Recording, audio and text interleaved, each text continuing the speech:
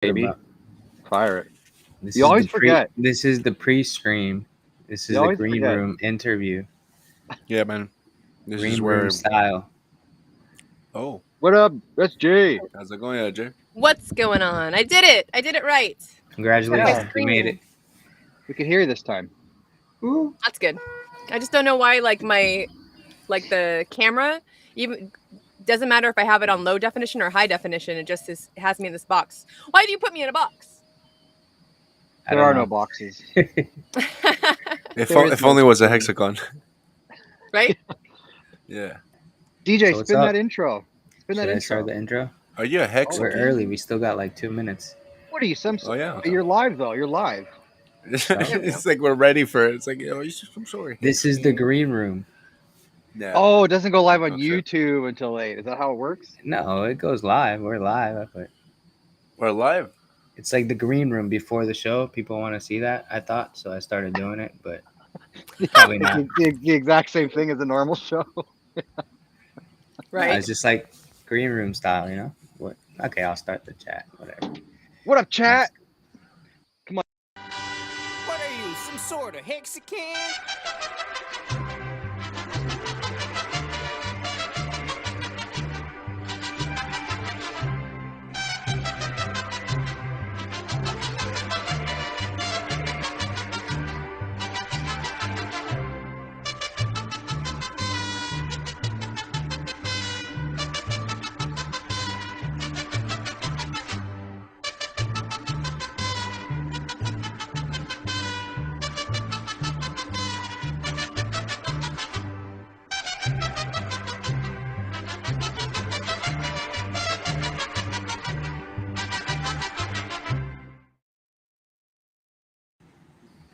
Welcome to the Worst Damn Crypto Show, period. I'm your host, Romanian Dan.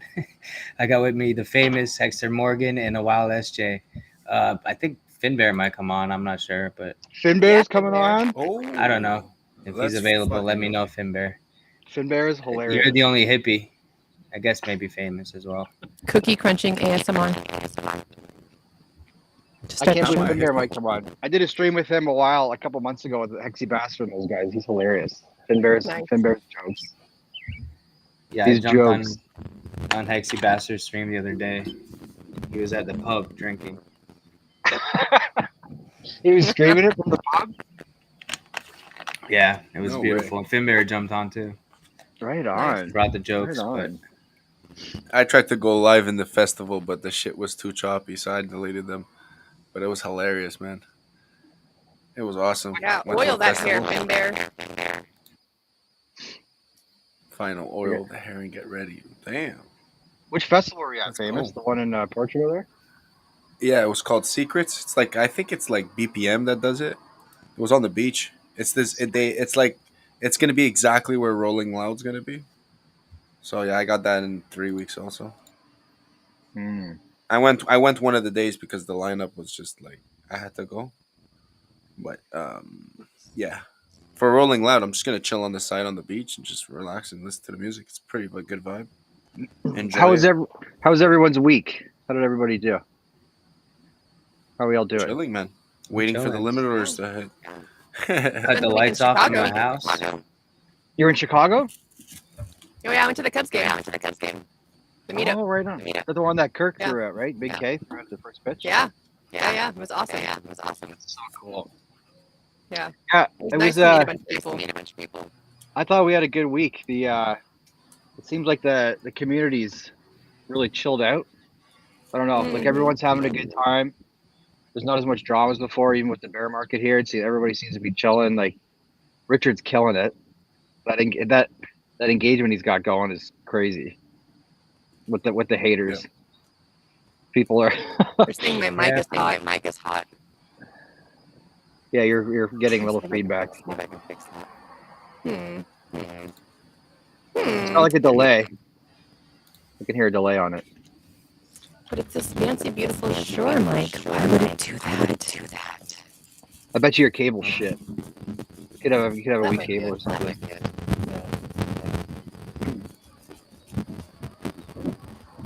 Let me try and change a setting. Okay. That'll do anything. Probably Okay, your that's what he did. gain or something's too loud, or one of them. Yeah, because I listen to my shit really loud. Yo, shouts out the footsteps for the subscription. Thank you, sir. The subscription. Subscription. Subscribe. Shit. Yeah, but this week it Subscribe to was the like worst show ever. those little bastards, those twin bastards from Altcoin. There had to mention Hex. I know they didn't like that.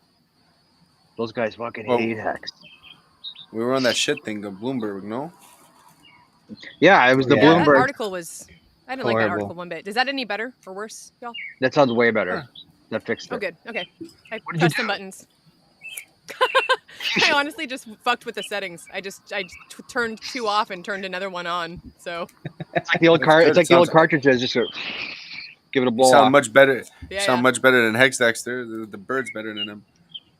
Can you hear the birds here Aw. still? Yeah, Yeah, we they're can hear the amazing. birds. Yes. It's nice to be out here. Where I feel like are you in Cinderella. Are you in the outskirts or are you in the? Like, I'm in the backyard. I'm in the old yard. Oh, Got the shit. dogs.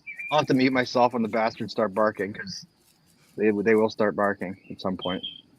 Oh, hi, Chris Side Effects, by the way. I see you. I see you. And Johnny Chaos. Hey, what up, Okay. chat? Come on. Get Yeah, Johnny shout out on to here. chat.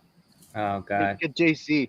Is there any coincidence Johnny Chaos? Those initials are JC. I did not even make that connection until now.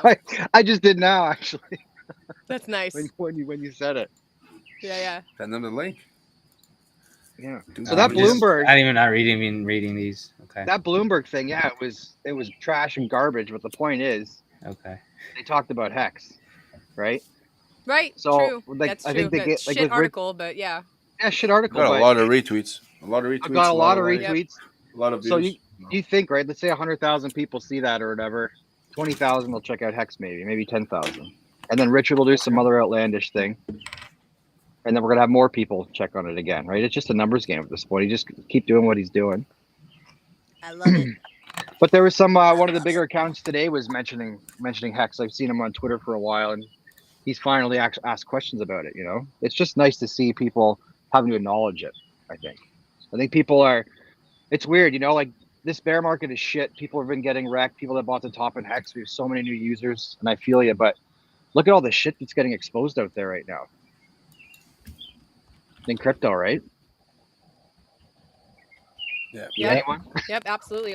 Everything Well, that's just falling apart. I don't think it's getting exposed. I think it's just collapsing in a different way than it did in 2017. Because right now it's collapsing due to the demand, regardless of the because in 2017 it was more logistics, right? Like legalization and like having all these problems with the government. But now it's more like we're in a bear market. Why? Well, because the whole economy is going to shit. You know, interest rates are up. I always say this. People are starting to go out. Life has gone back to kind of normal. People are getting married like fucking flies. Do flies get married? Well, everyone's getting their graduations. Everyone, like you don't see I it didn't- like in the background. yeah. Everyone's lives is getting back to normal, and the interest rates goes up. What does that mean? Well, people gotta pay their bills because it costs more. Oh, it costs more. You got to carry your house. Yeah, for sure. Everything. I didn't especially mean exposed about prices dumping. I just meant more about how important your keys, your coins are, things like that. Oh, people- you mean like the Celsius? Yeah. Just like this Celsius and this shit with that protocol built on Solana, things that Richard's been saying for the last year and a half, and it's just. But it's always been people need to happening, know this that. stuff. It's just we're a broken record with that. It's like not your keys, not your crypto. At some point, it's Right, like, but you it know, happened only on a- once- It happened on a bigger No. scale, though. I think, like with Celsius Mhm. and 1.7 million users. That's a shit ton of users, man. Yeah. It is. No coffee, yeah. Yeah, I don't like coffee. Don't bring him on. Just kidding. It's too late for coffee. Oh my god. Right? Oh my god. Oh, It's the coming mic, back. the mic Ants in problems my back. van, and they're huge. Your The mic mic's- problems are back. Aw. You see this ant? It's because I have ants. Yeah, we saw So it. big. Ugh. Squash it. No, don't kill it. Yeah, eat it. Protein. Don't need it No, look either. it outside. Be right back.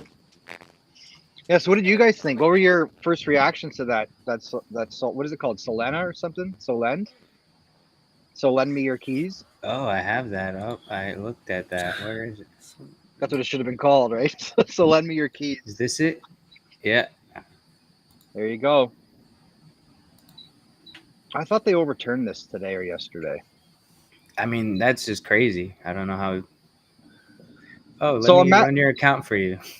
Well, imagine like if you take this and apply it to Hex, right? And if we have that same guy that dumps every couple months or whatever, and it's like, you know what? Let's have a vote. Let's all vote to freeze this address, and then he can't sell or anything. Yeah, they did overturn it. Okay, thanks, Chris. Yeah, but still, it should have never been up for vote. You're in, Bullish. What's up? What's going on, everyone? Let me. I was like, "Where's my link?" My mic. It's here now. It's here now. They were sure to send it to you. We have to put them in the chat automatically. He sent it on the Telegram. You got to put it on like the Twitter. It's in the chat, I guess. I don't know. There Oh, you shit. go. There you go. Yeah, if anyone in chat wants to jump on, have at it. Dan looks 30 years older with the light like that. I had to cut the lights off, guys, to buy the I was mitt. just before we went live, I was telling him he looks like he's about to read us a scary story or something. Yes, I think that needs to happen later. Okay, Dan. Yeah, maybe walk us through how important self-custody is. We'll all be real quiet. Yes. And tell us the story of the little boy who gave up his keys. Do we need some scary background music? Yes. Sure. Yeah. Let's get that going. Who's gonna play it?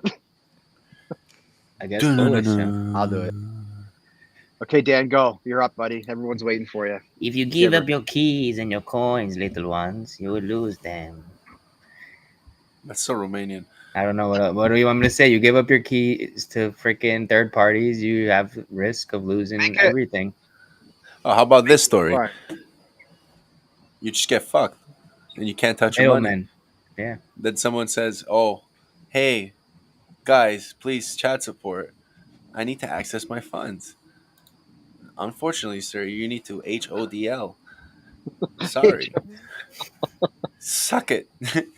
And then you're just like, "Oh, okay. No choice, right? Legally, can I sue you?" Well, that's what BitBoy's trying to do. So let's see how that works out.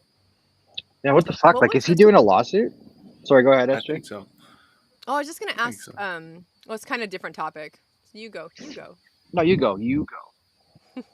There was something I saw in passing about some company or group, like restrict. I think it's something Richard tweeted about restricting the God Whale wallet for their, like. That was the Solana not one. For Hex. Yeah, that. What the fuck is up with that? Well, I'm wondering how many of those users actually knew that you could do that in the first place. Wait, what are we talking about? I'm lost. I didn't see that. So, Solana had a protocol, layer 2 on it, or whatever called. What is it? Solend? We said it was famous. Solend or something. Anyways, at the risk of being liquidated or something, they took a vote on freezing whoever had this huge supply, this huge whale, like freezing their ability to sell or dump the price, and they voted on it as a community. Okay, I see it here, the tweet. Oh, wow. That's crazy. WTF. Can't do that shit. It's like the whole Canada thing. Like freezing, just like freezing assets. That's like freezing someone's bank account. How are you going to do that? But that's decentralized, no? Well, I guess not. I guess there's something in their contract that allows them to do it.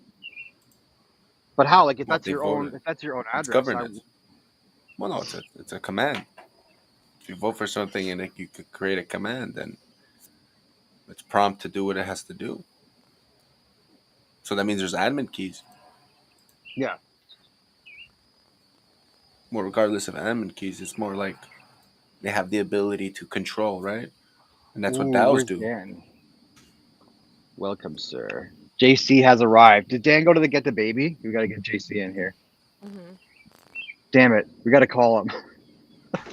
You don't leave JC in the wing. He said the baby was up. Oh, there we go. There you go. He's there. So yeah, I guess this is the tweet we're talking about. Yeah, this is it. Johnny, what's going on, sir?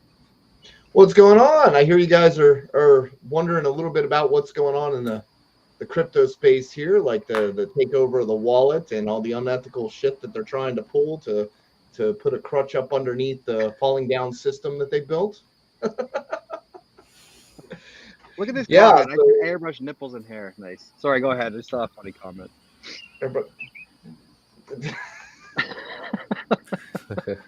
Put him full screen, yeah. Put him full Those screen. are, Let those him are laugh the at the fake haters. girls. Those were from Naga's party. Those are not. That's not body paint. Those are custom-made outfits that they had for the event in hexagon shapes, and they've got the little pulse gear on top of their heads, which was adorable. I'm gonna get you full screen so we can see you. Yeah, Hey, is that's there a cool. way for me to reply to the YouTube chat, or would I have to be on like whoever's channel it is? You would have to open up another tab and You have to open up both channels, yeah, because it depends. The I parrot think is it's mine. on 3 right now. It's on mine too. Oh yeah, that's awesome. Yeah, so Full screen. I'm trying to figure out what's going on. This is the first time of the restream. So I'm watching all these little screens pop up here on me, and I'm going, what is this? What is that? I can't see you guys. So Johnny, how what do you it's make of supposed all to this Solana shit, man? Yeah, that's what happens with bad design. You do realize like 2% is in circulation, and they go down every week, right? Mm-hmm. Like people talk about Hex all the time. Richard owns 90%. Well, Solana owns 98%, and they can't even run a network for a week. So I really don't see a win here, for them, and now they're talking about, okay, well, let's try to fix it. Well, that worked out real well for Luna. How Luna Luna's 2.0, yeah. Let's go ahead and do a bailout. Bailouts always work, don't they, guys? Don't bailouts always work? always. So it's funny to see all these struggles out in the open. I'm surprised they're being so out in the open to it. Sometimes I wonder, if it weren't for the amount of slings and arrows that we've taken, that anybody would even pay attention to what's going on, because this is actually commonplace in the crypto space. This is not any unusual event. Richard's got a list of over 400 things that anybody could have pointed their finger at and said scam and been right. 400 things. What do they point at? The one that's still running. Yeah. Mm-hmm. How's that scam detector working for you?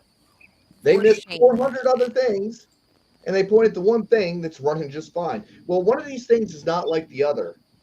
Maybe that's the one that isn't a scam. Well, that's when, before you got on, Johnny, we were saying that we think that with Solana being a much bigger network with many more users, more people are paying attention to it. Because like you said, this shit happens all the time, but it happens so quickly with things launching out of the gate and being rugged, or things launching out of the gate with admin keys, and before you know it, all your shit's gone. But now here you've had the last influencers are under their wing. That was the thing. They had all their influencers. They had the mainstream media all under their wing. Everybody was promoting Solana left and right, left and right. You know who wasn't promoting Solana? The Hexicans. Every Hexican, yeah. Well, I don't know how many times I've reposted that stupid meme, but I have to do it. Every time that fucker shuts down, I have to repost it. And I think I've done it about 5 times. We've been warning people, not your keys, not your crypto, for 2.5 years now. Loudly, obnoxiously, trying to explain the difference between centralized platforms and a code. Trying to explain, no, we're not BitConnect. You're investing in the next BitConnect. BitConnect was a lending platform that paid interest that you gave your coins up to. What does that sound like? That sounds like exactly what you invested in. Celsius, Solana, BlockFi, they haven't changed a bit. But Mashinsky was just telling you, though, we're not smart enough to own our own keys. We gotta let them out. No. Loan me your keys. Trust me. I'm a lawyer. Yeah, we're just a bunch of rec clips. Yeah, I love that, right? It's like, okay, so not only how condescending do you have to be to come out and tell all these users of your product that they aren't able to use your keys, but 1.7 million people are going to give them up. You can have the keys of 1.7 million users. It blows my mind. That's crazy. Yeah, now he's nowhere to be seen. To me, it's not him. It's more the users. It's like he's allowed to do what the fuck he wants. It's the people that are putting their money and not understand. It's like, do you go to the bank and just say, yeah, put my money there? No, just put my money there. financial advisor, aka just put my money there. No, you want to ask him questions. What does it do? What's the return? And even if you're not into finance, you'll ask those minimum questions. But people are just like, yeah, oh, it's gonna pop. Elon Musk, Dogecoin, like, oh, he's He getting tweeted sued. today It's about gonna- those. like, this is the best thing. The JC, Johnny, the best thing is I have people telling me now, oh, Elon's getting sued. Elon's getting sued. Let's invest in every Doge coin you could get because it's It's gonna not go. his I'm fault. like, oh my god. It's not Elon's fault though. I mean, yeah, it was I know. not an ethical sort of thing to do. And yeah, he was trolling, but if Elon told you to jump off a bridge, you gonna freaking do that too? There's some that will. People don't want to take responsibility for their own actions. People want somebody to point a finger at and blame. That's what they want. You were saying when you go to a bank, you ask questions. No, people are like, are there any fees? Okay. Yep. Free checking? Okay, cool. I'll sign. And, That's and, it. and Oh, give me AirPods. You give me an iPad. Oh, cool. Yeah. Yeah. Oh, I get $200 free on my deposit. Okay, great. They just assume if enough people say it's legit, and then they just go about their business. And they had every major influencer who are the top of the algorithm promoting for them, paid promotions, and therefore they were okay, and no one ever said a bad word about Solana. That's why people thought it was safe to put their money in it. Every paid influencer now still talks smack about Hex. Why? Because we're not paying them. Period. Dude, so yesterday someone thought we paid for the Bloomberg article. And then I knew. Well, you didn't obviously fucking read it. You think we paid for a shit article like that. Yeah, that's what we did. We Yeah, paid for a shit-ass article that still doesn't even know the difference. But it's called us an app. Hex is not an app.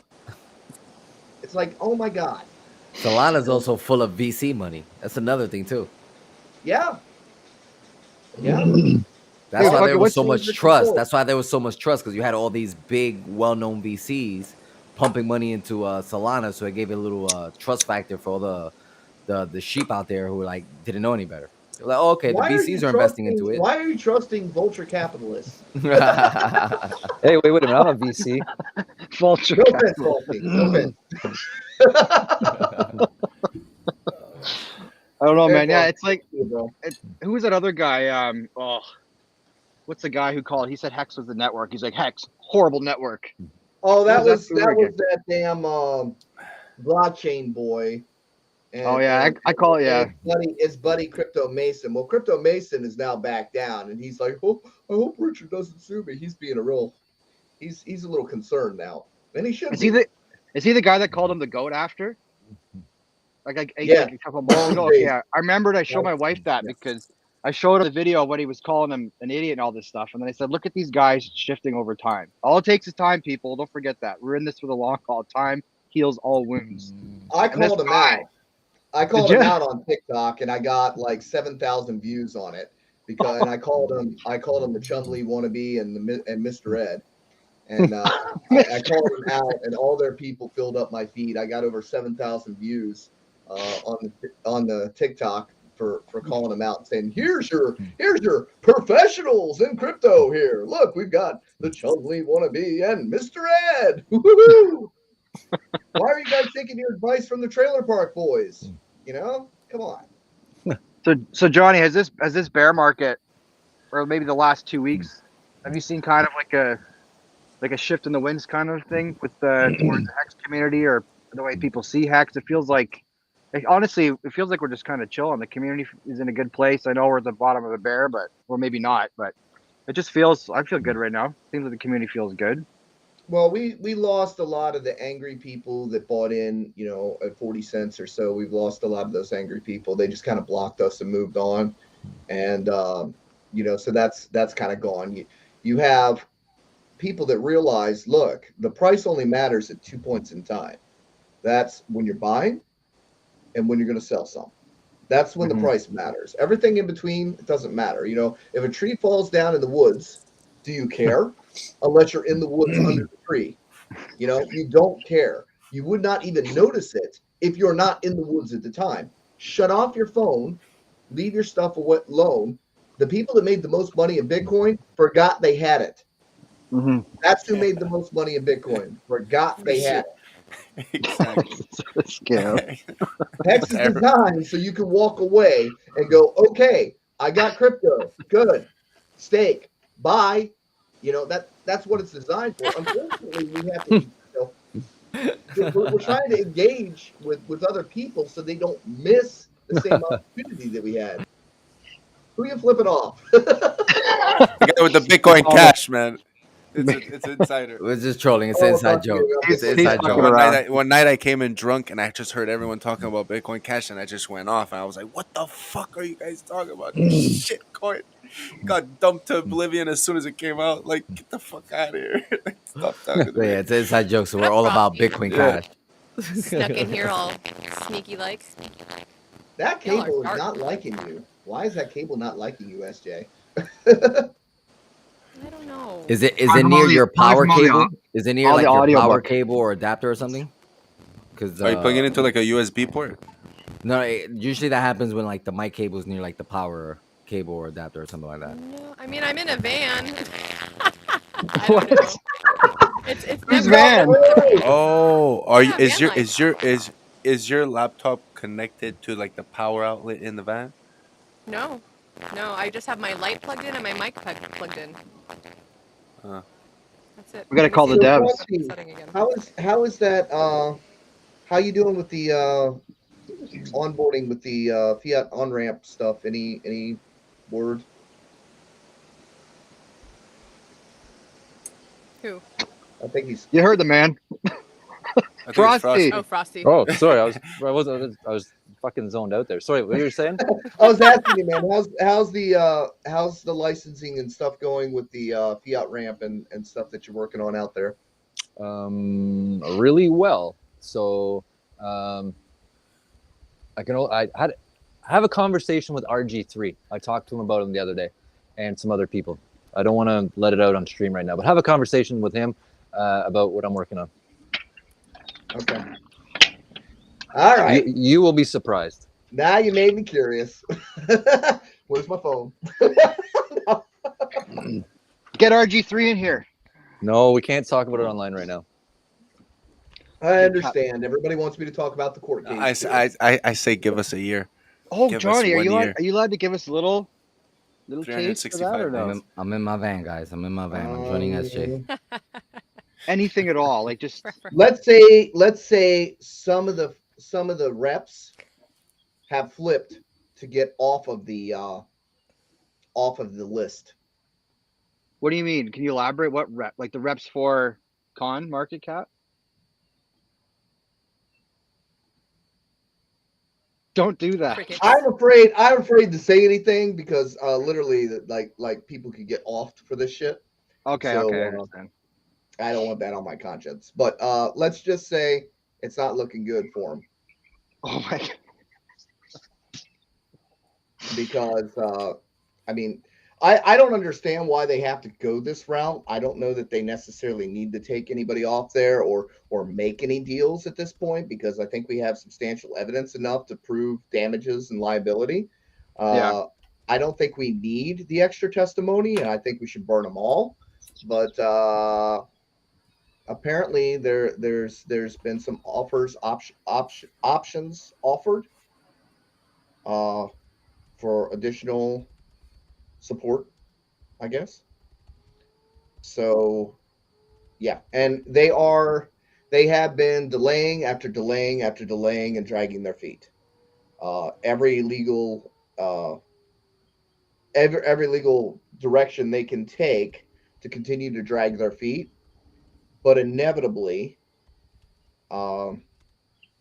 you can only drag your feet so long before the court has to come to a conclusion, and you can force you can force some things to happen. So it has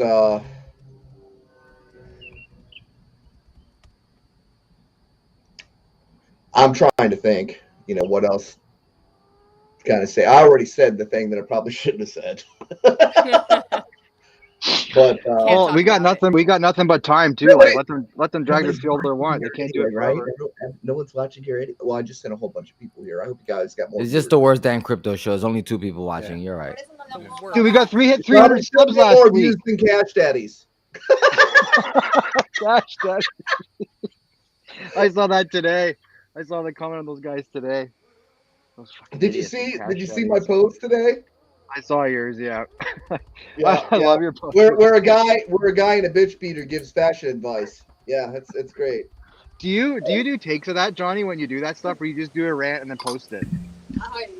No, there's no takes, man. I just say No what I'm molestes. feeling it and just throw it out there. Hey, Finn Bear. Hey, man. Hey, What's going on, Finn Finn Bear, Bear? what's going on? It took Welcome, forever to get here, guys. Nobody sent me an invite. I had to bug SJ for like They 10 did put it in the minutes. chat. Yeah, I don't Did know you? where they Hold put on. mine. I eventually found it, but I think they just posted it online.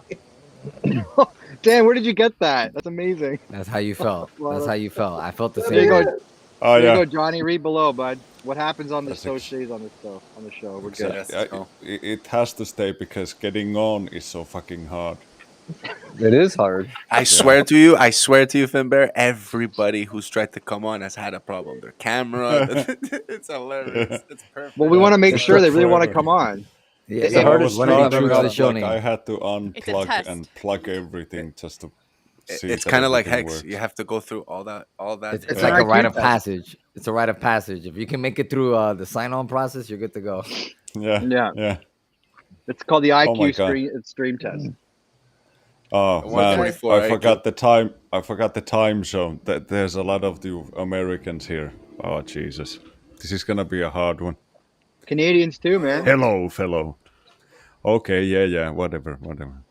Canadians as well. Hexter, you're here. Okay. No, famous is a Canuck too. Yeah, I hear it from the way your English is broken. Well, it's because of the Italian in me. That's why. The There's Italian 3 Canadians in have a here. funny way. Yeah. Are there? Yeah. Oh yeah, Frosty. Sorry, man. Fucking totally He's forgot. Canadian too. You can tell. I know, but I just don't The publicize accent. that. He's Not me ashamed. neither, man. He could Oh, be in yeah. Ecuador as well, or it's Ecuador, right? Yeah. Not- yeah, Yeah, he's As Ecuador. long as he's Oh, still man, Canadian. You it- can hear it in the accent. It's very clear. Yeah, it looks lovely and warm over there. It is one. And he has better scenery than me most of the time. All of the better time. scenery than all of us, all of the time. Yeah. It's the best. This is pretty good for me because like the sun doesn't go down at all. It's 3:30 in the morning, and it's like sun shining out there.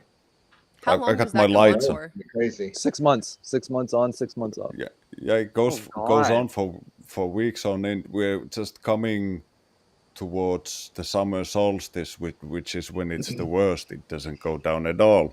Mhm. But now we have like maybe 10 minutes of like where it's like just dips below the horizon or out Like of that view Insomnia if movie. you happen to be one of those flat earth types. Oh God, don't start Just that. curves out of the sight of my view for a while. Yeah, there's And not. also we get like the sun and the Aliens moon beam into in the your sky brain and all they say the the time. sun is no longer there, Finn Bear. That's what happens. I don't know. I Say can't aliens see it, keep man. the world This, flat. yeah, something's Hey, going man, on. the moon used to be right here, so I don't know where it is anymore, man. Hey, the last episode, I was like trying to go like this and get the moon, and it was right here.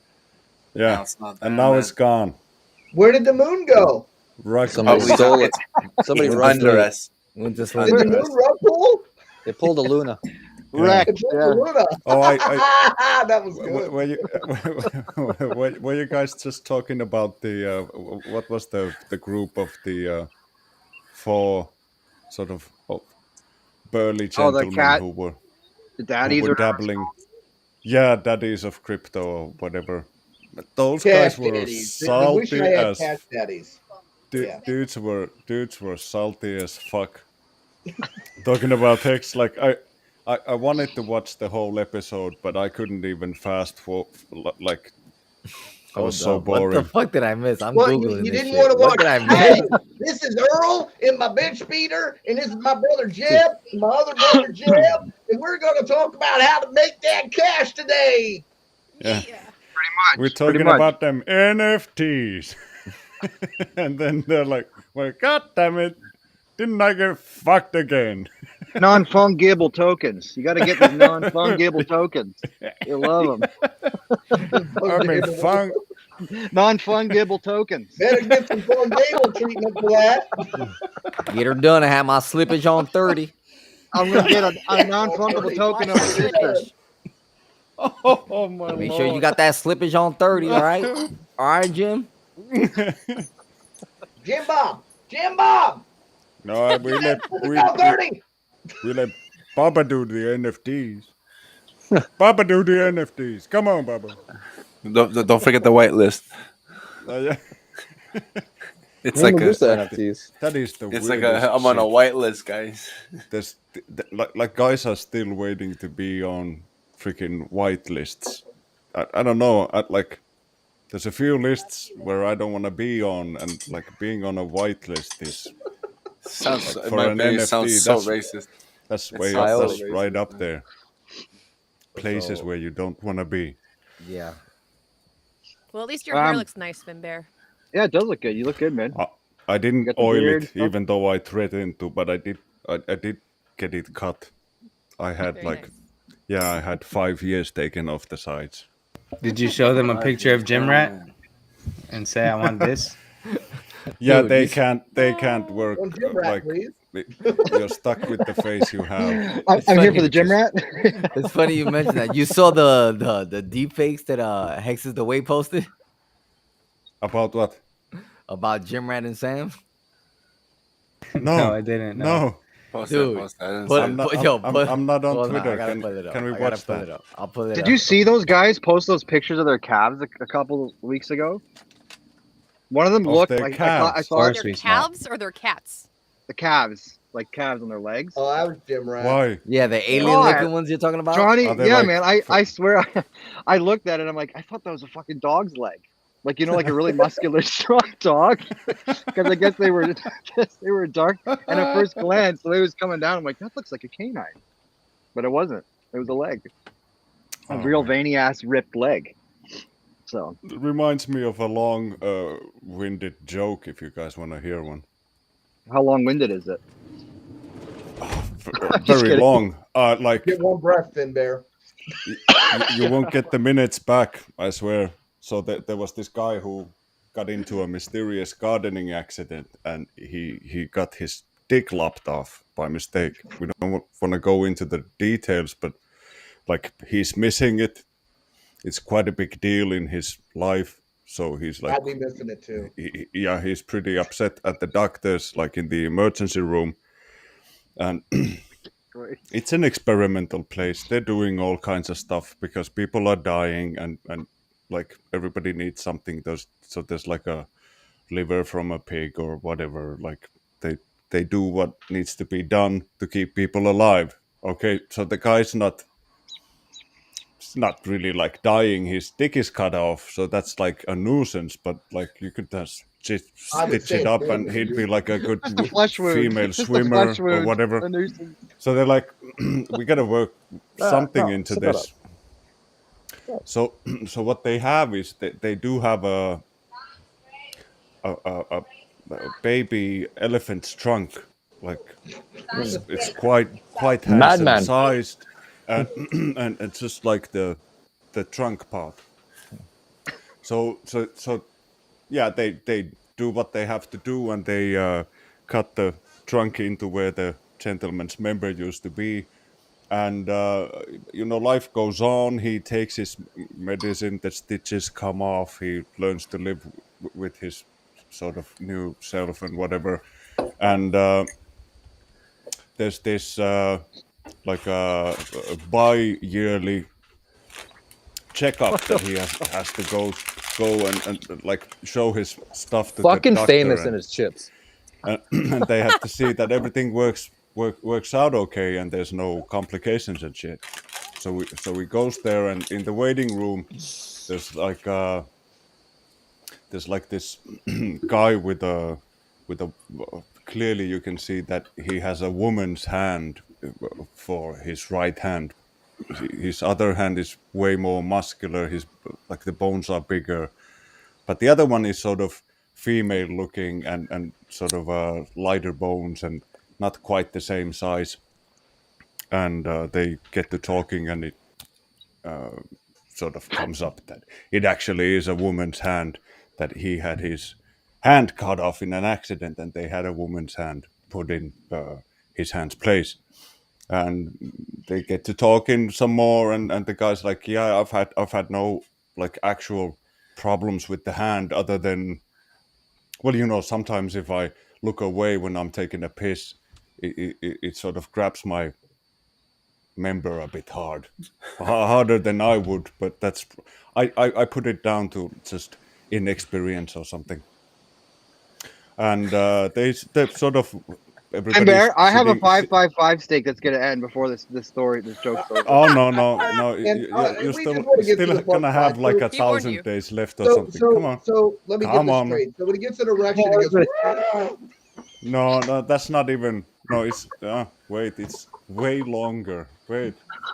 So they wait a bit more, and this guy comes in, and he's got like a greyhound's leg put in his leg's place because he was missing a leg. And they go through like I'll cut this a bit because Johnny's already feeling his own member. So the guy with the dog's leg is like pretty happy with it. There's no other complications other than like sometimes like when he's taking a piss, the leg tends to start to wander off because it wants to go up and to the right. But other than that, it's fine. And so the guys are looking at the dude with the trunk for a dick, and they're like, so what's up with you? And the guy's like, well, yeah. See, I had this gardening accident, and I had my cock cut off by mistake, so I got like an elephant trunk in my pants. And the dudes are like, motherfucker. So how is that? And the guy's like, that's freaking awesome. The missus fucking loves it. It looks freaking awesome when I'm going to the beach or something. My fucking trunks are packed. How's the sex? Sex freaking awesome, man. Like I said, the missus is mad for it. She's like a trunky now. Like, that's freaking awesome. So there's no like setbacks or anything like that. No, none that I can think of. Well, there's this one thing that if I happen to walk in tall grass, it keeps pulling it up and stuffing it up my asshole. What is happening? Because it's the mouth. Is that the end? That Yeah. was the punchline. Wait, the punchline that he's Finn Bear. I don't know what good, to man. think. I don't know what to think. Yeah, awesome. Hey, dudes, I gotta go and I have to let my dog in. The little fucker saw a rabbit and just took off a few minutes ago, and I see her running out there. I'll be right Little back. fucker, fuck. Get that dog. All right, while he comes back, let's play these memes. Make sure you don't have an accident in the garden. Yeah, don't pick up any fucking grass. Oh, that's the Wendy's one. Hold on, where the fuck is it? Let me play it.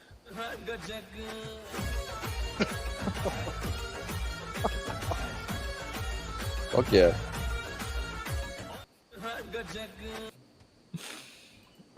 I got a few more. I got a few more. So what were we talking about? Oh my god, I don't remember. I think I lost some brain cells. How's everyone? Oh, let's go around the room here. How's everyone feeling Poquito. now? Like with pulse, with the delay of pulse, and oh, he posted more shit. Okay, here we go. Oh my god. Oh, I love this one. This is Sam. Oh man, this is hilarious. Yeah.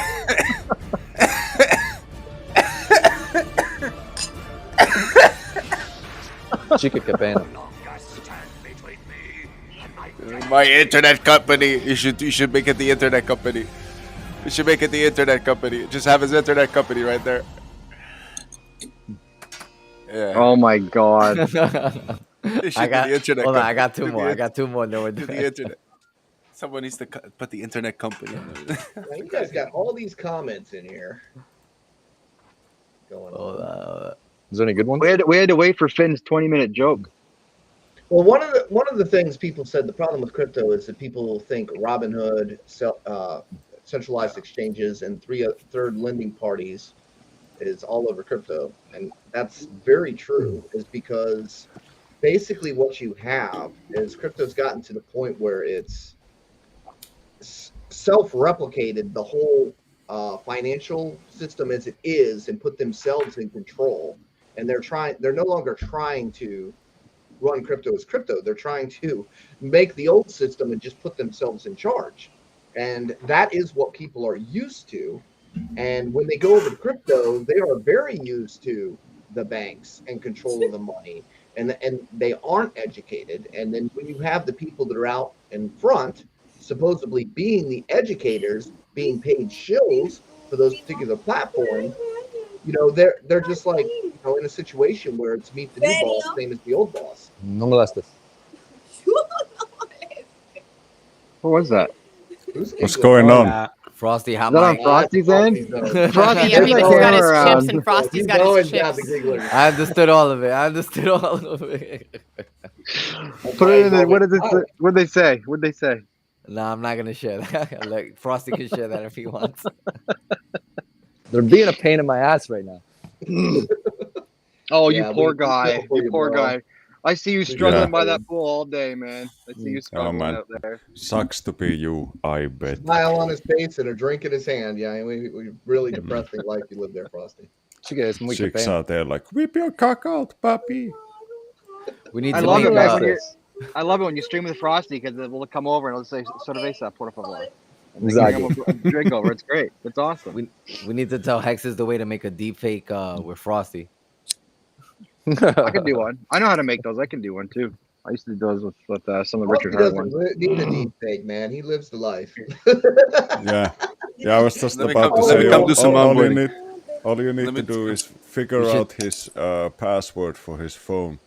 We Oh should my deep God, fake him no into way. Scarface. We should deep fake him into Scarface. There's nothing on my phone. Have at it. Here, who's this one?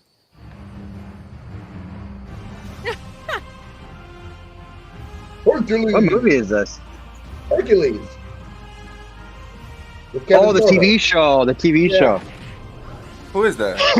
I guess it's GRC, right? Yup, GRC. That's GRC Oh, for real? That doesn't look like him. Because of the Because of the wavy hair. Oh, check it out. Where's Aeolus? GRC to the all right, rescue. last one. This is the last one. This is the last one. I promise. Last one. All right, here we No, go. they're good. They're good. Sam's was better, man. Sam's was much better. Wait, here we go. Hold on. The feeder one was the best, I thought. David had This one is the too. last one.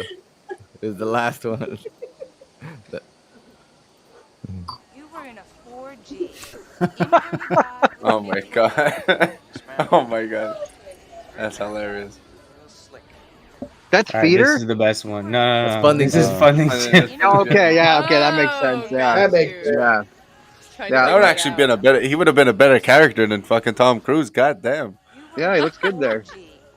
God damn, that would have been better, Yeah, man. so shout out to Hex is the way. He has a bunch of them posted on there on like everyone. He has a bunch on Richard Hart as well. But yeah, shout out I'm to a Hex is fucking the way. Neiman Marcus Dan? fucking model. God damn it. Dan, do you know if you have my Dirty Dancing one there or no? Whose Probably not. whose No, I Twitter don't, was no. that? Hex is the way. Yeah, Hex is the way. You guys I think know he you did download one on Face app, right, for your phone, and you one can do that. on me just like today or something. Actually, yeah, he did. He did. Yeah, I was like, We're gonna put you on. We're gonna didn't- put you on an elephant. Didn't There. look like me that much, but it was funny still. Johnny had a I good think one. that'd be What's the a one better Johnny picture. put on himself a while back? With the you were on one, weren't you, Johnny? Actually, he did one I on will- Romanian Dan too. He did Fabio one on one. Romanian They Dan. had you on Fabio, I think.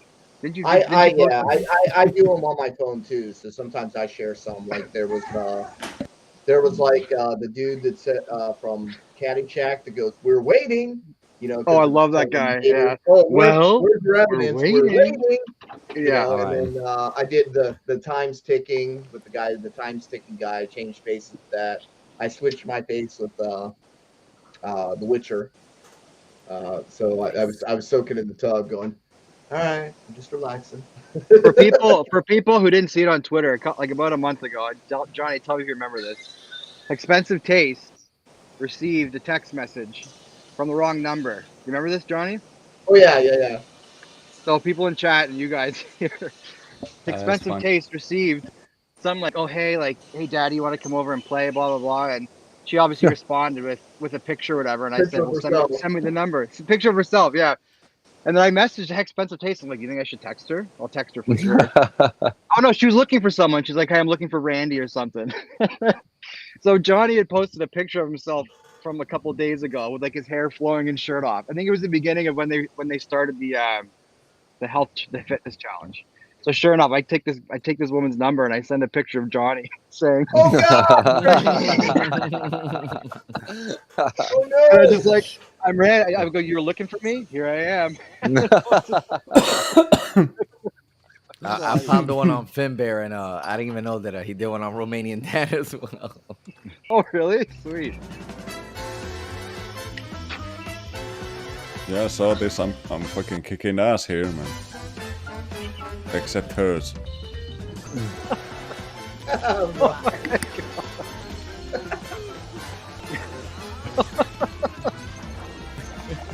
That looked great. that looks weird. I gotta find the Dirty Dancing one. Here's the Romanian Dan. What? Did you see what they did with that picture? I had it in my banner for like the longest time. Somebody took my picture, cut me out, and then put me in a wrestling ring. And I was holding the lawsuit in one hand, the belt in the other, and standing on Binance's face. That was really cool. Just looking at the thumbnail is fucking hilarious. Doesn't look like me though. Here we go.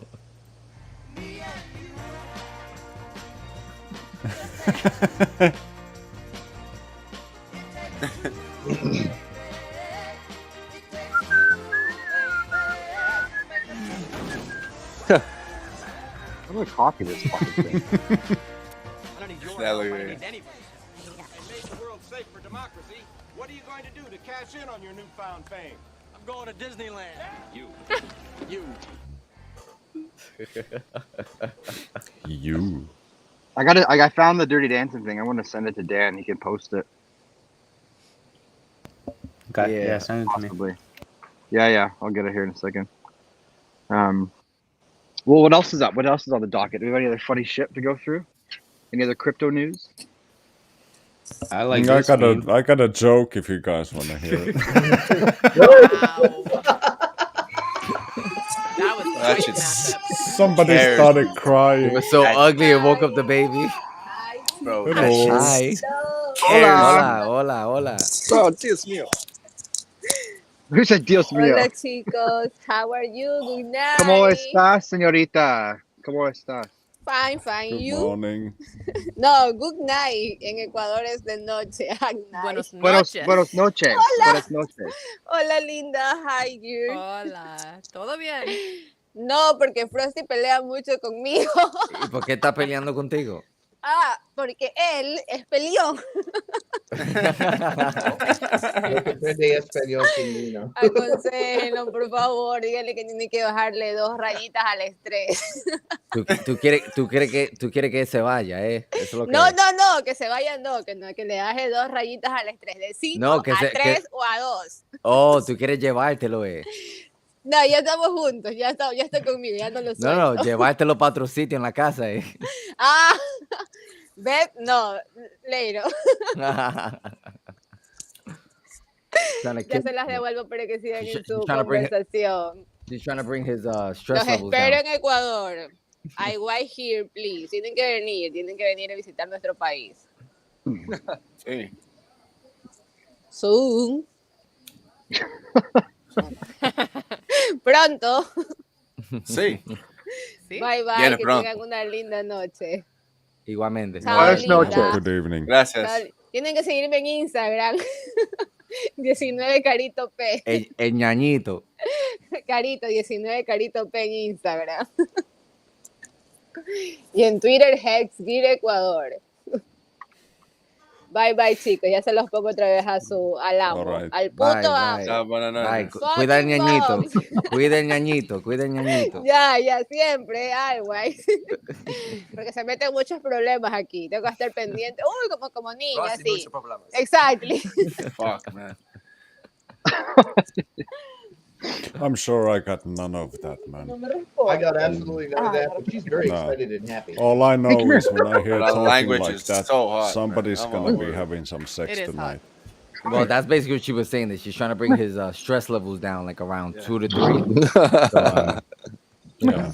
that's what they're arguing about. She wants to bring the Oh, stress there's an level down. argument. Dude, you shouldn't be arguing. It's not arguing. You can Nah, just it's a hop good- out it's a for good 15 thing. minutes and come back It's a later. good thing. Oh yeah, you can do that too.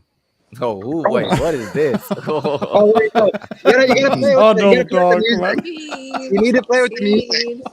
Cheers. Sí, Cheers. Salud. Where's the music? Enjoy the love.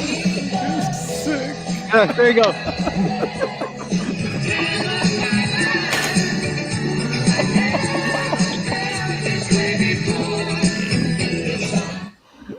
So that was like the first one I did. That's the first one I made. Look how beautiful. What an ugly chick hot dog makes, eh? Oh man.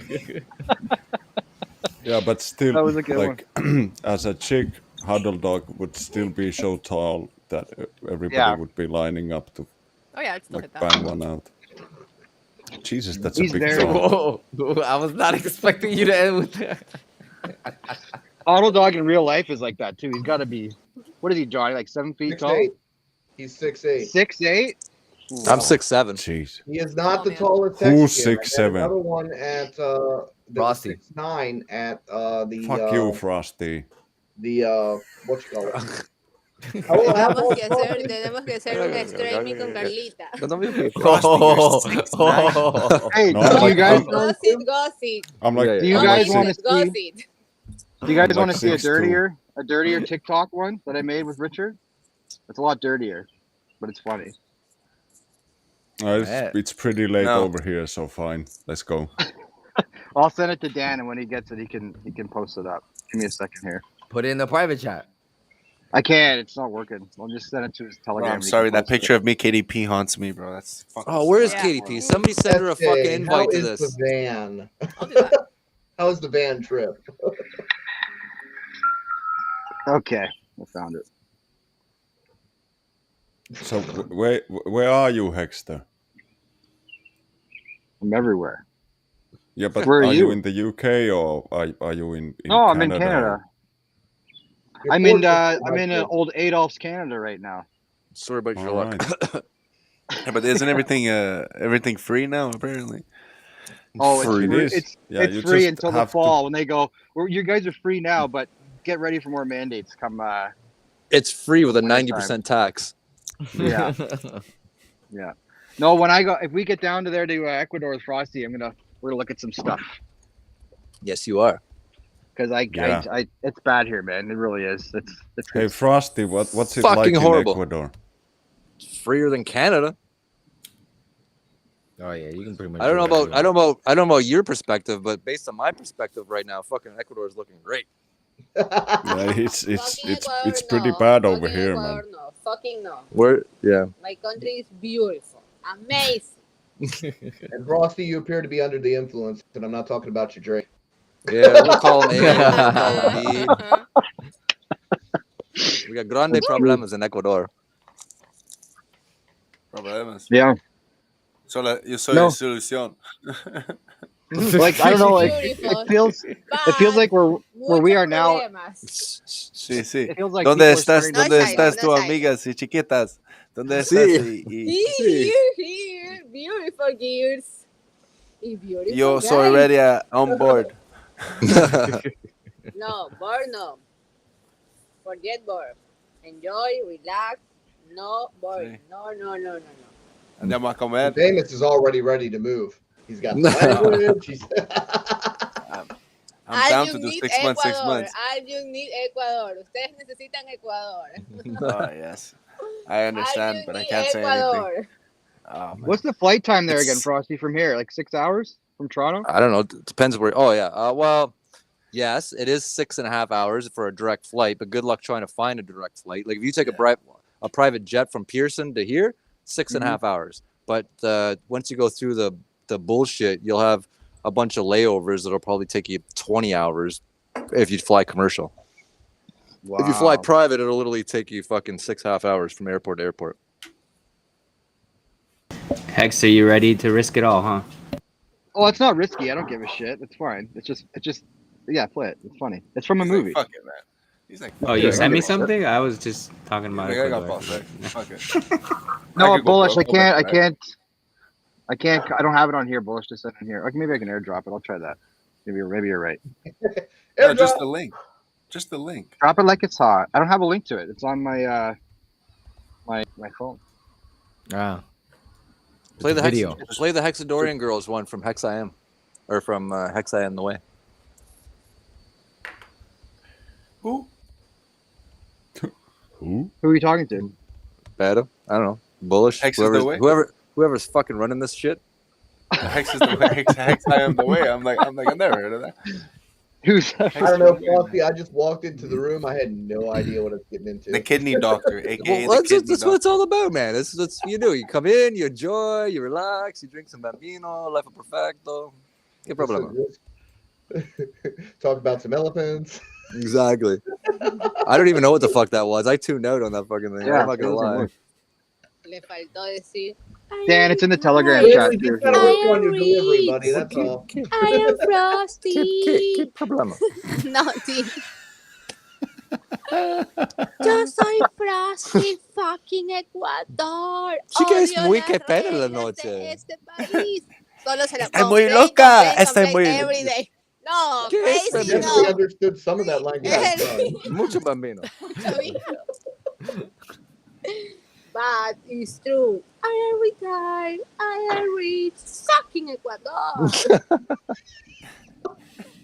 So this clip you're gonna Yes, see So is it's from Pumping you Iron. live here.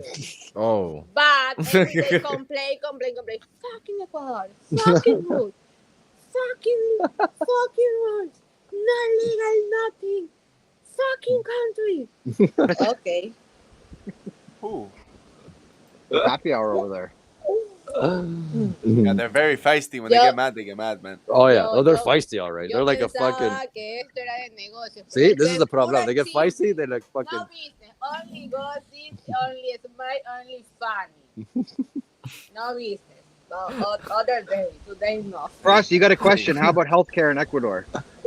Actually, the healthcare is fucking way better in here than it is. Hey, healthcare in Ecuador. ¿Sí o no? Us? Good. Bueno. Los médicos, ¿cómo Good son? Ecuador. Los médicos, Perdón. ¿cómo son ahí? Bueno, hay que buscar buenos médicos porque si no te matan, hay que ser sinceros. Hay buenos, como en todos lados, hay buenos médicos, buenos policías. So you can get a buenos doctor come to your Let me, house. let me just translate. She was. I asked her how's The lawyer is good, the doctor is good. I just asked her how the Private. doctor's over there. She goes, "Oh no, you got to make sure you get a good doctor. If not, they'll kill you." Si vas al médico equivocado, con una inyección te mueres. Pero eso no va a pasar porque aquí te vamos a asesorar. But that con kind of goes with anywhere, But she right? said- That kind of goes with any Wait, doctor. that is Knows true, what that they're is Good talking information. But good she said, doctor, but you don't have to worry good about that in lawyer, Ecuador because you have her and good Frosty. business. about. There Who you the go. fuck Here it is is. that? Here it is. Here it Gym is. rat. Uh-oh. You got it. Here we go. Bust that shit. That's freaking Arnold Schwarzenegger's body. Yeah, turn it up. Turn it up. Listen to this. No asteroides, no nada. It's Arnold. No consumimos nada. Dan, I can't hear it. Okay, sorry. Yeah, we need the volume, man. That's Always, Arnold. always silent, Carlita. Always. No, not today. Always. That head looks so small. Wait, isn't that Richard? Yeah, but you gotta hear it with the. Oh, that didn't work at Oh, all. I thought when he said my head looks so small it was part of the video. Dan, can you that try was it just again with me the audio? commenting on his freakishly small head. Danny boy? Yeah, I'm trying to right now. Sorry. Okay. Yeah. You got to hear with the audio. It brings a lot more to the presentation. Yeah, you get the full body experience. You get the full trunkification. Mm. Those are like C's, bro. There we go. I'm getting it, yeah. The greatest feeling you can get is the pump. Let's say you train your biceps.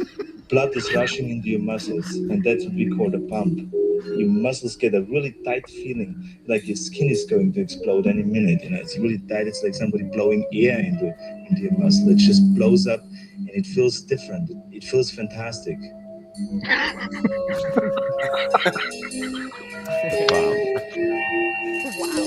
It's as satisfying to me as coming is. Feeling a little malnourished. Having sex with a woman and coming. Like, So can you believe how much I'm in heaven?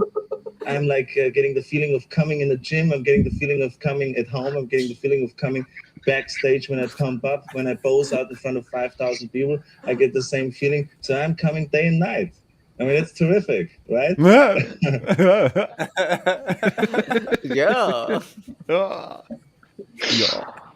Yeah. That's actually good. I wasn't sure how people would feel about that because of the context, but whatever.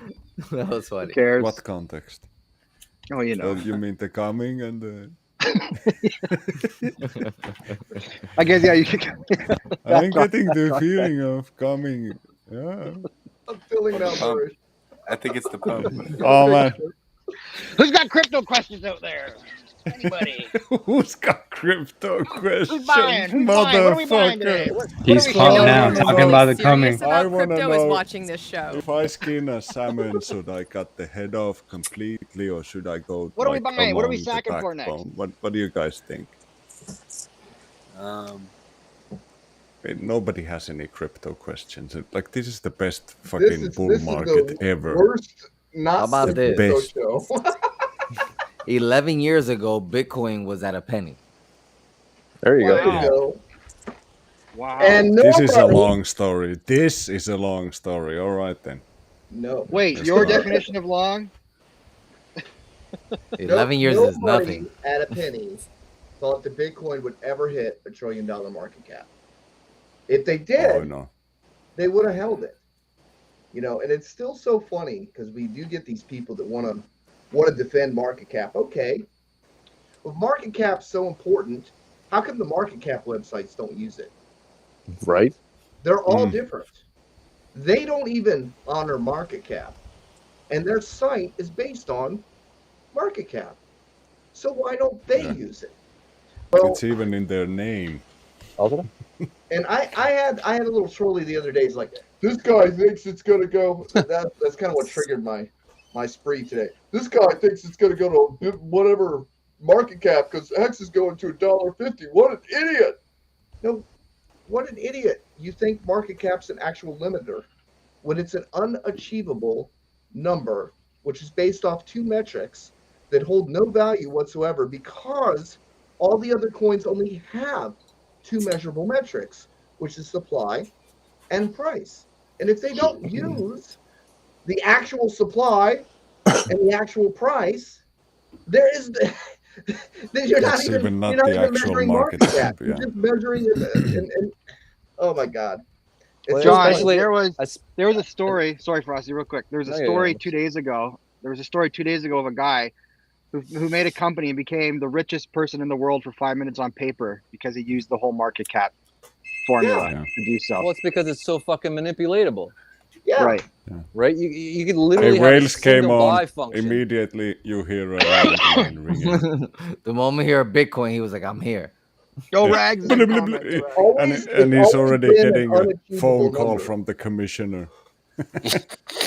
What's up, it's Gordon? always been Ginger an Wars. unachievable number.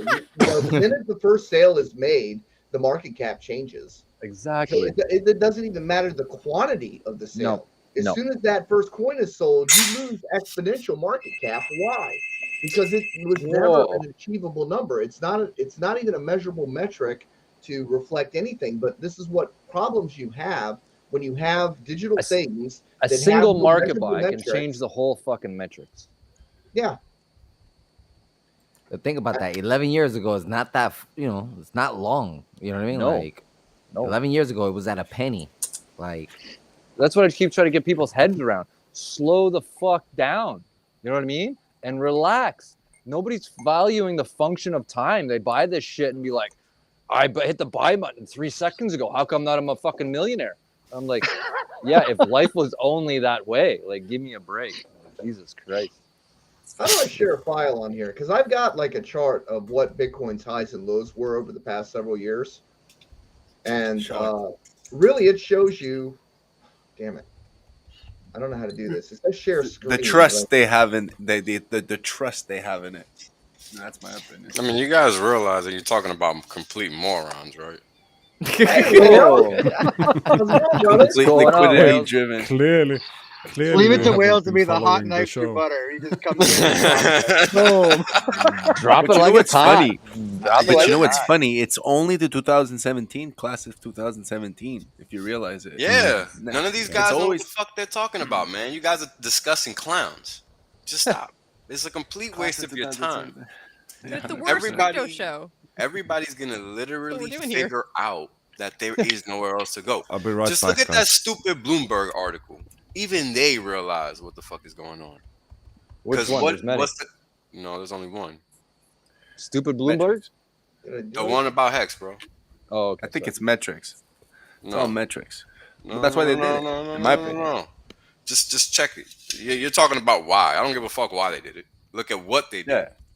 Yeah. They related it to Bitcoin automatically. We didn't have to tell them shit. You think they got that from us? Nope. No. So it's time for people to stop wasting time talking to these morons. They're fucking morons. They don't know anything. Everything is going to leave them behind. It's 2022. These motherfuckers are living in the year 2002. Oh, yeah, man. They think Commodore 64 is the future of Yo, technology. you know it. Wait a minute. This is it's my not? joystick. What the fuck? My S-Class joystick. Come on, man. Like, what the fuck? Like, let's be serious. Like, we're not even talking about competition. God damn, my VIC 20's out of date. God damn it. See? That's more of a concern than these Bitcoin maxis, man. Seriously. Like, these people don't even know what mining is. They think they know, and they don't even know. It's crazy, man. It boggles the mind. I mean, I've been just sitting back watching these fools just lose their shit. Because They're getting worse, Wales. They're getting more and more scared. But why? They're like the deep state. The closer the end to their reign gets, the more retarded their behavior becomes. The more volatile they get. Wales, what do you think about the 2-year and 10-year inverting this week, brother? Oh, man, look. The party's just getting started, baby. I talk about it. That party's just getting started. You already know, Frosty. I don't even got to break that one down to you. Exactly. 18 months after the 2-year and 10-year invert, what happens? Look, there's a reason I fell off of Twitter. I got nothing else to say. I've said everything I can say. I honestly got nothing else to say. So you noticed the 2-year and 10-year inverting this week? Yes. Exactly. And you know what that means, right? Yes. Bye-bye. Well, for the people who are not that hip and is watching, can you give them a summary of what that means? Basically, market's about to snap. What happens every time the 2-year, 10-year fucking inverts? About to snap. 18 months after the 2-year and 10-year fucking inverts, it's generally not good. No. Because, more inflation, man. Why is that? Because it's important to understand why. The reason why is because when you think about it, you're talking about a timeline and the cost of money on that timeline. It does not make sense for you to borrow at a higher rate for 2 years than 10 years because you're borrowing for a longer period of time. So there's more risk embedded in that transaction. 2 years, you only got 2 years to pay it back. You really don't got that much time to fuck it up. So therein lies a difference in the prices. So if the yield for a 2-year is higher than a 10-year, That means people are not willing at all. I'm sorry. If the 2-year yield is lower, no, I'm saying it backwards. I'm sorry. I said it right the first way.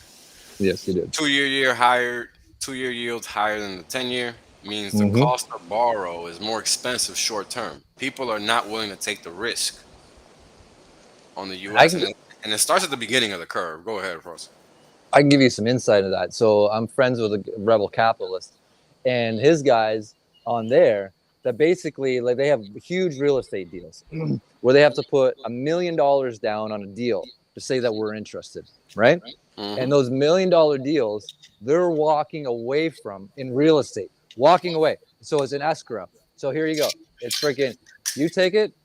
We put $1 million down, non-refundable, and they're walking away from $1 million non-refundable deal because of 2-year, 10-year inverted.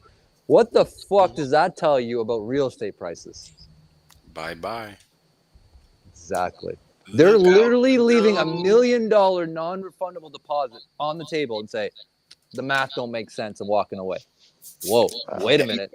Imagine, that's a fucking huge problem. imagine turning your back on $1 million cash. Cash, non-refundable. Bye. What I said. Imagine selling millions of packs on the market at 3 cents. Bro, look, that you know what, Johnny? There's just no words for that level of asininity. I don't even know if that's a word, but I just made that shit up. If it ain't. Like, there are no words. Asininity. Imagine no the people. word. You know what's even worse? Imagine the people that sold at 7 cents, 6 cents, and they got their ETH. And it's like, oh no, or like the 4 cent sellers. They thought they were being some slick motherfucker. Should have sold in the USDC. You know what? I gotta say, that might get people mad, and it gets me mad. The fucking stablecoin motherfuckers might be chilling.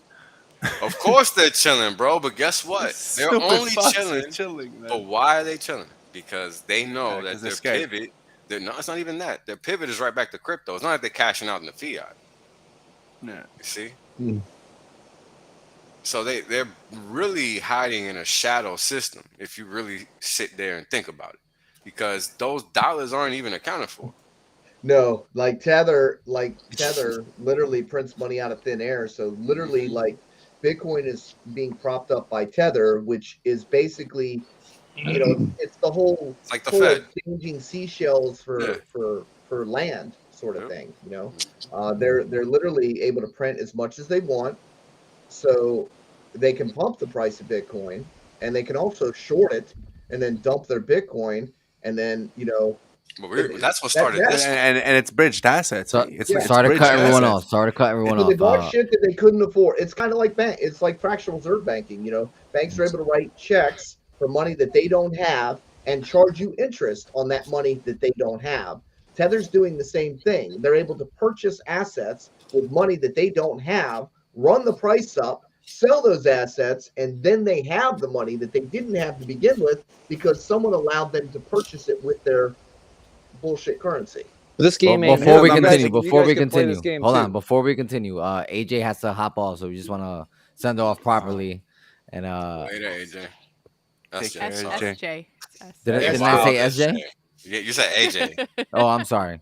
SJ, sorry. For a while, That's all right. It's the worst crypto show ever. That's exactly the way it's supposed to go. I love y'all. It was really fun being Take care. here, but I'm gonna leave this sausage fest. Easy, girl. Peace. Love you. Later, y'all. Bye. I don't know about your sausage fest. There ain't no sausage fest here. Ain't no sausage fest. No. What up, Nate? Not that sausage. What's up, y'all? How y'all I agree, doing? but this thing going, is this is not new. This fucking game's been happening for a long time. There's nothing new in rehopification and any of this, right? So just learn to play the fucking game, man. But they can pull all the coins too if they want, because it's all bridged assets and ETH. It's not even originating from ETH. It's from the Tether network, right? So like Exactly. they have like this. They have this control that it's like, oh. So the question becomes, how do you use that to your advantage with the knowledge you have? How do you use that to your advantage? You got to speak some shit that no one likes, man. Well, I guess you just gotta learn from example. Look at the 08. None of this is new. None of this is new at all. it This isn't. is like, right? But people get mad at it. But we all have the same ability to play the same game. Just play it. And Yeah. then turn around and use the money you make to fucking lobby government to fucking make real change. Everybody fucking hates me for saying that. Hates me. But that's the way the real world works. Don't hate the player, hate the game, right? No, that is the game as it stands. You know. Yeah, exactly. That's the we got rules no it other stands. choice. What are we gonna do? Act like we don't live here?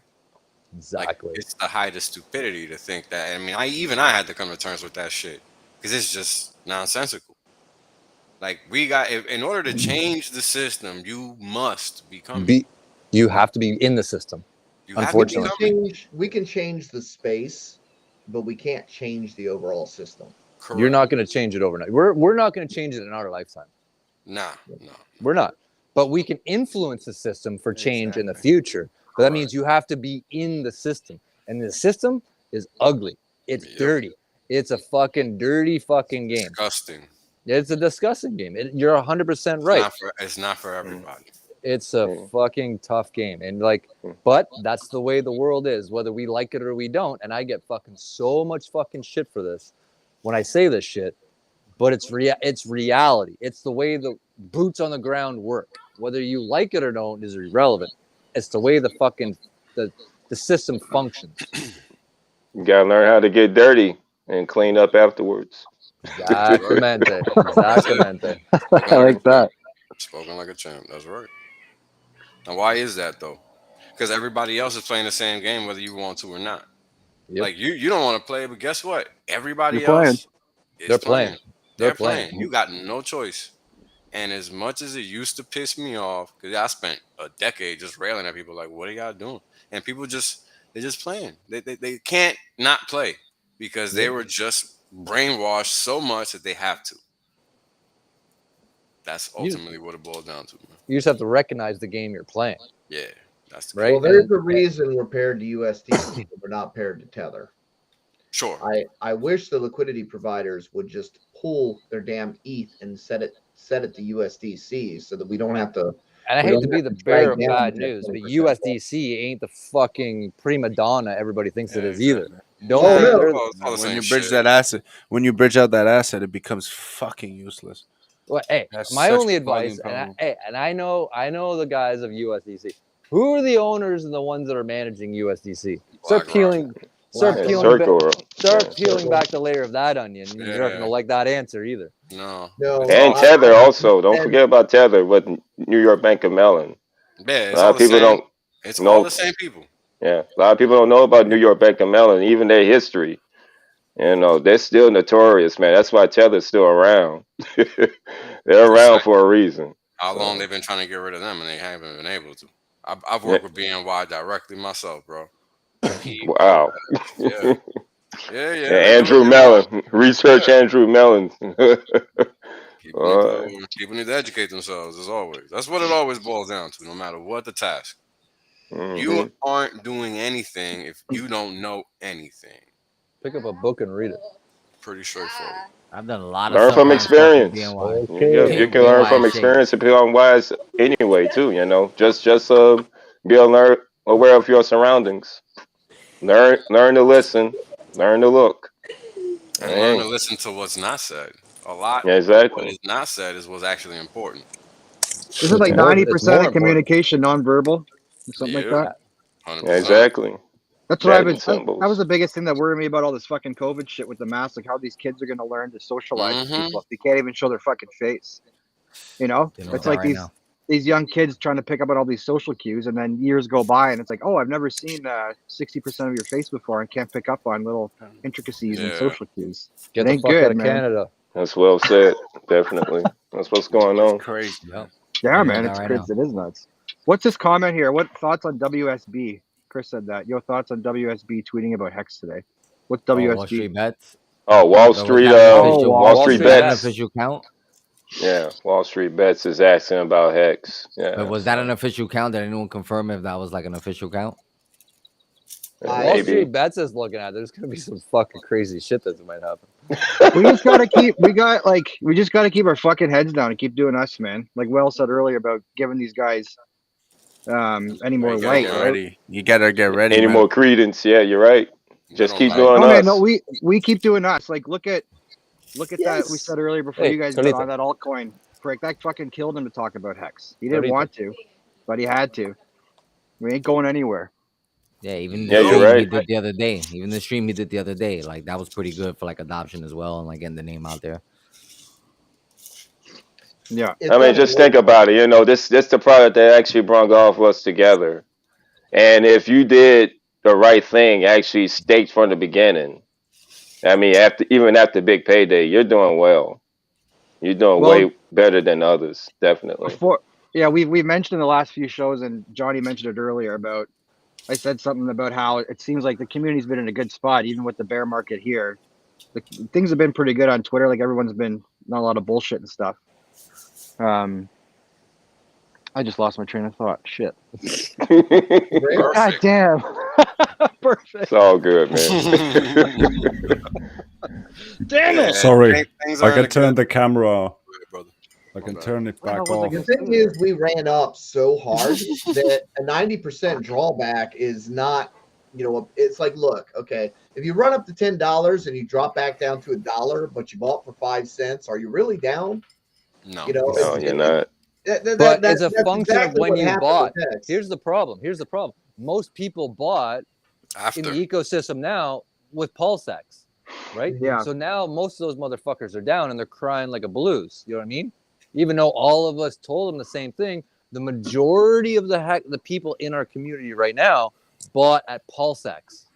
That's the space that I feel in the industry. Am I wrong, or that's the feeling I get? think they're a little the people I'm encountering in a mass basis are a little more older, so I don't know. Well, it's a lot of people came in because they're like wanting that quick flip. Yeah, So of they wanted course. to double That's their irrelevant. coins. They wanted This to ain't this has never been flipped. This has never been pitched that way. So that in my mind, that shit is not even a concern because you know what's funny, and I get people complaining to me all the time about that doubling chart. Now, what's funny about that chart is that A, people don't understand what an average is. B, people missed everything I said prior to that fucking chart. Everything. Because all they talk about is that stupid ass chart. Like we never talked about, oh well, this is an average. And all this shit that led prior to this, actually there was a sideways period that went for 200 days and all this crap that you see on the chart, and people act like that shit wasn't discussed. But this is the thing. This is why you gotta ignore stupidity. Like I still got people trying to tell me that Hex is correlated to other shit. Like, bro, how many times I gotta show y'all dumbasses the data? Why don't you go do the math yourself? It's crazy, but this is how it works. This is why you just don't engage and ignore. And plus, t-shirts aren't made to flip. Remember that t-shirts are not made to flip. They're made to, for the duration. In all fairness, it is somewhat. In all fairness, it is somewhat correlated. If you line up the time frames from launch, the rolling correlation. So here's how it works. Over time, of course, it's gonna ebb and flow with the other market because people are fucking stupid.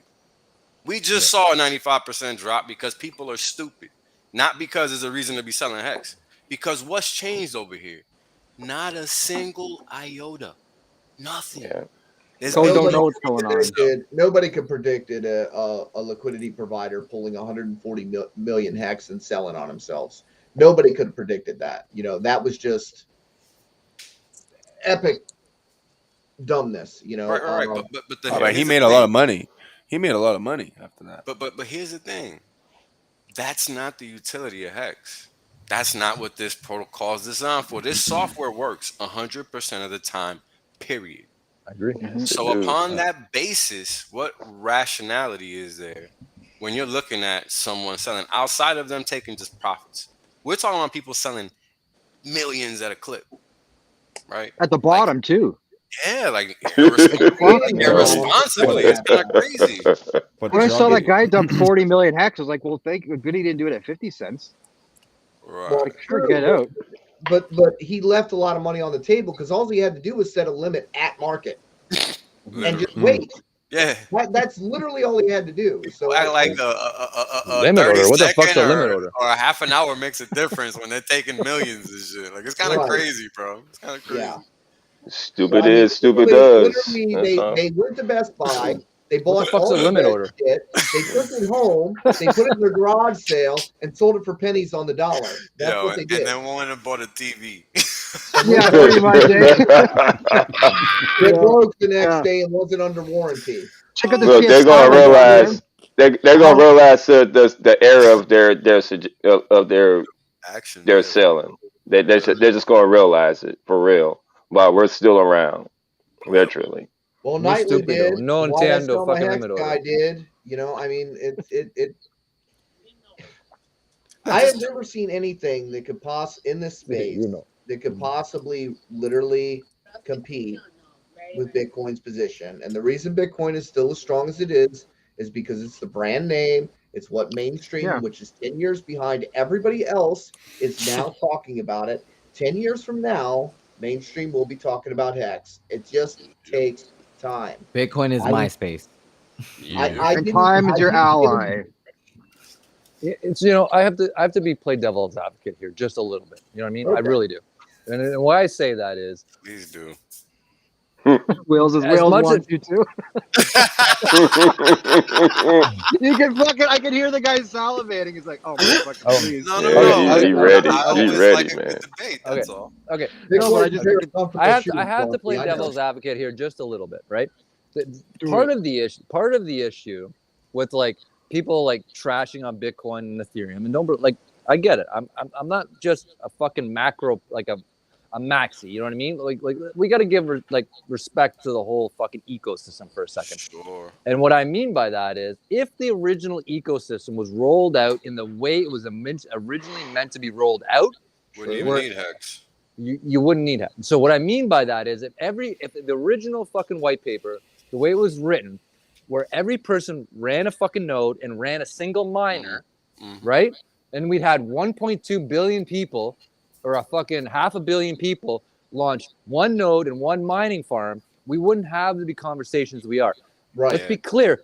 I disagree with that. We wouldn't. So the problem is, it got rolled out, and it got rolled out not the way it was originally intended. It got rolled out via centralization. Yep. If it got rolled out in the way that it was originally designed to be rolled out, I mean, where one person ran one node and one person ran one miner distributed between a billion people, we'd be having a very different conversation regarding the peer-to-peer functionality of it, right? Absolutely. 100%. But the problem is, it never got rolled out the way it was originally designed. So it got corrupted.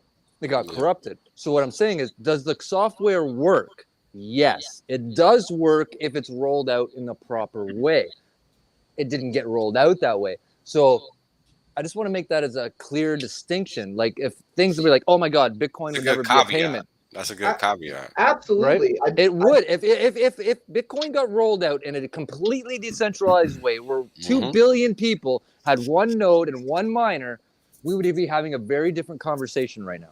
Yep. Absolutely. I mean, the intent was, and proof of work gets attacked quite a bit, but at the time, it was fair and even distribution. It allowed everybody to compete on the network equally and compete for their share of the coins. And that was the way that it was designed, and that was great. Yeah. Then came the birth of the ASIC miners. And when that happened, now you all of a sudden have to have specialized equipment. Then you had companies investing, and then the algorithm gets harder and harder, and you have to spend more and more money. And it just was a compounding effect that took it into a certain direction where only certain players can afford to be next to where the inflation is. But this isn't a byproduct of any. You could run this experiment a million times over and over and over and over and over again amongst the people, and it will always centralize. Yeah, it will always centralize. I don't care how many times you run this experiment where there's an opportunity to decentralize it and it becomes centralized. It always becomes centralized over a function of time. And we kind of have that. We kind of have that now, and that's why our price is suffering, is because the big players that did catch on, that hold large shares, are able to dump a large majority right now. As they are dumping this large majority, it does become more decentralized because there are a lot more purchases than there are sells, which mean there are multiple accounts that are acquiring these coins versus just single large holders. Now, I'm not gonna. okay. It's okay to have large holders if they act responsibly, but the problem is we don't. People got such a good deal that we have a lot of people that were in positions they probably shouldn't have had. They don't know how to act responsible. They probably haven't seen that kind of money in their lifetime, and they don't know how to set a goddamn limit order. That's a byproduct of human nature. That's a byproduct of human nature, and you'll never get away from that. You will never get away from that as long as humans live on this world. Well, I mean, it's also part of their ignorance, Johnny. Look, it took us months to even understand Hex. It really did. It took me months. It really did, and a whole lot of others. And you got these knuckleheads that actually buy the coin, and then expected to do something, and then they just don't see it. Because they weren't paying attention, they weren't listening. Here's the thing, and they think they're geniuses because they're selling early, right? And they think they're geniuses about this. Look, I'm telling you right now, there are liquidity gaps. Quit garage selling your shit. I've sold coins for $10 during liquidity gaps. So don't freaking some of these damn geniuses act like they know what they're Sir, I'm gonna have to start treating you like Kinetics. Shout out to him if he's watching. You're telling people too much. Yes, exactly. You're talking too much, man. Okay. Yes. So there are liquidity gaps, right? But yeah, shut your mouth. Limit orders, there are moments of liquidity gaps. If you are patient and intelligent, you know how to use that. These people that call shut your mouth, brag about dumping Johnny. their bag. Thank you. Dude, you are like taking your shit out to the garbage can and dumping it there. You will never explain that to the average person. Yeah. Not in a fucking million years. I mean, Hex has actually shown the true ignorance of the crypto space. Yeah. 100%. I mean, true ignorance. I mean, no disrespect by that comment, but you can fucking shout that from the rooftop so you're blue in the face. No, but it's true. Never years fucking to get get people it. to start using limit orders. They don't even know what a fucking limit order is. You're right. He knows you're right. Look, hold on. Let me tell you something about Johnny. You might not know. When I first came on the scene, he kindly went out of his way to advise me that I was talking to myself. No one was listening at first? No, nobody was understanding at first. Oh, okay. And in all honesty, if the network was rolled out in the way it was initially designed to roll out, I would take a proof of work system over a proof of stake any day. Well, you know what I mean? Yeah, but it's technology. You met your own yield. It's technology. It has to get better. It has to get better. But it's not rolled out that way. Nobody would speak we need about. To think a different way. Nobody would speak about the electricity consumption if everybody had a small miner. Yeah, it wouldn't be an issue. None of this stuff would It'd be like, hey, do you know your remote works on electricity? Everybody would be like, what? So but if you had 2 billion people that ran one miner in their house, nobody would even know the electricity cost. Yeah. I'm sorry. They I don't care. think Bitcoin was not meant to be this big. That's all I have to say. It was meant to be this big. It was never deployed the proper way. I don't think it was meant to be. I don't think it was deployed the proper way. So it's just stressed because of that. Exactly. Because this isn't. So when people say the stock market, So when people say Frosty, it's not being used properly. It's not. When people say Bitcoin won't work as a payment, that's bullshit. Yeah. It will absolutely work as a payment if it's deployed properly. But that's the problem, Frosty. But it can't. We're 12 years, 13 years deep in the game. That shit is sailed, you know. I agree. But I want people to have that clear in their mind. No, you're 100% correct. But you have to build new because you can't fix what they've already that's the biggest. 13 years So, in my opinion, that is the biggest issue with Bitcoin is that you can't fix anything with it. Yeah. Right. You can't build on it. You can't fix do anything. But what does that tell you in a technology way? Like, think about it. Like, the way I see it, it's like it was meant to be a skeleton. To be like, okay, well, I know you're gonna fuck it up. No, I'm not gonna. No, I know you're gonna. No. Think about it. I really do think that, Frosty. I really do think a lot of it.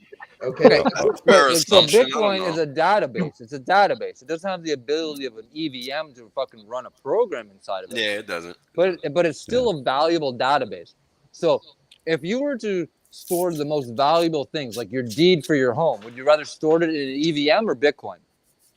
EVM. I'm not No. arguing that. I'm just saying Bitcoin. the EVM. reason. Bitcoin. Listen, Why EVM? every invention does 'Cause it's a never, program. if it's a good invention, has never been used to its full potential. The wheel, it was used for a carriage, but at the end of the day, it's used for pulleys. It's used for so much more than just what the fucking wheel is. You understand? So what I think Bitcoin was created for, maybe it was like Johnny said, rolled out too fast. Maybe why? Well, maybe he had a gun to his head and said, "You'll figure out a way for us to do this. We're not doing that." But then now it's being used wrong because it's not meant to be that. And that's why it's just a database. It's a database. Yeah, the question is, what do you want to store in that database? It could be ironic. You want the most secure things stored in that database, like land deeds, property rights, all those things. That's a perfect use case for that. Most people don't even know it. Go back and look at all the messages stored in Bitcoin right now. There's all kinds of information stored in a Bitcoin. It's an amalgamation, though, Frosty. That's the thing. It's an amalgamation. So when Richard says spaghetti code, it's the fact that it's all these pieces and parts. And they kept building on this code in order to try to make it do something. They weren't quite sure what it was going to do yet, but they just kept adding parts and components and stuff. And all that loose code is what causes these problems with the upgrades. Is because, it's like having a sculpture, right? You start with one sculpture and then you build on top of it and it slowly begins to change. But underneath there is the original sculpture and the original flaws, right? That you keep building on it because you want it to change, you want it to grow, you want it to develop. But all that underlying structure is still under there. And every time they try to do an upgrade, that's where, you run into that problem with what, Richard refers to as spaghetti code is now you've got loose ends that could get snagged and it causes other issues in the future. So but let me ask you this question. How much of that spaghetti code is a byproduct of an improper rollout? A lot of it. Most 100% of it. Yeah. 100% of it. But so with Bitcoin, when would they have talked about this, Frosty? Like if you look at the white paper for Bitcoin, or just think, it wasn't just Satoshi Nakamoto on his own. No, it so wasn't. Like when you're talking about a roll like this, like would they have not have talked about rolling this NSA? out better? The NSA had studies about blockchain technology way before Bitcoin. Like I think it was mid 90s. Like it goes back further than that, so early 60s. Yeah, but they already brought out all the terms that we use, all like the hashing and the different technologies. All that stuff was already worked up by the NSA by the 90s. They were just missing some parts, and some guys go AWOL from NSA, and it doesn't take long for Bitcoin to start popping its head up. Don't think that I don't disagree with you guys, because I do agree with you guys. All I'm trying to do is offer a different perspective of how things would be different if it was rolled out in the manner of the way in which it was meant to be rolled out. Oh yeah. You know what I mean? It would be a hex if Bitcoin did its thing. It really did. Nobody here. Nobody I here. said that at the start of this whole conversation. I think that's a fact. Nobody here wants to argue over something that we agree on. Yeah. So think about that going forward, how the improper rollout had such an effect on it, and how we can change that for our own ecosystem. Right, but think about this. That's why we got Hex. But think about this. Look at what's happening with Pulse Chain. Whoa. Hex is so fucking secure, right? Then how come, if Hex is the fucking greatest thing, don't get me wrong, I love fucking Hex. But let's just point out, it's entirely dependent on Ethereum, which has fucking 5,700 nodes on an Amazon server. It doesn't get any more centralized than that at all. Remember though, Hex does have like that double lock. And needs a blockchain on top of that too. I don't give a shit. If fucking Amazon picks up one day and says, "Hey, shut down Ethereum," when it's 46% of the nodes, it's a fucking Luna. But you still got. Hex itself is still secured. No, it's not. It just needs. Remember, it's just like I already said. It's a typewriter. That's all Ethereum is. It's just a typewriter. As long as it lives in the 5,700 nodes of Ethereum, and 46% of those are on a fucking Amazon server, which is controlled by one country and literally governed by one country's rules, you are as centralized as everything else in the fucking world, like it or not. Yeah, I mean, as far as Well, the that's AWS, yeah. That's So here's my more, counter. That's further more support for Pulse, and we are getting the free copy. Here's my over counter on to the internet to that exchange point. stuff, too. Here's my counter to that point, though. Before we move on, because I think it has to be made. It's important to remember how Hex works. Hex is really a clock, so it doesn't actually matter that it's connected or not to the actual system. Because if Right. it does ever get unplugged, clock keeps ticking. It's just gonna get turned back on. It's gonna realign itself, and it's gonna do all that math, and all Yeah. is well.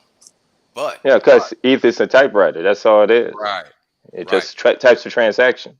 That's But all. I do wholly agree, because that was my biggest trepidation when I found Hex at the start of all this for me personally, was the fact that it was on ETH. Like, I remember being in the Discord because I didn't know any better. I wasn't on Twitter, so I was in the Discord, like, really not liking that and letting people know I was not a fan of that, because we all know ETH, it's compromised like everything else.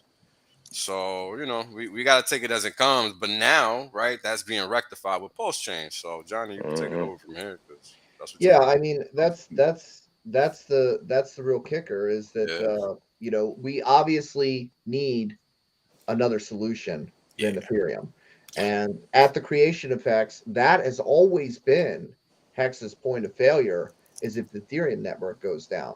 But being the number 2 coin, if that goes down, the whole damn space goes down. Hex is the last of anybody's worries, because the whole crypto space, everybody's going to be jumping out of the burning building, right? So it was the only solution at the time when Hex was created. And we get a lot of shit for that, because it's like, well, you're just a ERC20 built on Ethereum. Yes, but we are using Ethereum to its fullest capabilities, where these other coins are just send and receive coins, as where Hex is a smart. They're not even using Ethereum, right?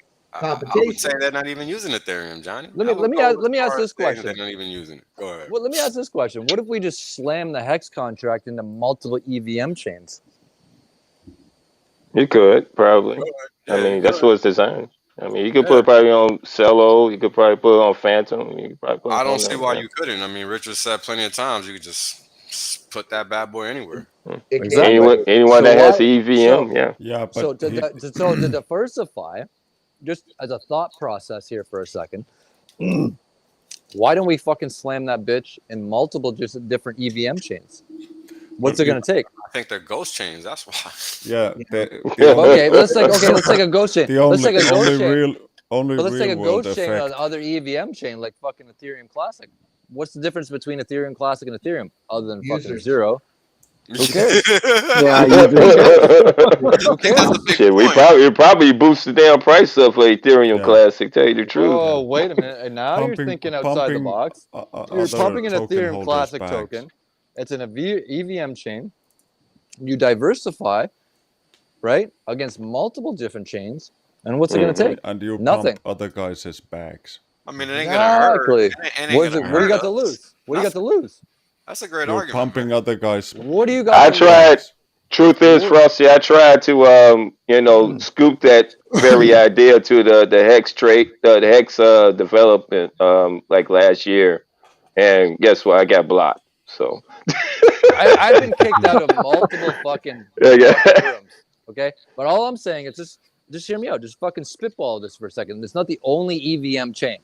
Okay, we're not reinventing the wheel. We're just taking something that's already in an existing EVM and we're slamming it to multiple fucking other EVMs, right? To reduce the surface area of risk. Yeah, but you'd have to copy. Yeah, but you're adding more risk. You're adding more risk because they're already Personalities. They're fucked. Now, Richard did say that could be more risk if it's spread out that far. Yeah, definitely. He did say that. Because you need more, so you need to take care of more security at the same time. Too. There You is no can't more take care of their security because there's it's locked in an EVM. Name me one good chain that's not set for setbacks. Right now, honestly, I'd throw it. If you ask my honest goddamn opinion, and most people think I'm fucking out to left field, I would slam it into an Ethereum Classic EVM. You know why? It's the same fucking chain. It's the original fucking chain, right? It's still backed by proof of work, and the transaction fees are fucking nothing. What do you got to lose? You're gonna double your token supply and diversify your risk amongst another fucking proof of work system. But you'd have to relaunch the contract. What's the relaunch? It's literally slamming the same contract in an Ultra EVM. They did an upgrade not too long ago. Also, you on would that have chain. to mint the tokens on the new chain if you're not bringing the entire system state over. The problem is that Hex does not bring users to the chains. Those other EVM chains tend to be ghost chains. If you don't have the users, you know. Wouldn't you bring the users? Well, that's the question. Yeah, well, but why bring them? That's why you make your own chain. But that's why you make your own chain. Yeah. So all I'm saying is to reduce surface area risk. The more broader it is amongst EVMs, the less attack surface area amongst the whole, based on the law of large numbers. If any of that makes sense. But if you bring them all towards if you bring everyone to your yard, you could shoot them down. Like if you bring everyone to your castle, then they gotta get through your walls. You know what I mean? So I'm just thinking outside the box, people. You could if they're EVM chains, you could wrap hex stakes and trade them over on the other chains. And yeah, there has been over. talk of actually wrapping the hex stakes and make those tradable on the other EVM chains. But what's the difference? Explain to me the difference between an ETH and Ethereum Classic. It's the bridges that are suck, man. It's the same. The bridges exist. I don't know if there's much difference. In my opinion, there probably isn't much difference. It's the same fucking chain. Yeah, but you Same can't. chain. But you cannot copy. Just like take only hex and move it to a new chain. You can't Why? just slap Why? it on there because. Sure, you can. Because. No, you It's can't. literally. That's the reason why. That's the reason why Richard is. Program language. That's the reason why Richard is copying the entire system because he can't trying to start bring the hex users or with. move just hex. Look, I've been in the Because system it's for a very long connected to time. everything. What I can assure you is there's absolutely no difference between Ethereum There and isn't, Ethereum but Classic. you can't because Frosty, sometimes the good idea Yeah. is sometimes the bad idea right now. Because Not this is in my the opinion. code. There's This is my not that opinion. much of a You difference. need to have Put that it in young lady Pulse chain. sit on your pole for a while and mull this over, man. It's maybe No, not because such a you great already have idea a in the problem. morning. You already have a problem with ETH where it's all fucking. It's not even. It's centralized in the decentralized way, and you notice that all the projects that do good on ETH are all ran by the same people. Yep. So Okay. it's all the same fucking rug pools. But the it's same not the devs, same rug just pulls. Slap different. Oh, but there is, man. Everything that says finance is probably ran by the same team. Okay, but we have. I wouldn't do hex on Binance chain. But I wouldn't we do have it. here's the thing. We have the opportunity to launch the node network with multiple EVM chains where we take that and slam it into multiple, right? And diversify and limit think your you attack can. surface area. I don't think you what do can. Okay, explain to me why.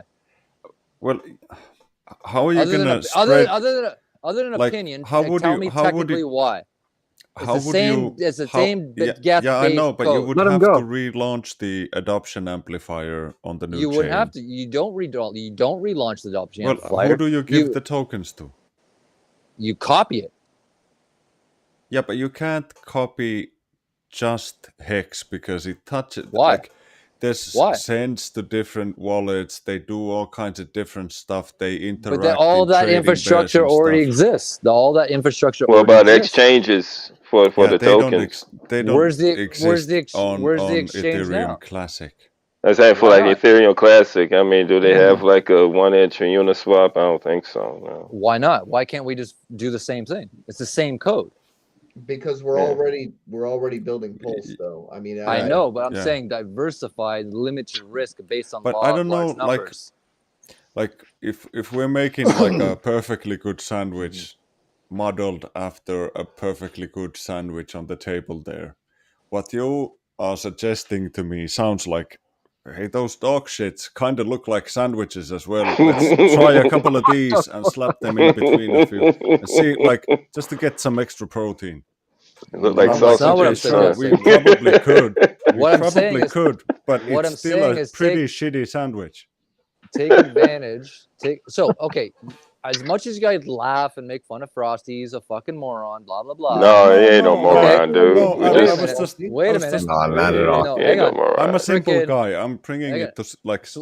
What I'm saying is, if Simple Ethereum example. Classic is so fucking horrible, okay, and it's the original chain, it has gone through 251% attacks. Geth was originally developed on Ethereum Classic, not Ethereum. Let's keep this in mind, okay? Mm-hmm.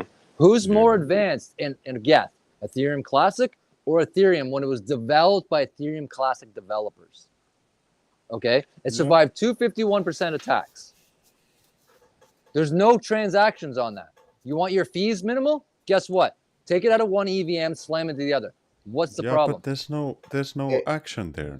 Like there's What, no. why isn't there? There's no customers. Wait a there. minute. There was no action. There was no action originally on fucking Uniswap. Who created the action? We did. Yeah, I think Hexagons anywhere. Now that was my argument. I'm sure that was my there's a- argument on the dev channel.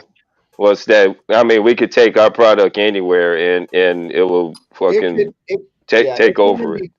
It can be ported onto other networks. What do you got to lose from a Hexa community to port whatever it is today? Let's just say we'll just take a carbon copy today, and we slam it into an Ethereum EVM. What does the Hex community have to lose other than fucking copying its tokens for free? An opportunity. I think nothing. Actually, there's a little bit of pride to do with that. Richard does not want his coin on a network that is probably ghosty.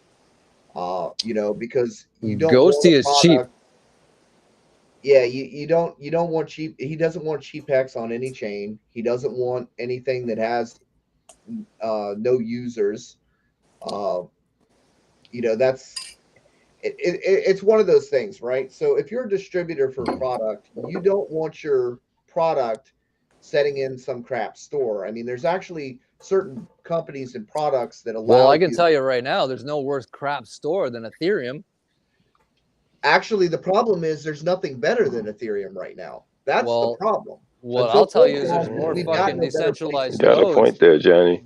There's more decentralized nodes than there in Ethereum Classic than there is in Ethereum, which is more secure. But there are no users. That's the problem. And you're saying we're going to bring the users, and we can't even keep Hex above 4 cents right now.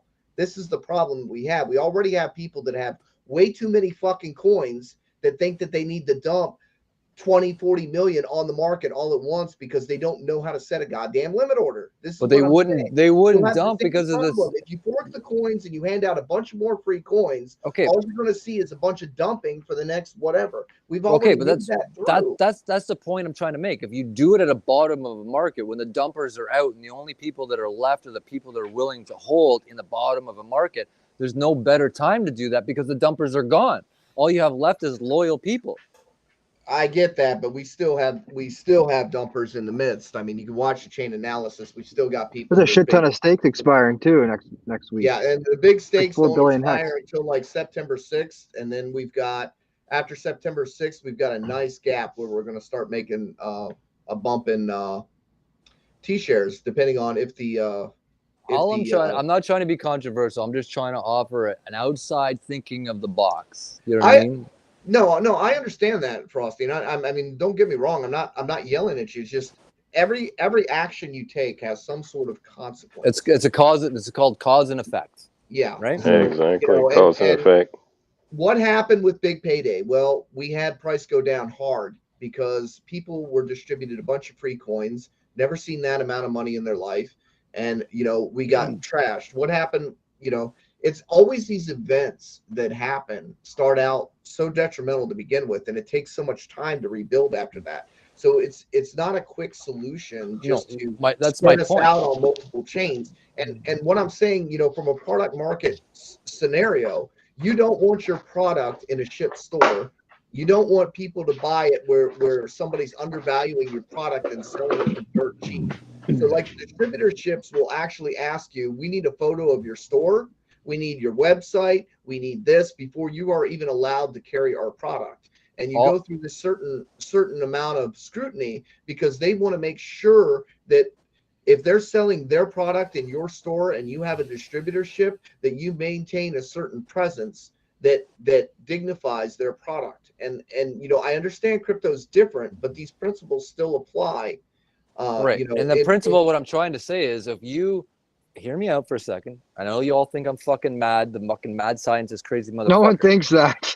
But what I'm No one saying is, thinks that. just think about this for a second. If you deployed amongst multiple different EVMs, right?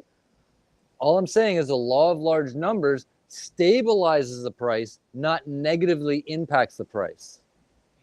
But you could end up with a share split but sort of the scenario law where it does devalue the main chain because people are buying the Walmart version.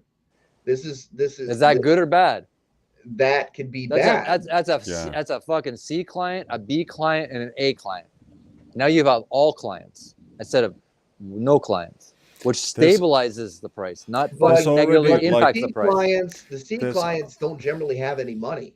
Well, they do. They do. So wait a minute. They do. So if the C clients had no money, why would that be the number one target market of large entities? So why would the banks and everything else target low-income families and freaking give them mortgages when they know it's a high risk? Because the high they're risk the ones person who try more to make likely all to their pay. payments up, like they because they know that the collateral is more than what they've guaranteed. Low income families skip meals to pay their bills. Exactly. And if people you're wealthy, underestimate. you don't give a fuck. You can just People have their shit backwards in their mind. Let's unpaid. go after the rich motherfuckers. Let's go after the whales. Tell me this. Tell me if fucking Amazon main target market is Apple. No. Are they competing against each other? Do they go, hey, Amazon, I want to sell my shit to Apple, or I want to sell my shit to Microsoft? No, they go after the fucking average small guy. But Frosty, right? That's where we're at now. We're at 3 cents, man. That's for the average person. We are not to a point where, when we reach a point where the average person can't afford a handful, then we can start worrying about the price not going up anymore, But right now, since smaller people can buy larger quantities, they don't know how to handle those larger quantities, and that's why they keep dumping down. And more coins, I just don't think is the solution. Targeting the lower fund people, giving them more than they've ever had in their entire life, and expecting them to behave responsibly when they haven't learned anything about how the system works yet, I think is kind of a. But if you look in the terms of target markets, in terms of different demographics and different price ranges, each persona can afford based on demographics and geographic location they have, offers a wide range of onboardability. I have to go and watch Nomics to see if ETH Classic is pumping because of your rant.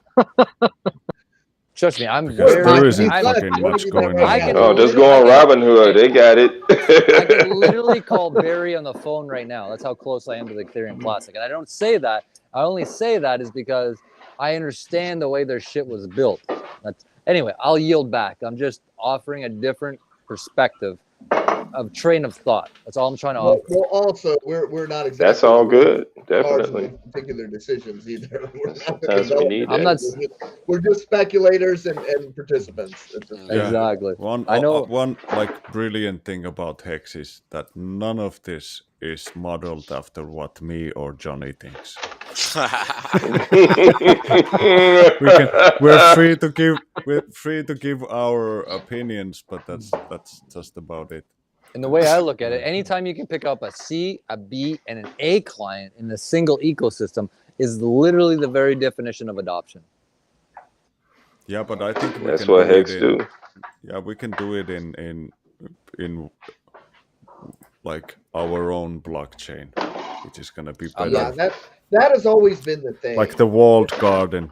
We don't then we don't have like bag holders of another token wanting to just ride the value up in their native chain and then just get exit liquidity out of hexagons. That has always been the issue with Hex, is that we were built on the Ethereum network because the Ethereum network was the best network that we had available to us at that time without building a whole new ghost chain. And the reason why Richard chose it is because it was the battle tested network at the time. It did have the users, and it was the popular thing to use. It had all the extra utility that was built on it already. But you hit the so- nail on the head. so At a cheap. function of time. At the function of time, it was. That what I'm saying is the time has shifted, and you're in a different period of time with a different mindset and a different matrix at a different point in time. Yeah, Anyway, but I don't know. I yield back. I'll yield back. At this point in Yeah. I'll time, shut we're up. picking up the whole damn chain and trying to redo it, in a way where it still maintains all of that utility. If you were to copy Ethereum Classic and do the same thing right now, you would have to build all that extra infrastructure, and you You wouldn't don't have to that build ability. nothing. I'm talking about Build copying it. nothing. Their chain. Build nothing. You have to build nothing. You still have to build your Uniswap. You still have to build your bridges. All this building that's going on That's right now. that already all exists. Already. But all if it all, exists. but It's not that and simple also- to copy and over. also, they're using Yes, it gas, is actually. and we're switching gas. I hear it. It's only a matter of couple of months. Yeah. And No, we're it's not. switching- Actually, we're it's switching- literally the reason same we're code. delayed right now Same is because we're code. switching from gas to Go to update the software, so it's not just Ethereum; it's better than Ethereum. So they're trying to increase the speeds. They're trying to increase, because Go, from what I know, Go Where doesn't do you allow think Go was to run developed? if there's an error. Where was Go developed? Was it on Ethereum or Ethereum Classic? It had to be on Ethereum, right? No. Can't answer that question. No. That's the problem. That's what I keep trying to explain to people. Because Go is like a layer 1 and 2 solution for Ethereum, is it? Well, you tell me where the main devs lie. Is it Ethereum Classic or Ethereum? Well, I gotta look No, I back don't at know, that man. history, definitely. Yeah. I'm going Hey, to listen, guess guys. It's Ethereum getting Classic. really late over here. I'm gonna. All I'm I'm gonna have to offering is hop on. an outside the box thinking. That's all I'm All asking. right, man. Nice talking to you. See you, Finbear. Yeah. Good. Thanks Good. for coming on, Good bud. of you Later, guys Finn to. guy. Later, man. See you with the rest of the Asians. Yeah. Eh? Catch you later, man. Yeah. All right. Thanks for coming on. All right, Finbear. He's still Hey, there. Frosty, what you drinking over there, man? You in Ecuador? Bambino Blanco fucking Pinot Grigio. That sounds good, man. Shit. He's always got a nice, Man. cold, refreshing drink over there. It always looks good. Man, you better. I mean, look at all that weather and stuff over there, man. Sure, I'll do the same thing. Life is short, my friend. Fucking enjoy it while you have it. That's it. Right about that. I know I'm Just crazy. don't think of it as short. Everybody's told me I'm crazy my whole fucking life. Don't think this community will be the first one. Frosty, I'm a mad scientist. I make monsters and body parts.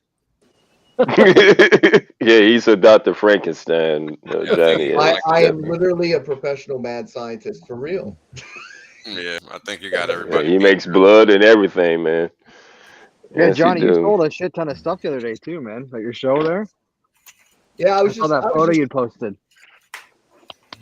Yeah, that's just today actually. I was being fun with it because the thing is, it's ironic to me that the crypto market doesn't understand that they're basically selling collectibles, right? And they are going to be the ones that don't understand value, and they're going to say nobody's going to buy it. Well, shit, you buy a coin. Try to explain that to the normal person what value that actually has, And I just wanted to explain to people that look, your idea of what you think gives value doesn't make it more or less valuable. It's because your perception, you're projecting that on others. It's funny when I hear them, no one ever buy it. Dude, look up Mooseberry Mansion. People can sell moose shit, for God's sake. That's because people don't expensive understand than the a Hex right definition now. of value. So, it's like value means a person's willing to buy it. You're willing to exchange it for something that you need. and or want. Do what? That's a or byproduct of want, people. right? It's not necessarily what you need, what you want too. Right, what you want or what you need. Yeah, the value comes from the ability to exchange, or the ability that somebody is willing to give you something of value and put that into that thing creates that value. Once somebody makes that purchase, that exchange of value is what gives it value. Value is a concept that we create as humans. No other animal does this thing, and very few humans actually understand what creates value. Value is a byproduct of people. What Yeah. we settle on is called a medium of exchange. There's a very big difference. Whether we settle in seashells, feather, dollar, euro, yen, Bitcoin, fucking hex, Fossil ass shit. that's a medium of exchange. That's a medium of Definitely. exchange, right? The value proposition is between me and you. You have a cerveza, I have a cerveza. And whether that's $5 or $1 million, that initial negotiation starts between you and I. And the final byproduct of that negotiation is a medium of exchange. Okay?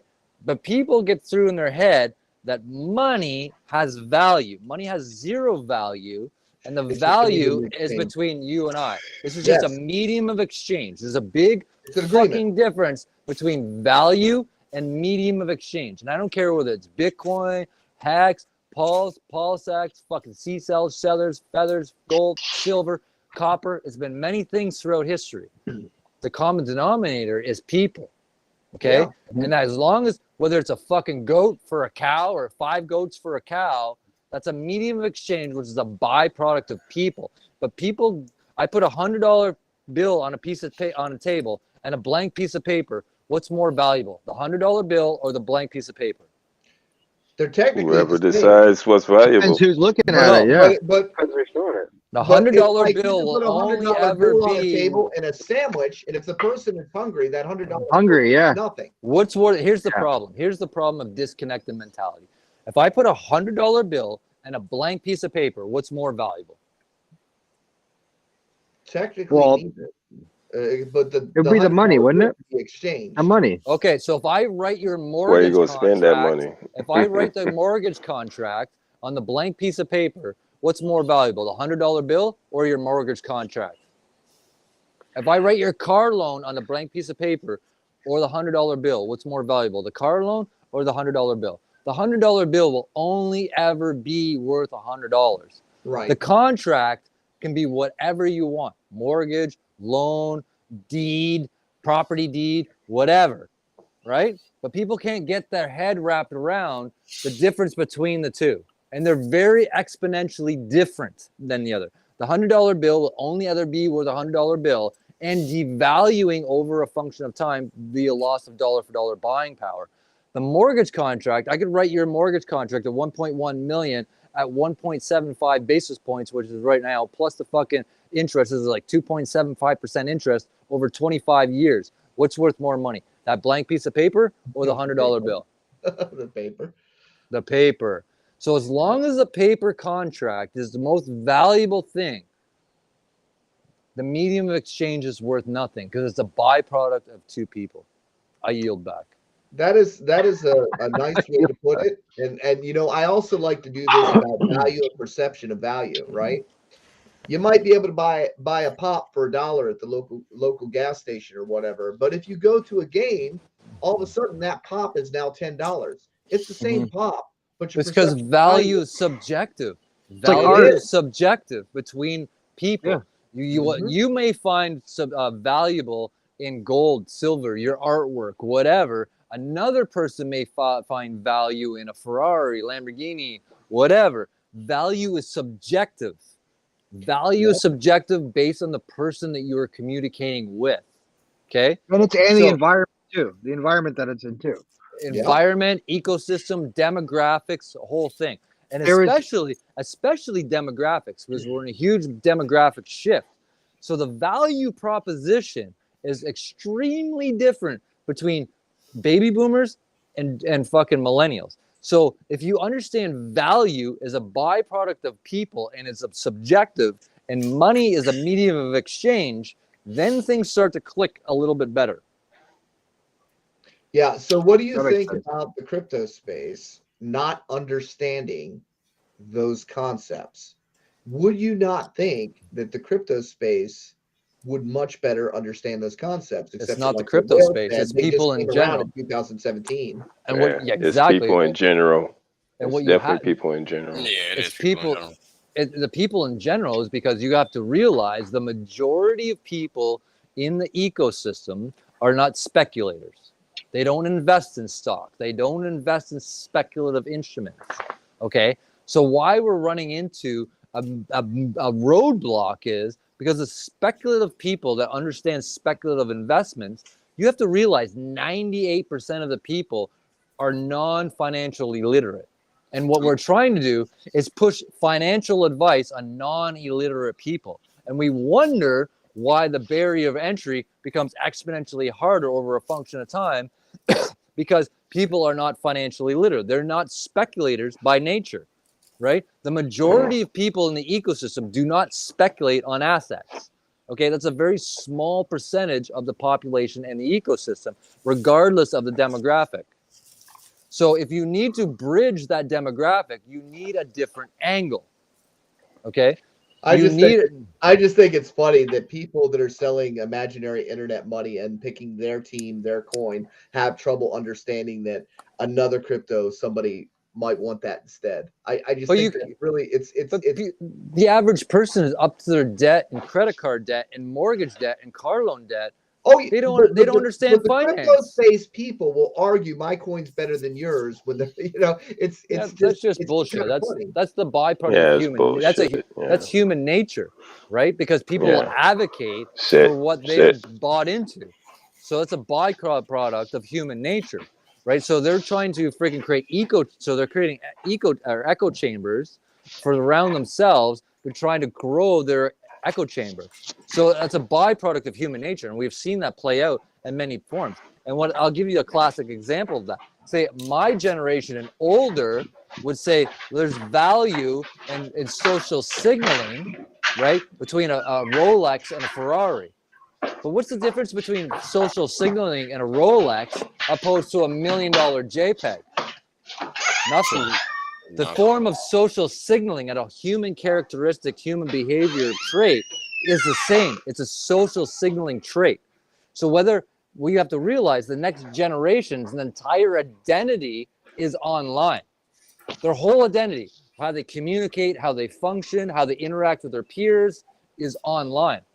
Us, on the other hand, on the other side of the spectrum, we are more of a human interactive type person. So the social signaling value proposition of a Rolex, a Ferrari, a Lamborghini is one side. The social signaling output of the other side, where a completely different generation sees the value proposition and the social signaling as a completely 180 degrees. Mind you, the basic fundamental principle between human social signaling is the exact same between a Rolex and a $1.2 million JPEG. The human characteristic signaling is the same. It's social signaling. There is no different from a human characteristic point of view. Which I say there will always be a space for people that want to overpay for things, brag about it. That's of course that's social signaling. Is because it is social. It has become the social coin, right? It's something to brag about being able to have the capacity to overpay for. And when there are better networks, there are better products, there are better things out there. But this is the you want to be part of the club, you want a social signal, you want to say I'm able to do this. The fundamental principle is the same, the delivery method is different. Yeah. So where I'm at is what I was looking for was a useful tool. I don't care how much my hammer costs. I care whether or not it gets the job done. And that's why in order to do that, you have to figure out who your target demographic is regarding the hammer, because different demographics will see that hammer differently. Yeah, they want to sell it instead of using it. But the thing with that is we are at a point where the average person can get it.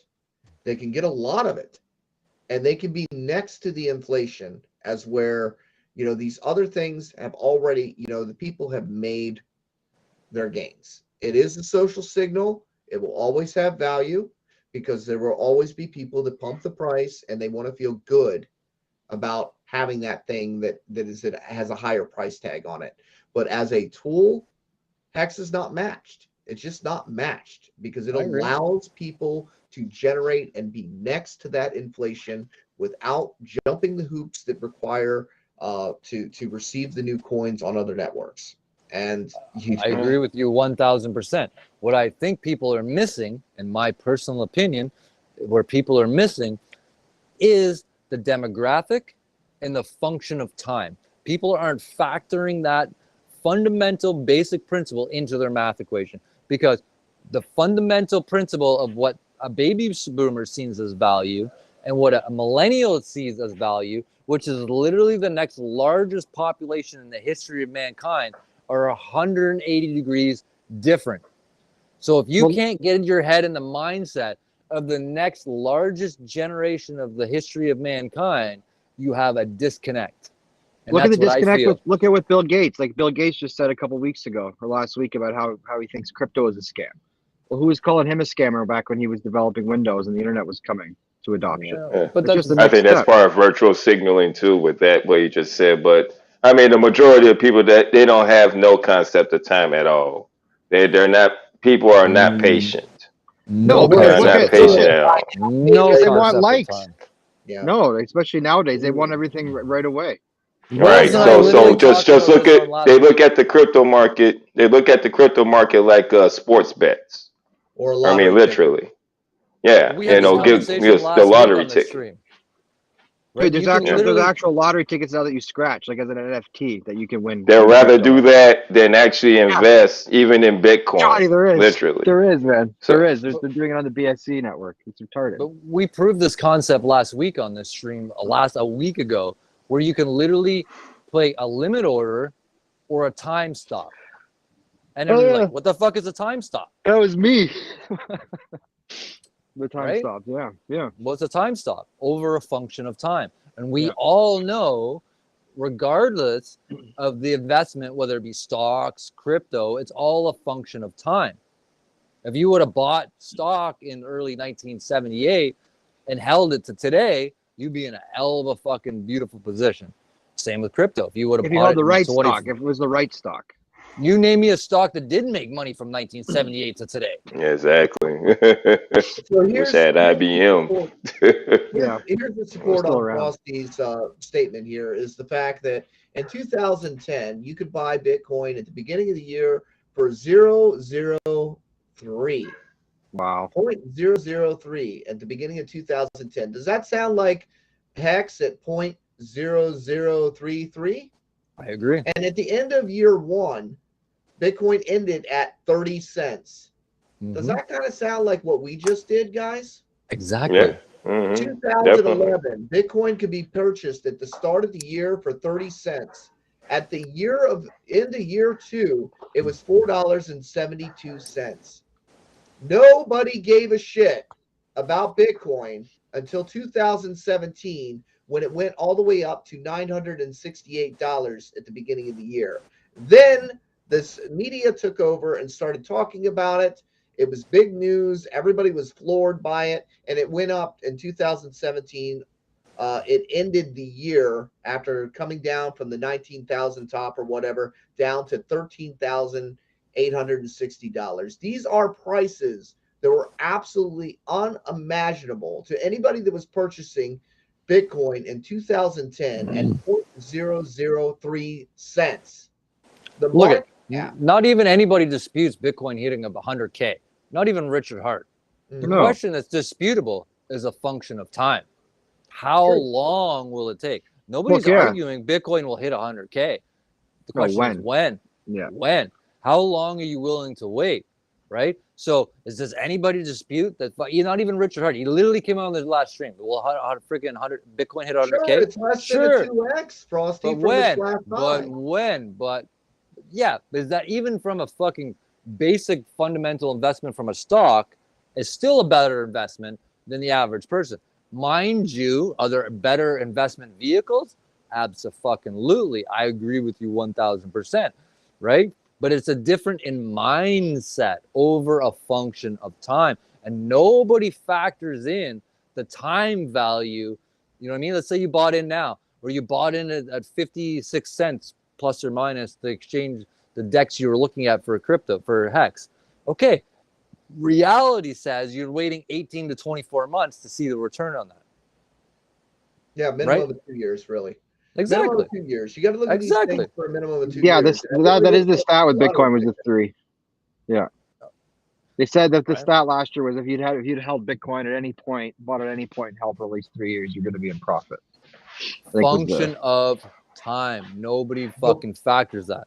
But where the lie comes in is the mainstream media people are like, you know, the mainstream crypto media are like, if you own 0.01 Bitcoin, you're going to be rich someday. That's bullshit, because Richard's right about that. We are at a top of adoption curve. I mean, I don't mean it's not going to go up, but it's not going to go up exponentially enough where somebody owning 0.01 is going to be rich. You know, sure. If Bitcoin goes up to $1 million, what do they got? 10 grand? It doesn't matter, you know? No. Well, but Johnny, the truth is, I don't see that happening anyway right now. So, because of the trends of the times that we're living in right now, the average Joe right now is not going to buy Bitcoin. They got to fill up their damn gas tank, for God's sake. Absolutely. So now, you know, it's probably, it's going to go 100K, but probably like what, 2, 3, 4 years from now, who knows? And then you So get same 3x, thing.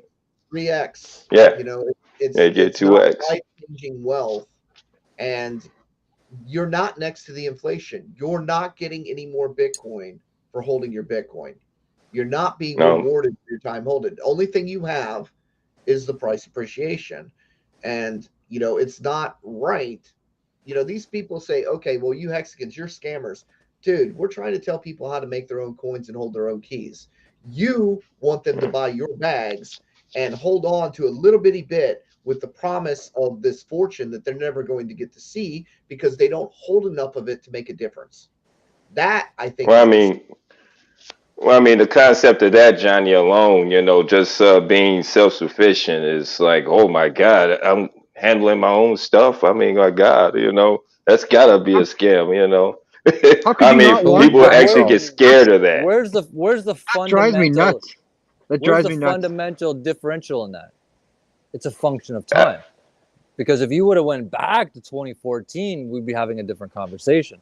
But the difference is we've moved forward in a function of time where the exponential S curve of that is shortening and increasing and lengthening in cycles, right? So you have a diminishing returns and diminishing returns and lengthening cycles over a function of time. So you guys hit the nail on the head, especially you, Johnny, like an hour ago, where you said it only matters when you bought and when you sold, right? So what's the common denominator in that conversation? A function of time. So if you would have bought in 2013 or 2012, we would be having a different conversation in the function of time. But the thing is, we've moved exponentially forward in that function of time and created a different S curve, a point for when you buy today compared to where you sell tomorrow. So we're talking, I just want to make that clear when we have that conversation regarding the exponential curve, Metcalfe's law, fundamental principle in the conversation we're having, and not disillude the value of function of time in that conversation. Because let's say, for instance, now we have this conversation, fast forward 5 years and the price of Hex, we will be talking the same exponential S curve, flattening of the curve, diminishing return, lengthening cycles conversation.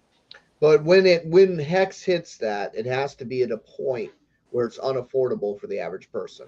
Now, what is that price though? What is that price though? That is a good question, isn't it? Yeah. Because we're in pennies. We're not even in dollars. Can the average person afford $100? Well, put it in the terms of T-shares. How much does the average person afford a T-share? Now that is a different story. but that's a little bit more advanced, right? So, you know, the average person is looking, is it accessibility, availability, and affordability, right?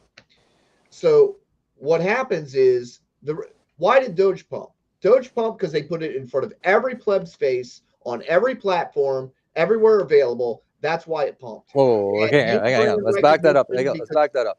Before the day of stable coins, Doge was the intermediary exchange. So people, what happened was back in the day before we had stable coins, people would move their Bitcoin and Ethereum into Doge because it was less likely to transact. And it literally the cycles that you could point on that where people were using Doge, they'd sell their Bitcoin at low, pump Doge, and then turn around and wash, rinse, repeat. Until the day of stable coins came, then all of that changed. So I just want to make sure that what happened was back in the day before the invention of stable coins, Doge was the intermediary for fucking moving price product from it was the Bitcoin Maxi's toy. Is what exactly. And it was designed as a joke, and they pumped it for fun, and they did the wash trading and stuff. Yes, but the fact is, it was invented as a joke, and the reason it got its rebirth and did levels of price, it went up to almost 74 cents. For God's sakes, you know? I made a lot of money off Doge. I'm not I bet you did. I bet you did. And that's just it, right? So something made as a joke can pump up to 74 cents. We have the most advanced crypto designed self-sovereign yield, and people think it's only worth 3 cents because their perception is off. You know, their perception is off. I agree. And the reason Doge pumped is because of availability, accessibility, and affordability. Everybody could afford a handful. They could buy it really easy. They bought and their transact really cheap. on Robinhood. They bought, you know, they never really held crypto, but they got their paper versions that said their IOU for crypto on Robinhood.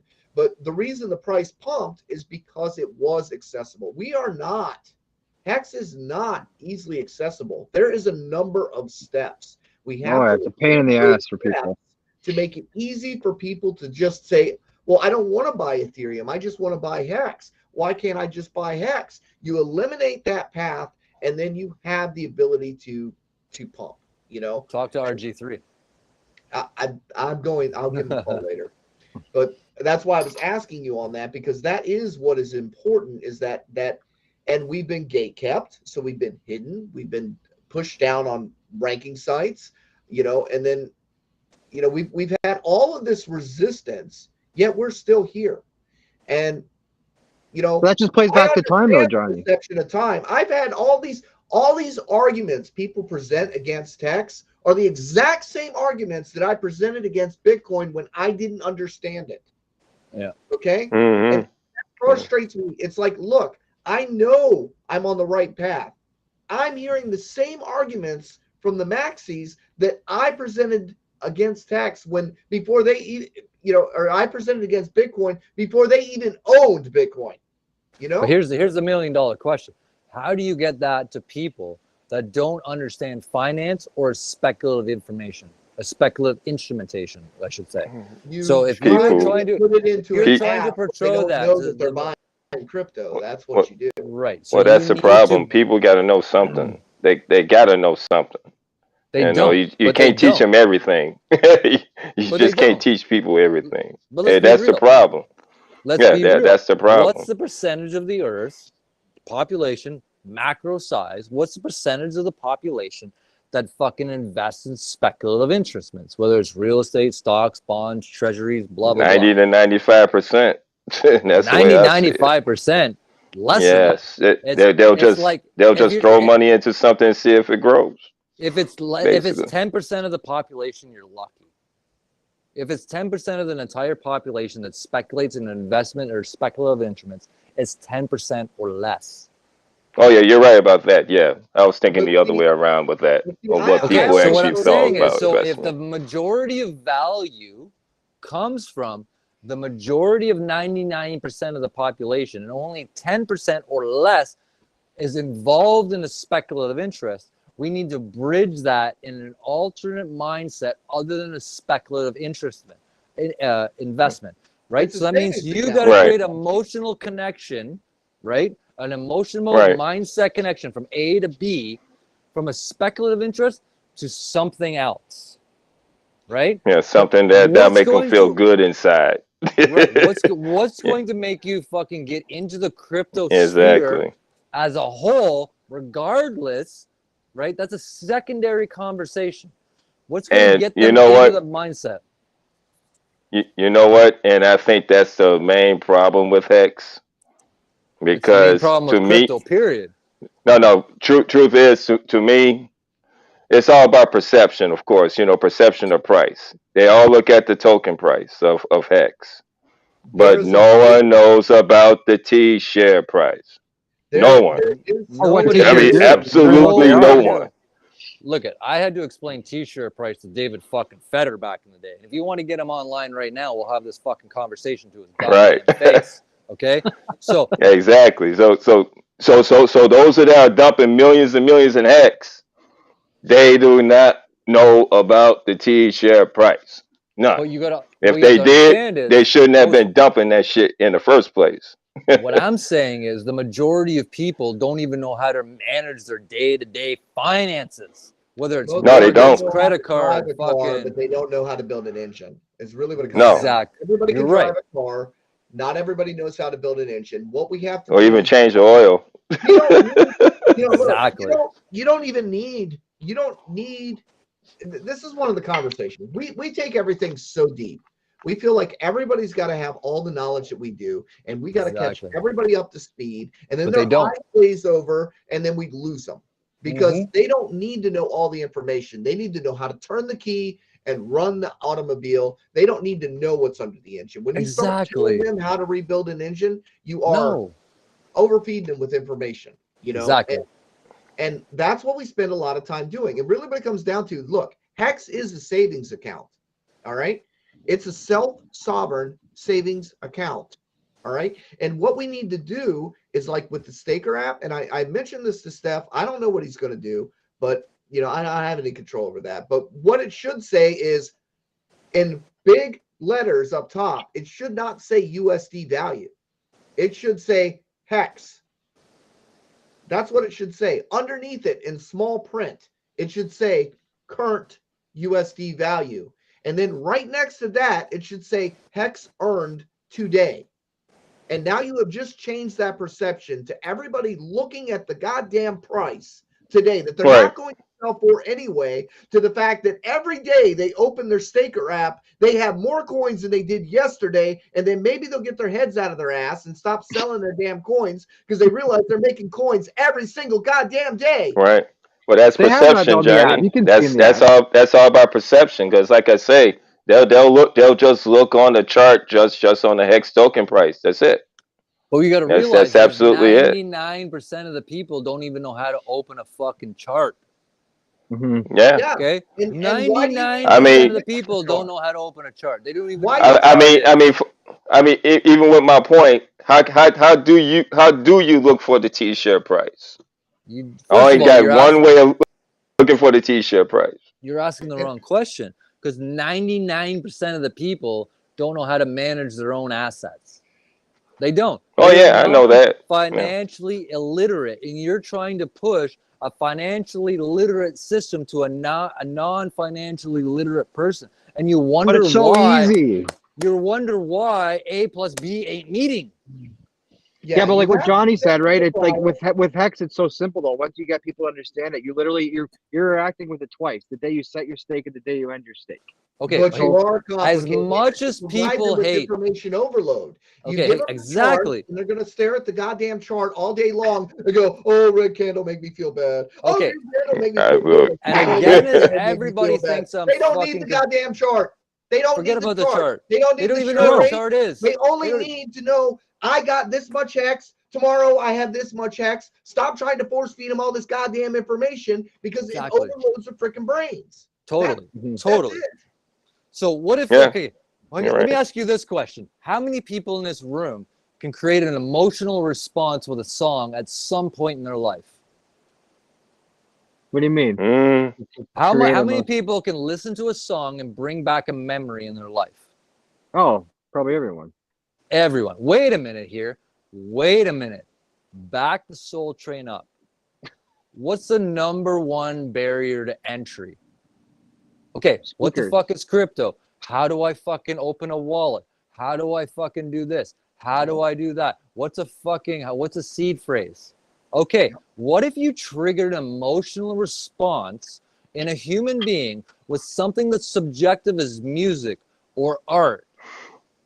Okay, and you got them through the onboard process through something that's other than a speculative asset. Right. You know what I'm saying here? Put in a song. Don't undervalue. You just hit the nail on the head. Every single person in this room could have emotionally triggered an emotional response with a fucking song at some point in their life. That's 99% of the population can That's how trigger an people learn. emotional That's how most response. people Here's learn. the Definitely. funny about this, right? So you literally, it becomes like Freddie did the Hex Anthem, right? And it's powerful. It's cool. It's got a lot of information in there. Yeah, and he dumped that the nobody price fucking because of it. understands. All right. Yeah, it's true. That's I true. love Freddie. It's awesome. Yeah. It is great for us in an esoteric Like an sort of inside way joke. because we understand it, right? But for everybody else, does that communicate what it really is? No. No, all they're Because seeing is them it's jumping on the just coffin. confusing. It's like, what did he say? 555. What? Nobody Scam? understands What? shit. I hear the word scam. I gotta be scam. So you have to put things. You have In to perspective. simplify. We need to run a way where we need to pull back and simplify. That's what we need to do as a community. We need to pull back and simplify and make things in a way that people can understand. Relate to on an alternative method. I spent a lot of time using analogies to break down advanced concepts in simple ways that people can relate to. But the problem with that is I'm spending too much time trying to explain advanced concepts that they don't really need. They need to know price goes up. They need to know that they have more hex tomorrow than they have today. They need to know this is just current USD value and not what it's going to be in the future, and not to worry about that because they're staked anyway. There's like a mindset. Richard sometimes the problem with the way that he speaks sometimes is the fact that he gives people far more credit than they deserve. He expects them to pick up the breadcrumbs and put together the clues that they are not capable of putting together, right? Nope. It's great for the community that we're able to pick up some of these breadcrumbs and put them together and put things together. But it's like, he'll start talking about Bitcoin. He goes, and it abuses the environment, because he really wants to make that environmental sort of statement. You know what? People's eyes glaze over at that point. Their brain shuts off because now you've attacked their coin and they don't care what you say after that. So, right. What's the best onboarding method? What's the best onboarding method? When you can create an emotional response or an emotional trigger that individual can relate to. And there's no better form from an onboarding device. And as much as people think I'm fucking out left of field with this, is between music and art. That's true. And as much as people fucking hate NFTs, they're the number one thing people can relate to on a non-financial asset mindset base. I like that art. I like that music. Well, that's I can relate to that. I can emotionally relate to that. From an onboarding. Well, that's where Hedron comes in at then. That's exactly where the Hedron NFT comes in at. Nobody gives a fuck about Hedron because Hedron Oh is no, essentially the NFT process. No, I'm saying the NFT Hedron process. is essentially a fucking bond market, and the average person doesn't even know what a fucking bond is. Okay, right. So what I'm saying is, Hedron does nothing, absolutely fucking nothing to onboard people. What I'm saying is you need to connect an emotional response in the individual, like playing a song from 1970 that fucking triggers a fucking memory, okay? Triggers an emotional response in that fucking human being. And what I mean by that is, okay, I have an emotional response to that. I like that artwork. I like that fucking song. I like that the way This thing makes me feel. Okay. At that point, you can onboard that people into the crypto reverse. Okay, how do I fucking open a wallet? What the fuck is a seed phrase? What the fuck do I download? And then you trigger them to buy that through an emotional response via crypto. Via crypto. After you have that attention, then you can broaden the horizons. But until you can connect that emotional response in here, other than a financial investment, because 99% of the people are financially illiterate fucking people. So try to make a connection between people that have no fucking financial understanding at all on a financial basis is a waste of fucking time. You need to find another vehicle, just like Johnny's fucking work, whether it's fucking masks, whether it's fucking artwork, whatever. He's connecting to those individuals on a different fucking level. On an emotional level, that see value in that emotional level other than a financial byproduct. The byproduct of what he's doing on collectibles, artwork, whatever, is on a different level. The byproduct that is a financial outcome. But the initial response, the original engagement of that person is not on a financial level. It's on, hey, I like this mask. Hey, I like this fucking avatar. I like whatever. People But buy what they like. it's not on a fundamental financial basis. Does that make sense? Yeah. Yeah, sure. People buy what they like, and people will waste money on things that they like, that they have personal attachments to. And no, you're absolutely right. And music is a key. Videos are very powerful. One of the videos that is really awesome is one that Silver put together a long time ago, which not Silver, Hex Cadet. Hex Cadet put together the 20 whatever rewind, the 2020 rewind, and it shows it's have you guys seen that Hex Cadet's 2020 rewind? No. Yeah, He's done yeah, a ton of yeah. When you start off with Richard with the lawyers, yeah, that one. So It's on YouTube.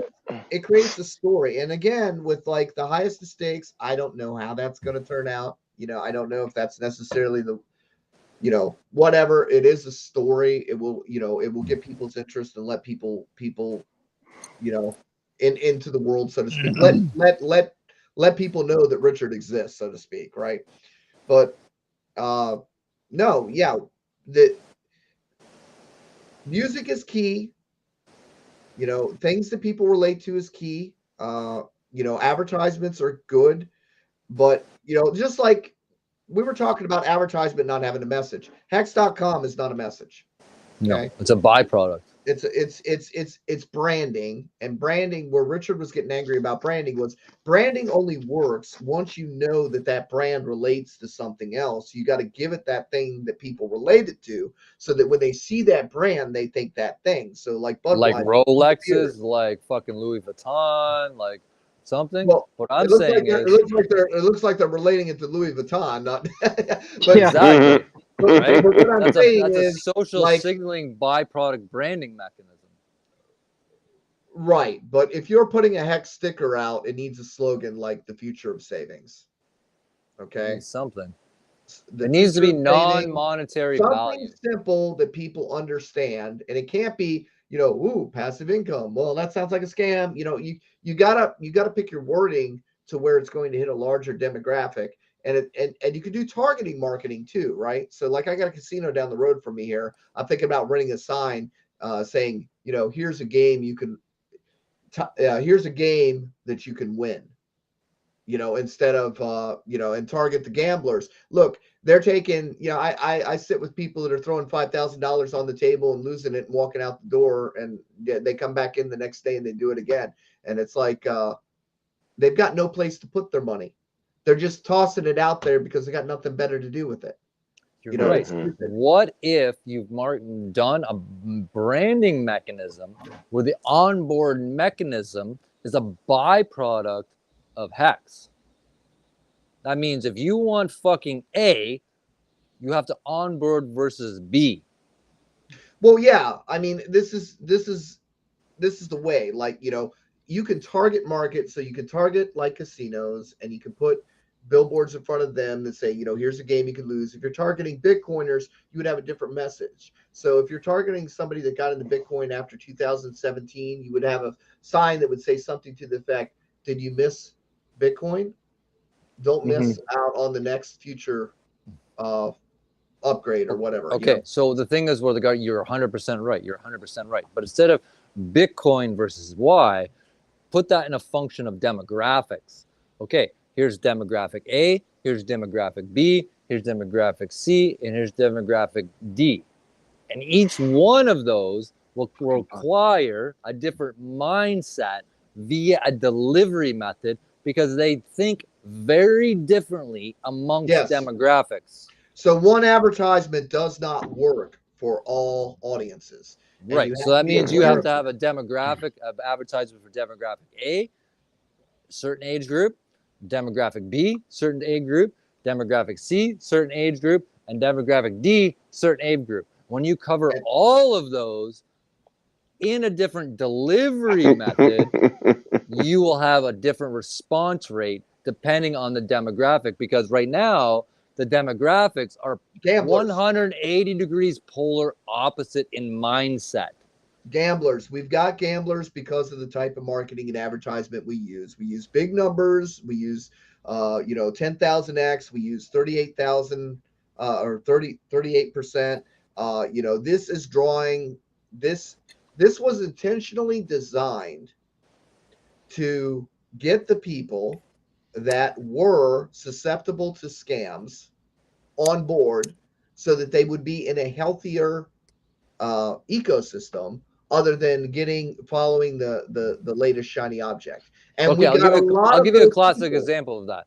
The number of children in the world, which literally exponentially exceeds the amount of baby boomers. So if I give my 10-year-old fucking son $100, do you think the first thought in his head, which is literally the largest population in the history of mankind next to the baby boomers, hey, here's $100. And you think the first thought in his mindset is, hey, Dad, where am I going to put this $100 to make me fucking $1 million in the future? Yeah, I got 2 kids. They can't hold on the money for 5 seconds. It's like, okay, we're going to the store. That's the whole thing. So if you want an insight into the future, get in the mindset of your children, because they are the largest generation next to the baby boomers on the planet. Get in their head. What do they value? And then start putting that value proposition in front of them, whether it's a fucking recognizable one or a long-term gainable one. And if you can do that in a byproduct that says, hey, this is XYZ, without them fucking realizing why XYZ is valuable, now you have a value proposition. Yeah, if you had Hex as game currency, you'd be on the roll right there. Wait a minute. But Isn't that exactly what we're trying to do with a gaming center between here and Argentina in esports? Holy fuck! But I mean, if we're trying to reach out to people with Hex, you can also understand that the crypto market as a whole, even with Bitcoin, they're like, well, you know what? Holdings for suckers, basically. Just if it gets to this price, dump the shit and then come back when you want it again when it's at a lower price. Hex, of course, is not designed like that. We're actually telling people like, oh yeah, you got options to stake for a year above if you want to, as many as you want. And people looking like, well, when can I take it out? No, you can't take it out, because if you take it out too soon, then you're gonna have a penalty. It was like, oh no, I don't want to do that. What I'm saying is that value proposition is subjective, depending on the age and demographic in which you're talking to. So unless you can shift that value proposition subjectively to the demographic that, hey, don't get me wrong, I agree with you. I can relate to you. I understand 1000% what you're talking about. But unless you can fucking relay that value proposition to somebody of a different mindset with a different thinking, which is exactly where we are in this function of time between two major different demographics, right? One person sees value in that proposition, the other person does not. What I'm saying is that value proposition is subjective, depending on who and the demographic you are communicating to. Okay. I don't think anybody's going to get to all this critical shit that we're covering now, Frosty, because I think we lost everybody about. We lost people hours Finn Bear ago. stick joke. Yeah. That's where we lost everybody. Midstream there. But, we lost people hours ago. But when you talk about from a fundamental advertising point of view, the advertising subjective value proposition has changed. So we need to keep that in mind depending on who we are trying to talk to. And I'm saying, what I'm saying is we need a value proposition for A, a value proposition for B, and a value proposition for C. And all of those are equally different in the delivery method. Yeah, one of the things that is difficult, Frosty, is the fact that we do live in a debt system. People do buy now, pay later. Saving has not earned anybody anything in the past, not the recent past, but at one point in time, you could buy a CD, you could get 10% interest. You could have a bank account. Some bank accounts are paying 6-8% interest. And then you actually were able to save money and earn interest, as where nowadays you're kind of a negative situation. If your bank account balance drops below a certain rate, they're now charging the average person fees. They want to charge you overdraft fees. They want to, it's all about fee. So people have forgotten over time what the concept of saving they weren't taught. They weren't taught. How many percentage of the population did you lose at the word CD? A lot, because they don't know what a CD is. They don't even know what a CD is. They think it's one of these, man. They think it's one of those. That's what exactly. So as soon as you said the word CD, you lost 97% of the population out of the get-go. Yeah. 97% of the population got lost the second you said CD. See, I was looking at CDs about 10 years ago, and it paid 1% interest for locking it up for 10 years. And I said, no, thank you. I will go buy product and double my money next week. I literally said to Wales early on this, the fucking yield curve, the 2 and 10 year inverted, and nobody had a clue what I was fucking talking about. That's essentially the same thing that you saying fucking CD. Right? Wales, the yield curve, the 2 and 10, you fucking inverted this week. People are like, what the fuck's a 2 and 10? Yeah, you're not gonna. And inverted too. And the other part of the ecosystem got completely lost when you said CD. So now you've eliminated 97% of the fucking population on the planet. Well, I don't use the term CD. And one of the ways that I approach this is I work with other artists. They don't have 401ks. They don't have IRAs. They are gig workers. They sit on stacks of cash from their events, and they hold it in cash because they don't even want to put it in the bank because they don't like banks, right? Okay, but how many percentage of the population... How many of the percentage of the population has 401ks? How many percentage of the population invests in a CD? How many percentage of the population fucking even understand what a fucking yield curve is? But what I'm saying very fucking small few. Yes, but what I'm saying is this gives gig workers a way to save for their retirement. And that is one of the advantages of Hex. It's a personal self-sovereign retirement plan for gig workers, and that is one way to market it to people within my demographic. Okay, but what percentage of the population is your demographic, and what percentage out of that demographic understands what you're talking There's a lot of gig workers, dude. Okay, but out of that percentage, self-employed business people that do not have health insurance for emergencies, that don't have let me get about that, especially in America. You're out of the U.S., right? Yeah. So out of the U.S., that's 4% of the population of the world. I'm in Latin America where it's 8.6% of the population with a birth rate of 2.5. I'm not having a pissing contest over who's got. I'm more not having a demographic. business I'm just contest. I'm talking not having a about how you business were contest. talking about What I'm saying is A, B, C, D, whatever demographic. what I'm saying is a relatability. Relatability. That's what I'm talking about. So, U.S. is 4% of the world's population. It's 357 million people between Canada and U.S. combined, which is a fucking declining market because 40% of those are baby boomers and scheduled to die by 2030. So that means you're going to lose roughly 50% of your population in the next 10 years, plus or minus. What I'm saying is here, and say for Latin America, from a relatability point of view, not anything else other than a relatability, okay? How can we communicate apples to apples?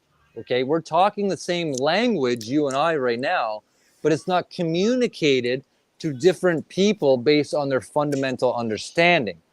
What I'm saying is that fundamental understanding in the human mind is very different among demographics. It's different between baby boomers, it's different between you and I and our generation, and it's absolutely 180 degrees against the millennial generation.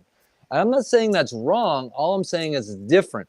It means we need to put ourselves in the mindset of each one of those, right? No, I get that. For you're talking about future of advancement. I'm just talking about targeted marketing versus different groups, and that was just one example of how that relates to people that I know personally. And instead of trying to you have to reprogram people to want to save, because that's been lost on Totally. everything. Completely we live in a buy uneducated. now, pay later scenario. Saving doesn't even occur to people anymore. So it's hard to market something that is designed. People are financially illiterate. Yeah, and Totally. That's it. So it's hard. Oh, it's yeah. hard to get them to think of saving for their future, and that's hard. the point I'm trying to get across. You're trying to relate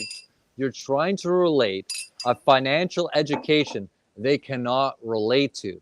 They do not understand it at all, right? So if you're trying to implement a financial education on point B and they can't relate to it at all, there's no point in their mind, in their fucking mental mind, where they can connect A with B. You will never connect with them. But that's what I'm saying is, when you relate it to something like a 401k or an IRA or a retirement program, people want those things. They do. But what percentage wants those things? Only for those who seek those things, also. Well, you really cannot make people understand what they don't understand. cannot understand. You just can't do it. You waste your time. Right. That's my point. It's up to us. It's up to us to know right away. Like, do you get it or you don't? And if you don't get it, then we'll talk back to you later. Once you start to understand. So we already know, and we can admit right now in this space, right, that they do not know. That's true. So what I'm saying is, let's just drop that fucking mechanism and put something that they can relate to. What can they relate to? What can they emotionally relate to other than a financial speculative instrument? Because you will never get them on that fucking level. Why? Because there's nothing in their mind that they can connect A with B on a speculative information. And you can try and try and try until you're blue in the face. You're literally trying to talk to a wall. You will not have that little of engagement where you can connect. Can I ask a question? Are we talking about people in crypto or people in general? People in general. Okay. Yeah, because people in crypto forget it. They are. Forget them. That's exactly what I was gonna say. Wales, they stuck on like fly paper, man. Wales, let me ask you this. Yeah. Let me ask you this. Yeah, if we're trying to onboard a completely new persona, okay, new person, when 99% of the people do not understand finance whatsoever, why are we trying to approach them on a financial level? Will they get it? Yes or no? Probably not. I think what I like to do is I like to try to ascertain what they might or might not know. That's really my first step. And, I think we talked about this last week also. I think my main avenue of approach is just talking about how the value of money or currency has depleted over time. Because that's obvious to everybody, you know what I mean? But nobody cares. That's exactly what I go with. Yeah, they care. They just don't know how. They don't know what to do. They don't know how to react. They just don't, Let me man. ask you this, Wales. What's the relatability on music? Oh, it's high, right? It's just again, nobody knows what a T-shirt is, so it's irrelevant if it's in a song. Like that's So what if you inadvertently tied an emotional response to music to that industry via them not understanding why they're buying what they're buying? Yeah, so check this out. This is what I do on my streams actually. I literally go out of my way to connect people's actual pain, real world pain, to what Hex can do for them. Mm-hmm. Because that's the way. And that's what you're trying to do. You're trying to trigger that emotional connection Mm-hmm. that's going to make them think, damn, I really need to stake this motherfucking Hex. Exactly. Because that's So what really I'm what it's saying all is, about. Yeah. all I'm saying is we need a different delivery method. That's what I'm trying to say. To be Delivery method. honest, I think we need a different delivery method every single time because you don't know who you're going to talk to. You really Depends don't. on your target. You need a your different delivery. delivery method depending Yeah. on the target demographic you're talking to. Yeah, that's what I would say. Yeah. Right? Because So if that you're really talking covers to a everything. baby boomer, that's a different delivery method. Yeah, If you're 100%. talking to a Gen X, Y, that's a delivery. Gen Z and X, that's a different delivery method. And each one of those delivery methods is different. Does that make sense? Yeah. 100%. Right? And So the that's why question is, we need multiple different delivery methods we depending on the age and demographic we are target marketing. That's all I'm trying to say. I've actually showed examples. I've actually showed examples of previous end stakes of like $1 million stakes or $100,000 stakes, and actually explained to them like how that actually occurred, and that actually gets them like, okay, yeah, I can understand that. It's participation of other stakes that generate this. Now look at this guy. He put this much in. This is how much he got. Because the code actually did that without anyone interfering, basically. So I basically just show from example of other stakes also.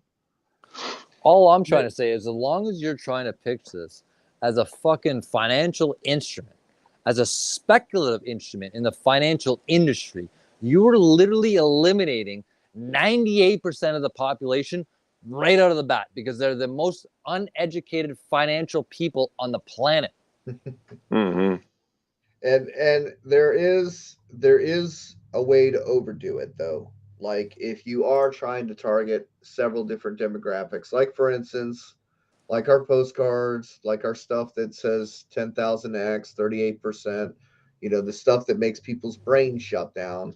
If you have multiple delivery methods and then they come across one of these other delivery methods, because people are so flighty that some of these other delivery methods can be conflicting and be detrimental, because now they're like, oh, now I see what this thing is. Now I'm scared because now I saw a different form of advertisement and I'm not comfortable with that approach.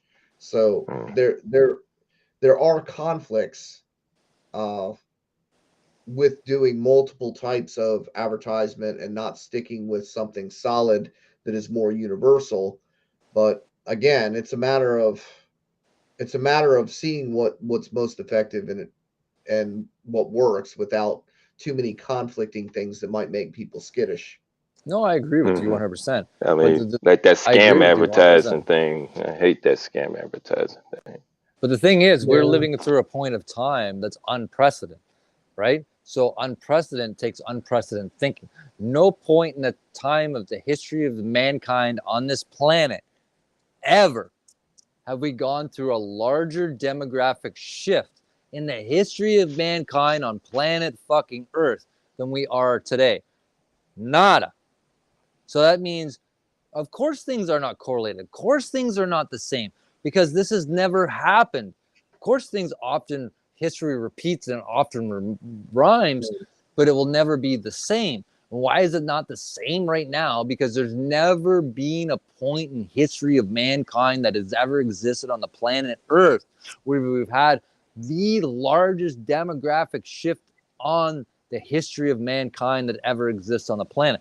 That means we need to put that into our math equation.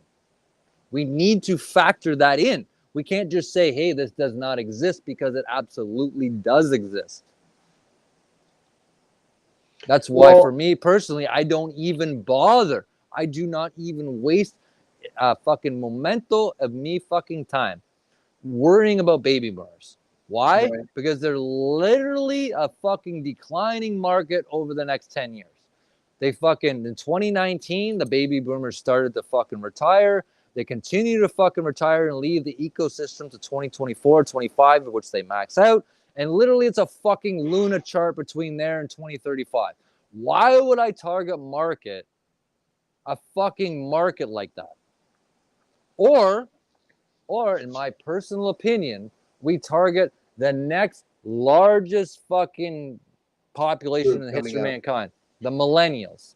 Forget about everybody else. This is my personal opinion, and people can say I'm fucking crazy. They tell me all day long, but I'm like, just focus on the next. Call you crazy on this stream. I just want to point that out. Crazy, I'll send you my fucking I'm gonna DMs. start calling him crazy instead of Frosty.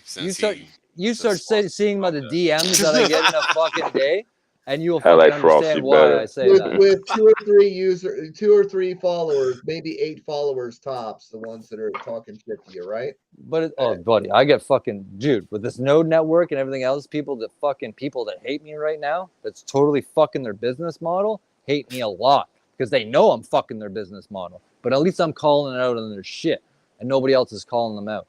That's another conversation for another day. Or we spend our time, money, and energy on the most sustainable market, the millennials, which is the one that's going to be sustainable. And if you take the McDonald's effect or the Ray Kroc effect, how did Ray Kroc become successful, right? What did they do? They fucking they tied an emotional positive response of them going to McDonald's, getting a toy, and playing in a fucking amusement park. They literally tied an emotional response to McDonald's at an early age. Now McDonald's can put dog shit in a fucking bag, and people will go there because it was implemented into them at such a young age. Take a look. I do want you to do a little research and take a look at Hex Cadet on YouTube and pull up the 2 rewinds and take a look at what they kind of put together there as far as emotional response. I think you'll like that a lot. Just it'll take you like 5 minutes. It's not a long video or anything.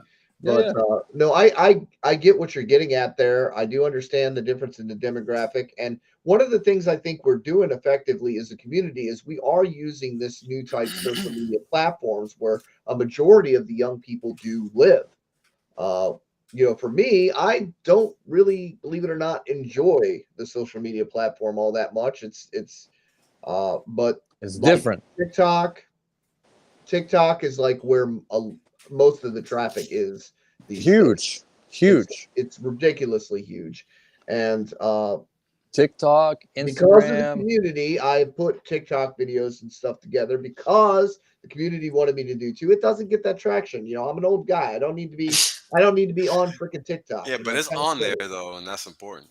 You know what I mean? So at least I tried to get some of that stuff out there. But yeah, so what we're doing is these influencers that are now that they're kind of exposing themselves on their limited knowledge of the space, and I think extremely limited. We all knew this was coming. And I think that we are. What's going to happen is there is going to be a flippening.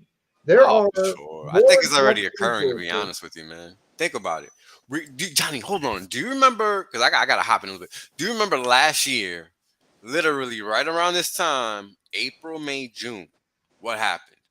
The market took a dump and Hex elevated. It went almost to number 3, like from that time forward. Oh, we hit number 3. We actually did. We did it. All right. We did it. You're right. We did it. and people took notice, right? And we just elevated at that point. And we're elevating once again right now, literally. Yes, we are. Like the Bitcoiners are so livid. And this is how you know. Because they see it. It's done. Yeah, it's done. And plus, everybody sees what Bitcoin is now because of what's happened to the price. But when we're buying, and plus you got all this garbage. Plus you got all this garbage that's leveraged on Bitcoin now. Exactly. I mean, Solana's next. Yeah, Solana's next, that's what man. I'm talking Definitely. about. People are seeing this shit, so they're Yeah. seeing that Bitcoin is not the play. Period. Mm-mm. End Yeah. of They story. talk about Michael Saylor this and Elon that, and the shit coins that they talk about are the very shit coins that bought Bitcoin. Yep. I When mean, they you can't make that shit up.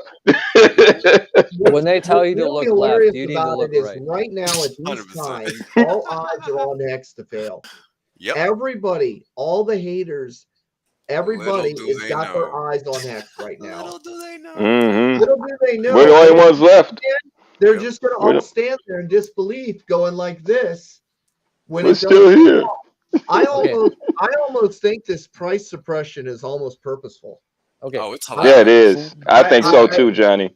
I I really think so too, believe Johnny. that this allows them to go on, carry on, have their good time, get their kicks in while everybody's down, keep kicking people, and then you know what? They are drawing attention to the hex price chart. But everybody's down. So while they're crap talking hex, they're still bringing attention to the market. So it But they're works. bringing, Yeah. bringing direct attention to hex when they wouldn't Mhm. speak about it before. Correct. And then all eyes are going to be on it when it takes That's off right. this time. Oh yeah. All eyes are going to be on And it you when know it what takes you off this know what time. that means, right, Johnny? Looks like that 512 might be coming true after all.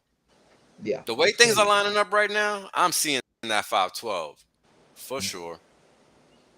I wouldn't be surprised. I We wouldn't be surprised we one did bit. a 256x from big payday low to the top on September 19th. It's not far Yeah. fetched to see Hex do 512 if everybody's gonna try to jump on board now. Yeah, Yeah, because we're the only ones left, man. We are absolutely the only ones left. I mean, just look at the whole entire market. Okay. And I hate to play devil's advocate, the fucking douchebag in the fucking room all night. Okay. And I'll play that fucking role. Let's from a fundamental principle point of view. Okay. From a basic fucking level. If you think an IMF-backed bank, central bank US dollar currency, couldn't stop the country of El Salvador at a fucking heartbeat, they couldn't stop that? You're telling me that a fucking US-based dollar country, IMF fucking backed central bank country from the US dollar system, could not stop the country of El Salvador from adopting Bitcoin as a medium of exchange? Take notes. Take Pretty important topic. fucking notes, okay? Yep. So if you just zoom the fuck out, not what they say, what I they don't give a do. fuck what they say. What they do isn't a fucking small tidbit of information. Wait a minute. So, didn't fucking Panama just agree to do the same thing as going to legislative to approve the same fucking shit? Wait a minute. So there's El Salvador, there's Panama, and there's Ecuador. There's only 3 countries in Latin America with 8.6% of the population of the world. Regardless of what the fuck they say, what they do says something very fucking different. And if you don't think for one red fucking second they do not have the power to fucking squash that at its infancy, you're mysteriously mistaking yourself. Okay? Well, there was a trend. There was a trend that happened that I noticed before the Ukraine invasion, and it was a month ago. That I don't know, for some reason they posted this like on like Washington Post of the Russian finance minister that actually said like, hey, there's nothing that we can do against Bitcoin. Really? There's absolutely nothing that we can do against Bitcoin. Now I'm like, wait a minute, why the Okay. hell are they publishing this? And then all of a sudden a month later you got this Ukraine Russian shit that happened. When Now they look tell you at to what look Russia left, did. look right. Yeah, look at what Russia did now. It was like, oh yeah, we want our shit in rubles, and if you're a friend of ours, And in okay, you can use Bitcoin. Magic. I'm like, oh man. Yeah. Like, Did oh I man. call it or did I They call don't need to stop it because they have their Yeah, own. January, man. I remember reading that tweet. It was a Washington Post, and it Whoa. said that the Russian let's- finance minister said we let's back can't this up stop from a- Bitcoin. Let's back this up from a All fundamental right, let principle. me hop, guys. I don't want to keep interrupting. I'm gonna hop. Later. Go ahead. Okay, bro, man. Thanks for coming on. Appreciate it. Later, whales. Of course, man. Always Later, good to chat. whales. Peace. from a fundamental fucking velocity of money point of view, okay? Think about this for a second. If fucking Iran, China, and Russia are predominantly the largest fucking bond and treasury holders. Oh man, where you go? Well, I think I know what he's about to say about the BRICS nations. Because Brazil's going to be next, definitely. Brazil's going to go on board next. He's back. He's silent. Tell him to your mic. We lost you, Frosty, your mic. Hey, anyone know hand signs? Like you're playing the piano. Can you hear us, Frosty? We definitely see you're agitated. But we still can't. He's going to have to. Yeah, he's going to have to go back with that. So. Oh man, this is Can lovely. exchange one for another. Guys, I want to say it's been excellent hanging with you, but I am freaking tired too. So I'm going to call it. Let's see if we can get Frosty back and let him do his thing here. His hand signs. Oh man, yeah, I got a couple of minutes myself, but hey, you gotta go, Johnny. Hey, we're here, dude. Thank you. I appreciate it. Have a good night, man. Guys. See you, Johnny. Take care, dude. It's good hanging with you.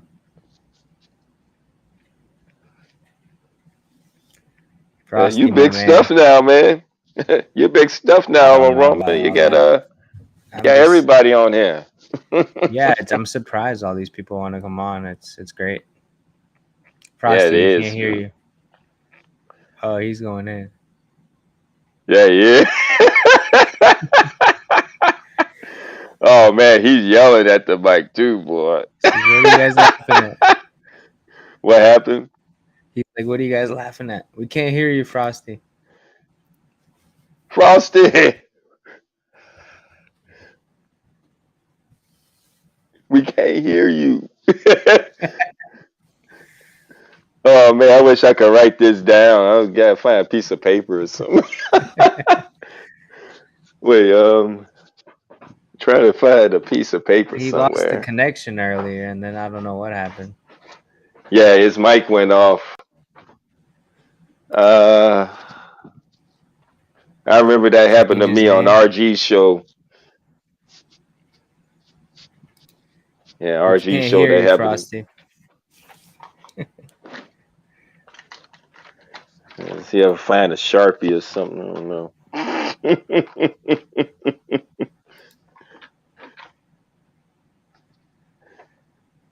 Did he figure it out? Laughing, yeah.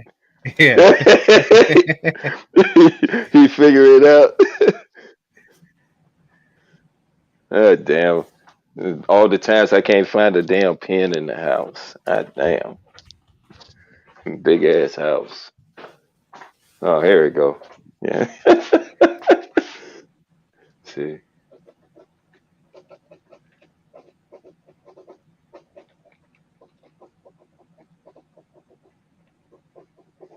I mean, I don't know how to let him know. Your camera, it's not working.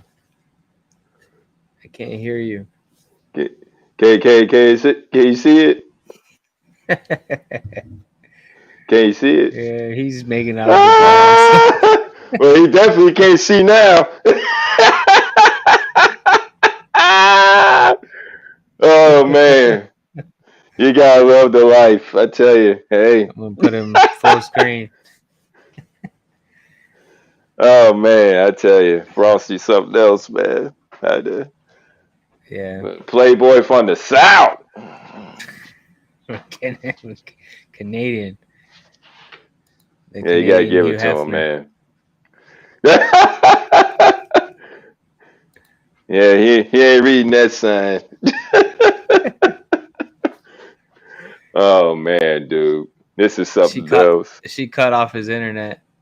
Oh really? She cut off the mic? Probably. Oh hell no, dude. I don't know. Hey, wherever he was drinking, I know it was some good shit. So hey, Like Yeah, shit, I would have been yeah. sipping that too.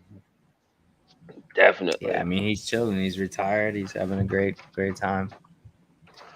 Dude, congrats. Definitely. He made it. You know, Yeah, when he he put the retired. time in. He was Yeah, saying and he all got of that. into Ethereum Classic early. He was like a miner and all that. So. Oh, really? hmm Oh, that's cool, man. Yeah, that's why you know So so he's been much in the about Ethereum Classic. yeah. I mean, Well, man, you I'll know, like I say, if y'all can do it, do it. Do it now. And get the fuck from where y'all at. If y'all live in the damn city,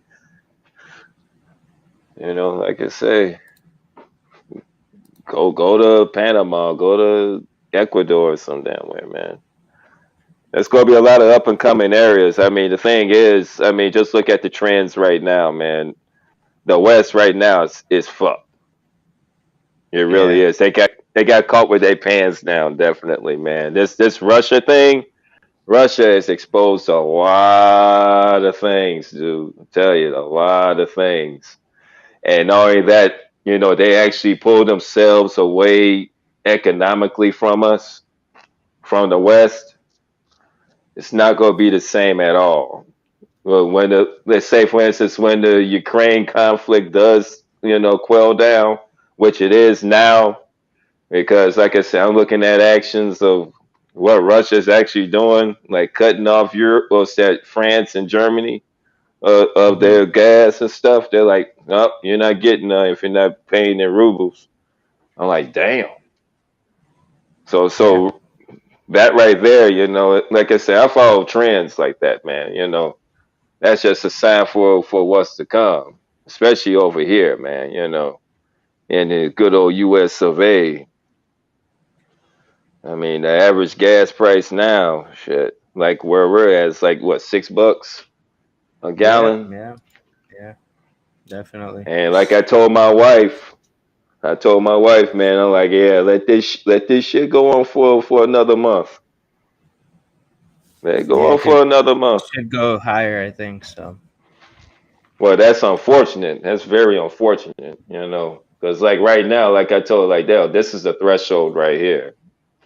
I seen less and less cars on the road in rush hour and everything, dude. So yeah, it's gonna be something else, definitely.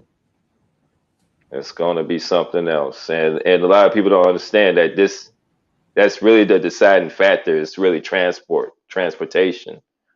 I mean, you stay in a rural area, you gotta drive. I mean, you gotta pick up your kid to school, you gotta drive. Yeah. Well, hopefully it just lasts with this administration, and the next one can do better. Well, that's the Right. thing, you know. It's not even 2 years yet, man. Yeah. That's the thing. It's not even 2 years yet, man, and it's going to take like a month to actually break people. And like people right now, they're hurting. They are Yeah. really hurting, man. I heard someone say if it goes to like $8 a gallon, $7, $8, like no one's gonna have money to do anything, go anywhere, go to work.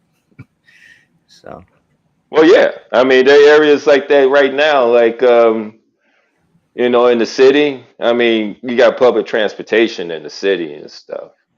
You know, that's yeah, that's the good part. You know, they haven't raised the fares yet because you know a lot of these you know, like the CTA and all that, they've actually got the future price anyway. So they're locked in. But once you know those contracts run out, okay, yeah, bus fare that was $2 now it's $6. yeah. Yeah, so Everything's up. It's crazy. It really is. I was not expecting this, but no one was expecting it, man. You know, and unfortunately, it is affecting the price of crypto now. You know, but I mean, overall, thank God that the design of Hex. I mean, mistaken for like 2 years now, and I mean, best damn decision I ever made in my life. One of the best yeah, damn decisions next to of marrying course, my wife and being an electrician. So of course, yeah. It's, I mean, I'm day 600, but you know, it's nice to get that yield every day. So Oh yeah, yeah. It shows definitely. It shows real yield too. At that, it's your yield. It's no oh, damn he's yield back. from. Oh, you back? You got the mic back, or you had to get a I heard him. microphone? I heard him. Can you hear us? Who? Me? Yeah, you Yeah, were there you talking go. earlier, but your mic was out. Yeah, somebody rugged my ass, but that's okay. No, it's not somebody. I was too much talking about politics. That's the problem. I'm fucking this shit. Yep. Hey, that's what It we're here happened. for, man. Yeah, I try to write you a sign and everything, man, but You got you got the busy. lady in the way. I'm like, oh, he ain't reading that damn sign. I mean, Chicas always es muy que pena. Sí, chica es muy que pena. there you Sí, go. sí, todo que pena. Sí, sí, sí. Es muy grande problema. Exactamente. Does everybody bail off this? Who's left in here? Just Just Romanian us, Dan man. and Crypto Nate. They all bailed, eh? That's okay. Yeah, it's late over here. I mean, you're probably the same. But what's your time zone? Eastern time zone? USD, US Central Time. Central, Oh, right? okay. Yeah, Okay, so same time you're as an me. hour earlier. Okay. It's like So 10:30 over here. Yeah, I have no idea what time it is. But we're good. Fucking let's roll on. We go till the sun comes up around here. It's awesome. Hi. Hello. Hello. Hey. How's it going? Hi. Hey. Good night. See, that's what I'm Mr. talking Nita, about there, you? dude.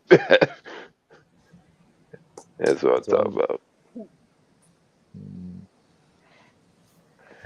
Hey, you be a perfect marketing agent for Hex, Frosty.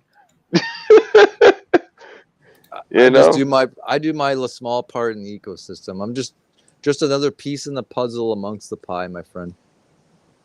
I hear that, man. Frosty, Yeah, you're very, right. very I do what I can do, and other people do what they can do, and whether they agree or disagree, I just try to offer an objective macro outside to see all points of view from a non-biased opinion. You know what I mean? And I try not to put my personal feelings and my personal opinions amongst what things are.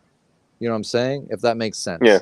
I find Oh people no, get too wrapped up in their own emotional opinion without non-subjectable thought, right?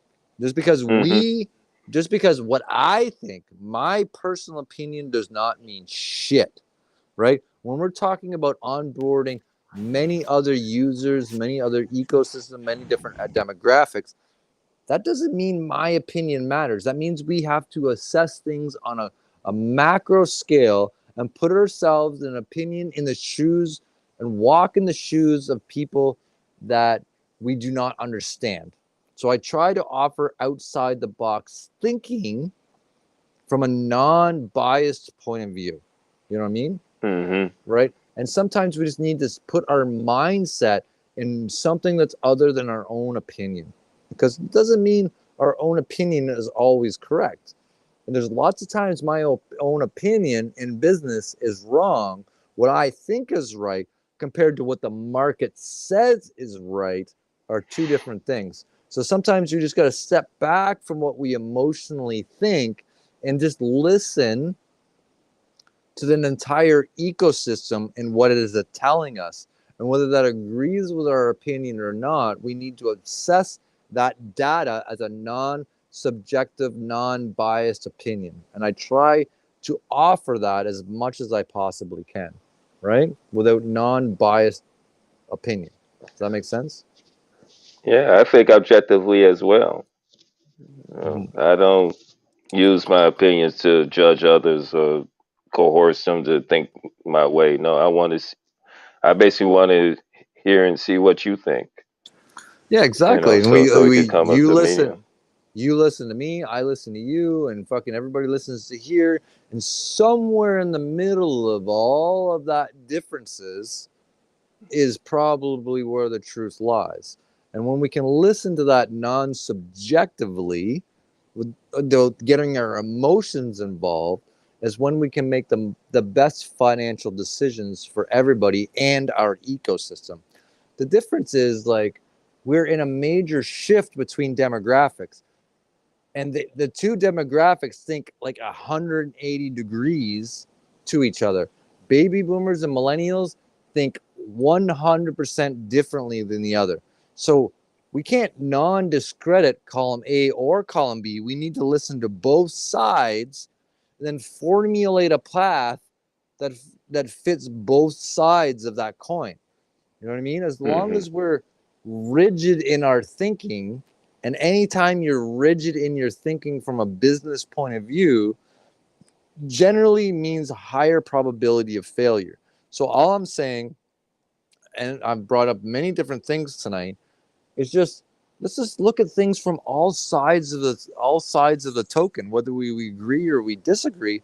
But let's objectively look at them on a non-opinion base from multiple different views, and at that point, let's form an opinion. Does that make sense? Yeah, sure. Yeah. That's all I'm trying to offer. That's all I'm trying to offer, right? Yeah. You gotta know what both parties lie up until you actually come up with something. Yeah. Right. And then at that point, we can collectively bring the opinions of the whole of the community and then start forming paths based on those non-objective opinions, right? Like, but I feel people in this ecosystem, not our ecosystem, but all crypto ecosystems, where they're like maxis and there's just only one way of thinking.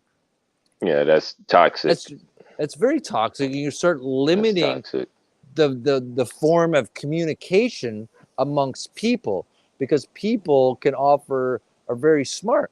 As a collective of many people in the ecosystem can offer many subjective opinions.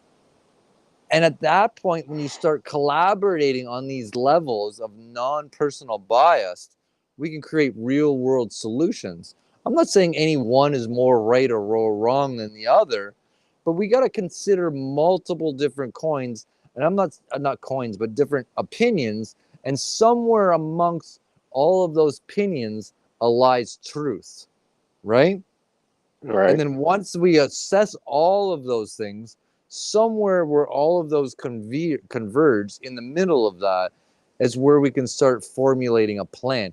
But we have to be non-biased in our listening skills to be like, hey, what about this? What about this? Without being emotionally attached to that controversial objective.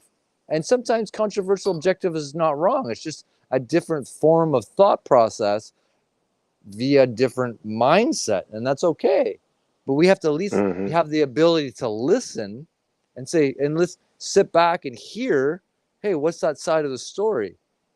And there's half truths and mistruths and everything these days, but somewhere in the middle of all that is the truth, right? All I'm trying to offer is, listening is a skill, definitely.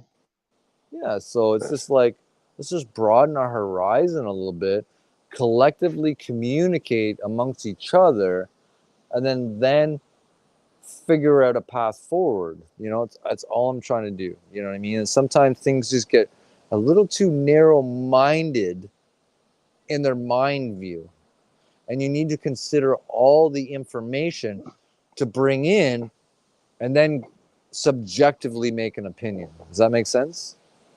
Yeah. Yeah, definitely.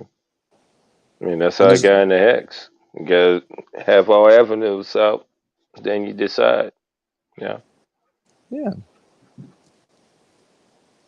So there's nothing wrong with playing devil's advocate in the rest of the world. It just offers a different view on things. Whether it's right or wrong doesn't mean anything. It's just, let's just consider it and put ourselves in somebody else's shoes for 5 minutes other than our own, and let's just look through the lens of somebody else's shoes for 5 minutes, right? Whether we agree or disagree doesn't matter.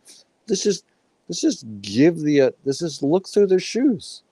And at least once you look through their shoes, whether you agree or disagree, you can at least then start to understand where the other party's coming from.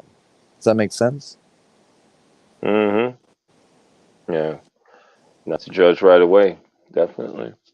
Yeah, do not judge a man until you walk a mile in his shoes. You know what I mean? And we cannot all put ourselves in each individual's man's shoes from our own personal biased life experiences. We need to listen to other people and their objectives and their disconcerts and their fucking whatever and hear them. Whether we agree or not or disagree is irrelevant, but we need at least to hear them in order to form an objective opinion. But I find right now with all these echo chambers that nobody's listening to each other anymore. They're just like, no, this, that. We're all a fucking form of fucking maxis that can't fucking hear each other as human beings anymore, right? And there's no right or wrong opinion, but at least we can hear each other without fucking disrespecting and discrediting each other. Yeah, that's a problem. Definitely. I've seen like guys actually, that you thought they were close, and then all of a sudden, boom, they go off on something and they spread it, separate their own ways. It's toxic for the community. It really is. Like you said, the maximalism and egos definitely. Yeah, what you got ego for? We're in Hex. Yeah, exactly. You may like not have to agree with the other person, but you can at least give the person fucking 10 minutes of respect to hear them out and try to relate from them from where they're seeing it at their mental point in view. And we all learn at different stages in our life. We all learn and become more knowledgeable, more experienced in different things. At least you can give the respect of hearing them out without fucking putting them down, treating them like they're pieces of shit. Whether you agree or not or disregard, okay, just give the fucking poor person a few minutes to explain their side, and then you have the opportunity to explain your side. And the probability of somewhere between you and them is a higher probability of truth, right? Because we all have different perspectives and different things and coming into our lives. Never judge a person until you walk the mile in their shoes. I try to listen to all things, all different communities, fucking from Luna to fucking things that are good, things that are bad. I try to absorb it all and then make an educated opinion. But I'm at least going to listen. I'm not going to be like, blah, blah, blah, blah, Luna this, blah, blah, blah. You know what? I give them the opportunity to explain themselves and hear their side of the story before I form an opinion, without jumping out of the gate and forming opinion, without at least hearing the opposition side. And this is just nothing more than human respect. At what point do we lose the human respect of hearing the other person out? Whether we agree or disagree, we can't hear the other person out? What is wrong with that? At what point in history do we fucking disrespect a person so much we can't even give them 5 minutes of our time to hear them out, regardless of whether we agree or disagree? Well, respect is taught, Frosty. That's it's actually taught. It's not given. It really isn't. Someone's got to actually teach a person how to respect another. And that's the part I try to advocate for. You know what I mean? Like, just back up, take a step back, and yeah, you may not agree with the person, but at least hear them out. That's all. That's all I'm saying. And there's nothing wrong with that. I'm not saying you have to change your mind. I'm not saying you have to change your opinion, but at least give the other person the fucking respect to hear their side. What's wrong with that? How is that such a horrible thing in this world? Unfortunately, it has. Because if you got your own opinion besides theirs, then all of a sudden you're evil guy. Right? It's true. Welcome to my life. We're all fighting the same evil too. We shouldn't bicker at the other communities as much as we do, but it is what it is. Yeah, but with that, I mean, over the years, man, I don't start nothing. You know, like I say, it's like a piranha. I always came with the term hex piranhas. Like, hey, you dip your foot in that damn water, kicking it around. Okay, you see, what do you think the damn piranha's gonna do? But the Like, piranhas okay. are only dangerous until the water gets low. You know what I mean? If you dip your water when the water is high in a piranha pool, piranhas won't bite you. The piranhas Mm-hmm. only become dangerous when the water becomes low and food becomes scarce. You know, you could Mm-hmm. literally go swimming in a pool of piranhas when the water is high and the food is abundant and they won't touch you. It only becomes a problem. Piranhas only become a problem when the water is low and the food becomes scarce. And that's the way I see a piranha pool, right? As long as Mm-hmm. everything's good and the fucking prices are high, the Yeah. piranhas don't bother you. The piranhas only become a problem when the water's low and they're all fucking fighting to keep their own ecosystem above water, right? You know? Yep, that's a good way of putting it too. Definitely. Right? So, and Definitely. now you can see when the water's getting low in the ecosystem and the fucking food is becoming scarce, the piranhas are coming out and the echo chambers are only becoming more fucking exponential or more violent. And then you got to ask yourself why? Because they're all trying to fight for the same thing. They're all trying to fight for the same water space, the same food supply. And I'm saying instead of fighting for the same food supply, just fucking go out and expand on the exponential amount of food supply, considering we're at 3 to 5% of 8 billion people that are in the marketplace. There's no shortage of food, It sure isn't. right? No, there Because there's isn't. only 5% of, let's say on the best case, 5 to 6% of the population in crypto. Okay, well, 5% of fucking 8 billion people is pretty fucking minimal. There's more food supply from the piranha point of view than there is chewing on our own ecosystem. Let's just understand what the barriers of entry is to the rest of the food supply. And let's look at that as non-subjective as possible and formulate an educated opinion and multiple different platforms to expand that ecosystem, opposed to fighting amongst ourselves over bullshit. But what I find people are more concerned about fighting over ourselves over bullshit than expanding the ecosystem. Mm-hmm. Yep, 100% true. It's the Right? most important thing, really. It should be the most important thing. I mean, you're actually in this product that actually works itself. And the absolute best thing, like you say, is to advertise it. Like, hey man, I got, in this damn thing and I did pretty good. Why don't you try it out? You know. But like you said, like it also said, the egos, man.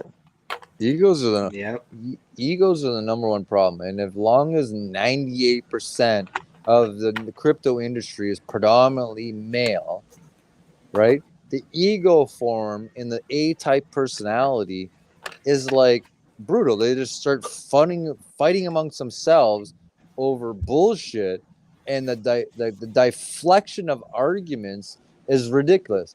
When somebody can't answer a straight up question, they deflect to something that's non-conversational, subjective, like 180 degrees compared to the conversation. It's a deflection of a direct question they cannot answer. And for me, I'm like, I don't buy that shit. I'm like, I don't give a shit about your deflection. Answer the direct question. I fucking answered you. You know what I mean?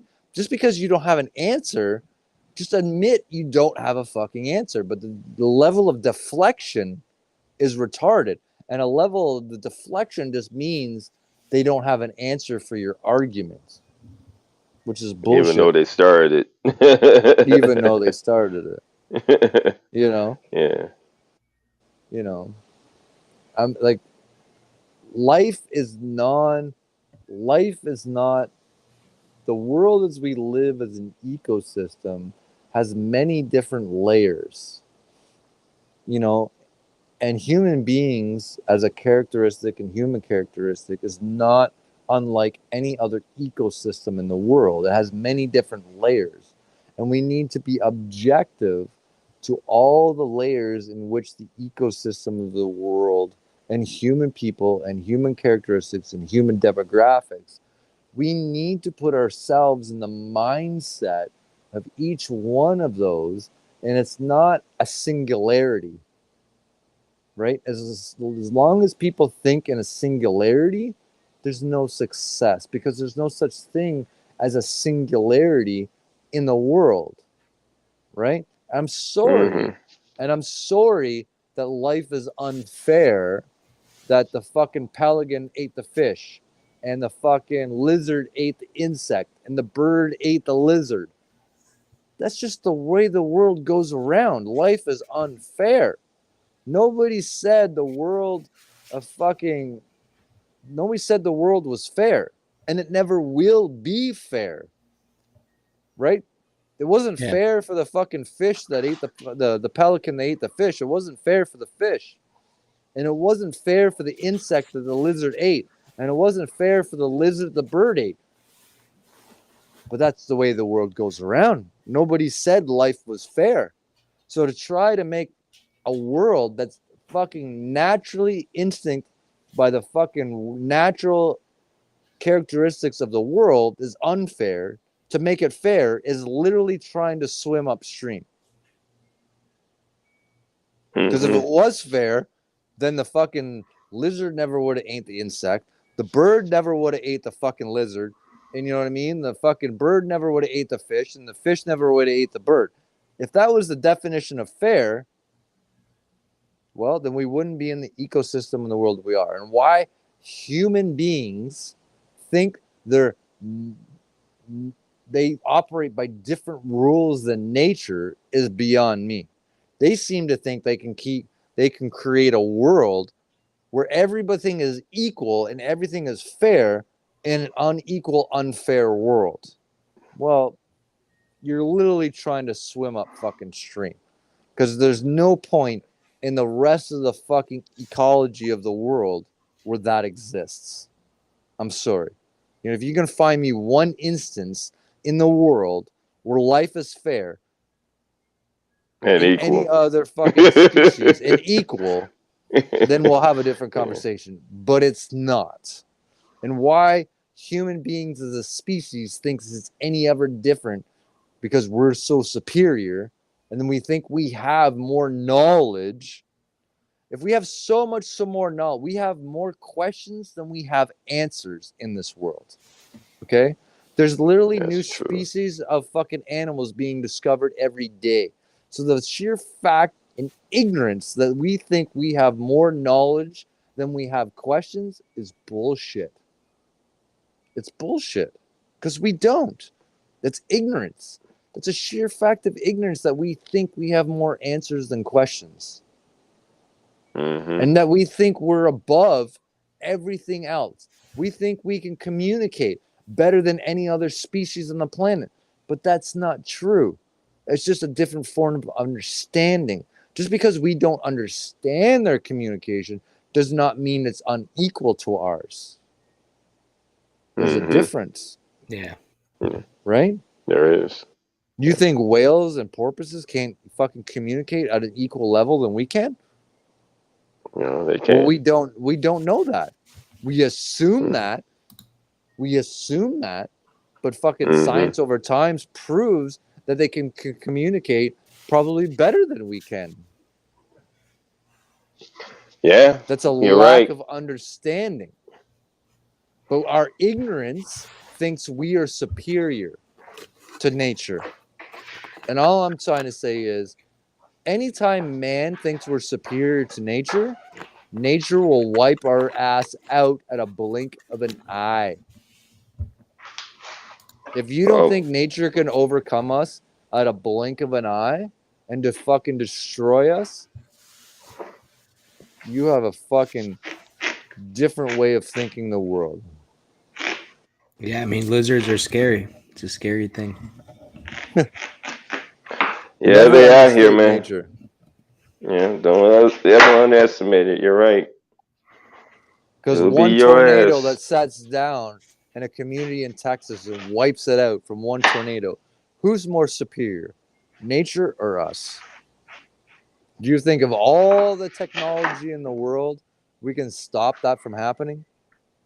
Nope. No.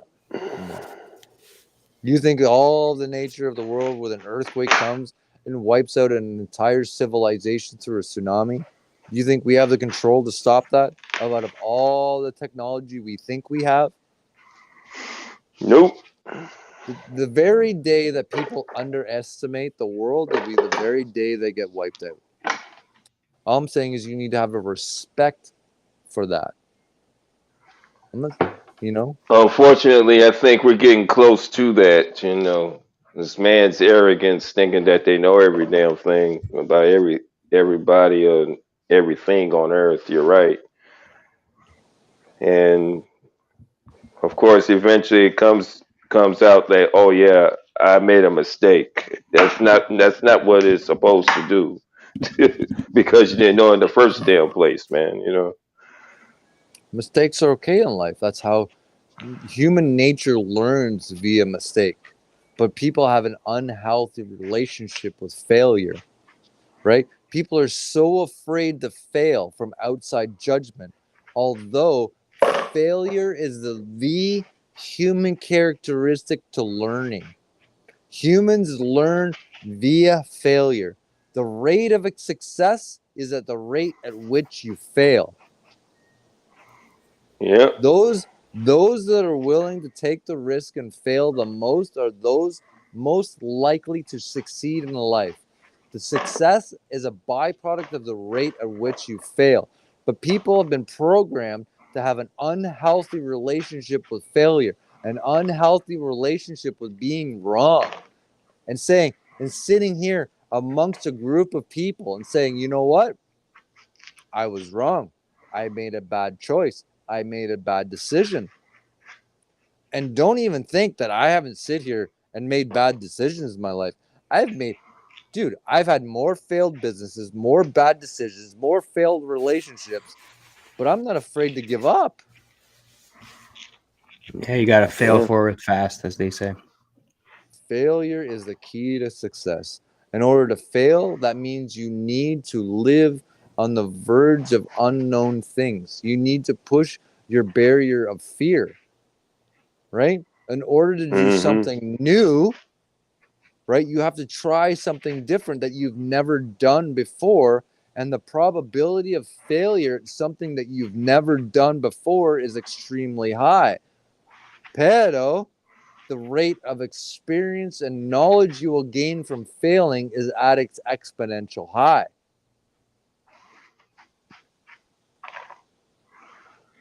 Yep, you're right about that, man.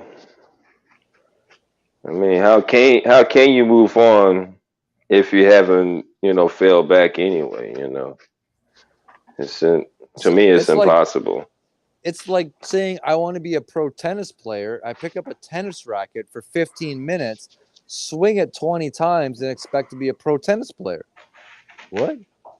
How Yeah, does any of exactly. that make fucking sense? These people train for fucking 8 hours a day, fucking 5 days a week to become professional. Discipline. They swing that racket thousands of times and they've failed more times than they become successful. It's a byproduct of failure that creates the success. But for some God unknown reason, people have been programmed to have an unhealthy relationship with failure. Failure is wrong. I go to school. I make a mistake on a math test. I get ostracized for it. I am wrong. And they have they've been literally programmed from a fucking young age that failure is wrong. Although failure is literally the key to success. You know, oh, I fucking failed a math test. I failed an English test. I failed whatever. And the amount of negative public pressure that comes on from failing that test compared to the people that pass those tests is bullshit.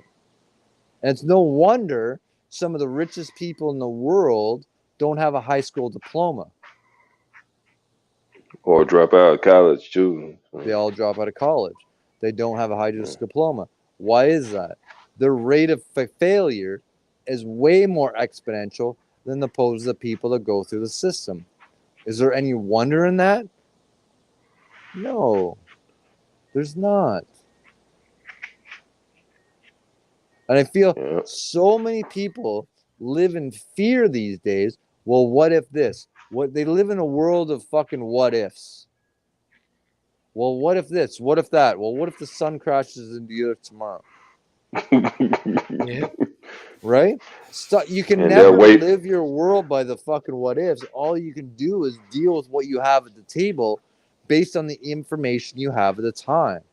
And based on the information you have at the time, the skill sets in which you have, you can make an informed decision to make the best judgment in the world. Whether that's right or wrong, sure, you're going to make wrong decisions. You're going to make micro decisions. But at least as long as you have the ability to learn from the wrong decisions you will have, the probability of success is far higher. But the problem is people are so afraid of making a fucking mistake, they don't even try and they avoid the situation altogether. Like altogether. Well, you know. You'll have people like the analogy that you just used earlier. They will wait for that sun to crash in the earth. Literally, they will wait. They will wait for the sun. They will live in the fucking imaginary world of the fucking possibles, and they will fucking stew on that until their own demise, opposed to just trying something and learning. Exactly. Human characteristics learn by failure. So when we think back and we went through as a young child, do you think we did not fall learning how to walk? Do you think we just walked without ever falling? No, we fell. Do you think you learned how to ride a bike with never falling off a bike? No, we fell. But it was that failure. People learn, the human nature learns via failure. But we've made it via society to be afraid to fail. And that being ability to be afraid to fail has made people afraid to take risk. And they made them they made them unable to assess risk, right? So if you're unable to assess risk, you're unable to assess the probability of failure. So you have this fucking vortex that feeds on itself, where the number one human characteristic and trait is a byproduct of failure to make it absolutely people afraid to fail. You think that's coincidence? You think that's on purpose? That the world has been subjectively fucking brainwashed to think failure is a bad thing, even though it's the only way the human species learns? What? Nope. They want you stuck in the system so you can work for them. Exactly. Well, not only that, they want you in constant competition. Also, it's almost like a diversion to, like focus away from wherever your life can be. But I just want you to focus on this one thing so you can be better at this instead of that. Exactly. Also, I agree. 1,000%. What I try to encourage people is the key to success is the rate at which you fail. If you can't be willing to fail, then you will never find success, because it's literally in the human characteristic. If you think the day that you learned how to walk and you never fell once, bullshit. If you learned how to talk, that you never made wrong sounds and vowels and whatever, wrong. If you never learned how to ride a bike and never made a mistake, Wrong. If you ever learned to become a pro tennis player and fucking made a mistake, wrong. The very human characteristic of learning is a byproduct of failure. That's why the fucking key to success is the rate at which you fail.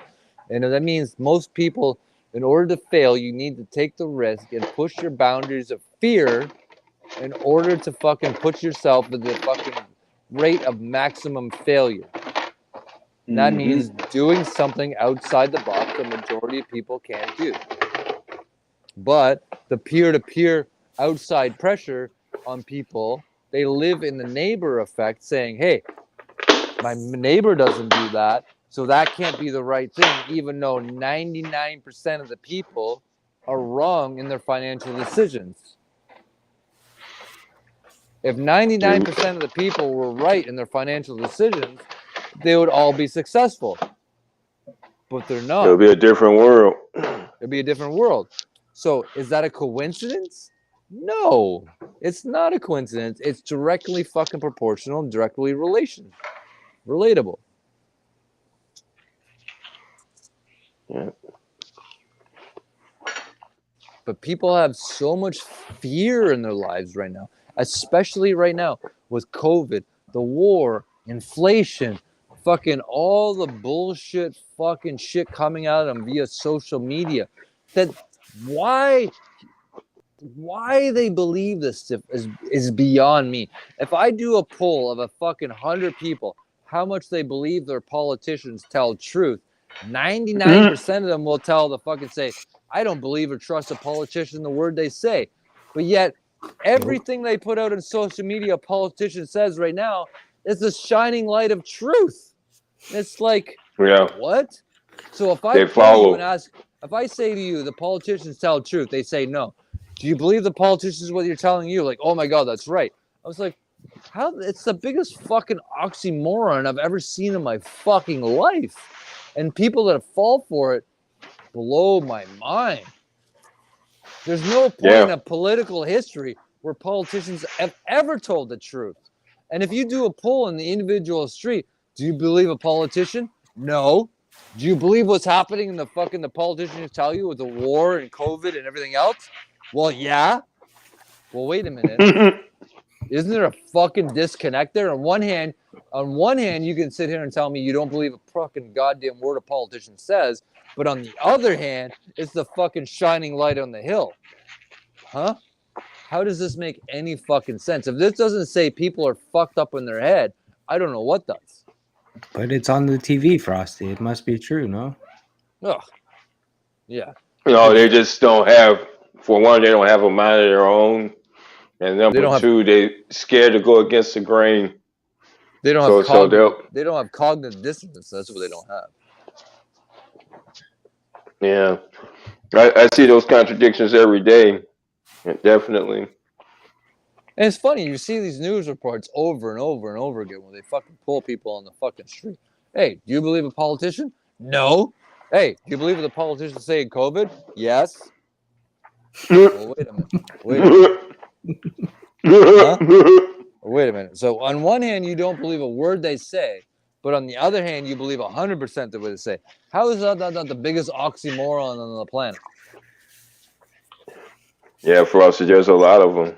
And like you were saying about what the market, just the same thing. It's the same exact number of people totally ignorant of finances, totally ignorant of politics, totally ignorant of themselves, totally ignorant of society. Well, that's what I'm trying to say. That's what I was trying to point out, make earlier. You're trying to promote a financial speculative instrument to 99% of the people that don't understand finance. So if the majority, 99% of the people don't understand finance, because if they did, they'd be more financially successful they are. And you're trying to promote a fucking speculative asset that makes fucking logical sense in a fucking financial matter, and 99% of the people don't get that, and we wonder why there's a cognitive dissonance in the communication? What? Maybe, just maybe, if 99% of the people don't understand finance, because if they did, they'd be rich, but they're not, okay? So maybe we need to bring it back onto a level that they can fucking relate to. And it's not, a majority of people can relate to things on a non-financial fucking aspect of life. So instead of pushing so fucking hard from our community on a speculative financial fucking asset point of view, why don't we fucking promote it and look at it through the lens of someone else and put ourselves in somebody else's shoes to see the way they perceive the world? But we can only perceive things the way we see them. And the ability to see things the way other people can see them by putting yourself in other people's shoes will be the day you have understanding of the greater world. I Right? get what you're getting at with that, definitely. Never judge a man until you walk a mile in his shoes. You think these Well, maybe should probably hire some type of ad agency that specializes in those things. What do you think? I mean, to reach that type of demographic, because of course I think you see what I see. You know, it doesn't. It really doesn't. Well, follow that way. It doesn't follow that way. And all I'm saying is, like, I'm not saying I'm right. I'm not saying I'm right. All I'm trying to be is offer a different fucking perspective other than my own. You know what I'm saying? Because I'm not even saying I'm right. I'm not even saying this is what we have to do. All I'm saying is once we look at things through multiple different lenses, can we make an objective opinion? So sometimes when I come out with these things, I'm just trying to offer a different point of view through a different fucking lens. And then from that different lens, we can create a communicative whole.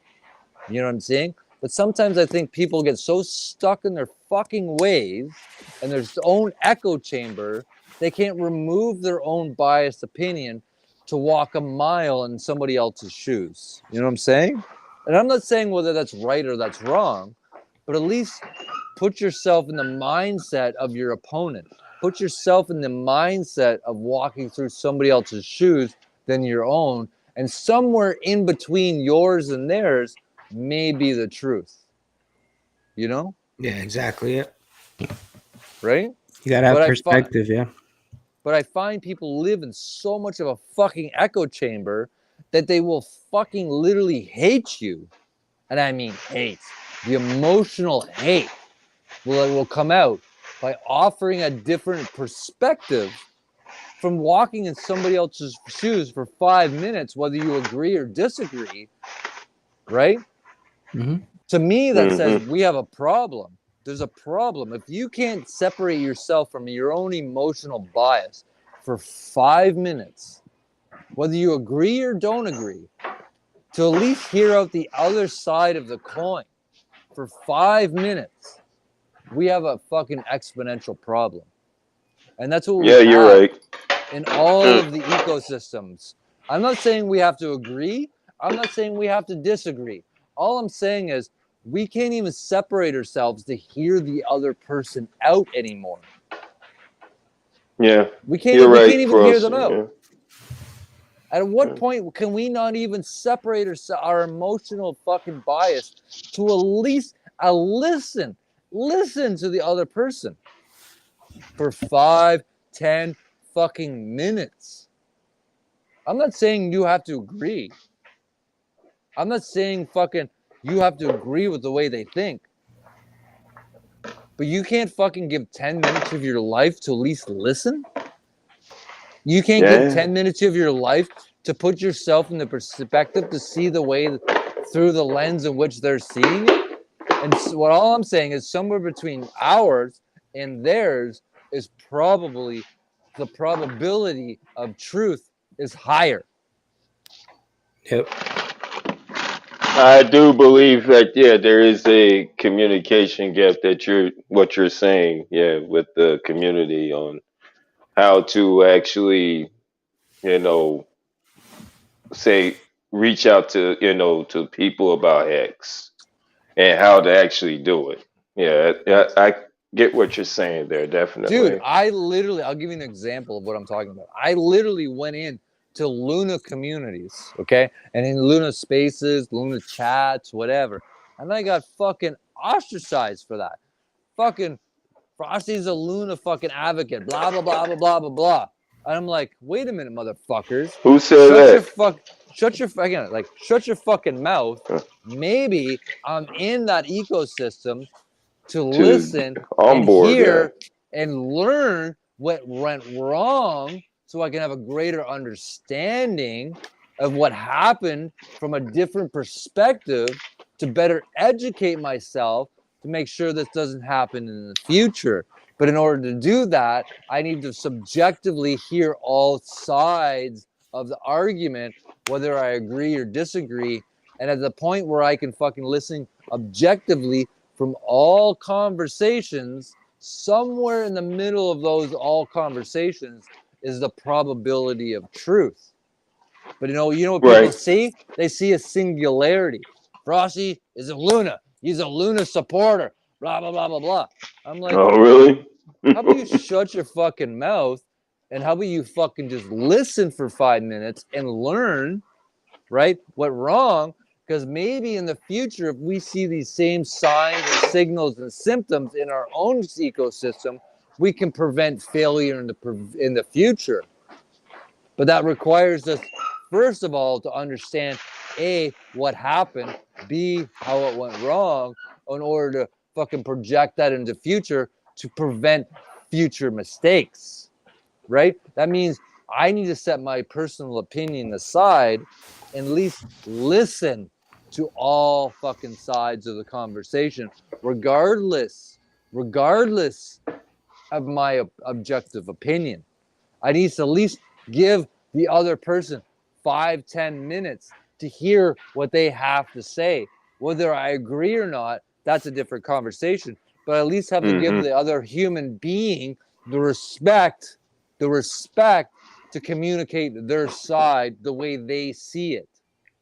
And what's wrong with that? So you felt so you definitely felt disrespected, someone from our community calling you out like, oh, you're another type of human being instead of us, right? But Personally, I get what you're saying. Yeah, personally, I don't care, because as soon as they attack me regarding that mindset, I already know the level of fucking mental cognitive dissonance they fucking have, which is pretty low, and they can only see like a horse with blinders one thing, and they're too fucking arrogant in their mindset to expand their broad horizon to give the human being respect that it deserves, whether we agree to disagree, right? To have that open form of communication, to have that fucking controversial conversation back and forth, to have an understanding.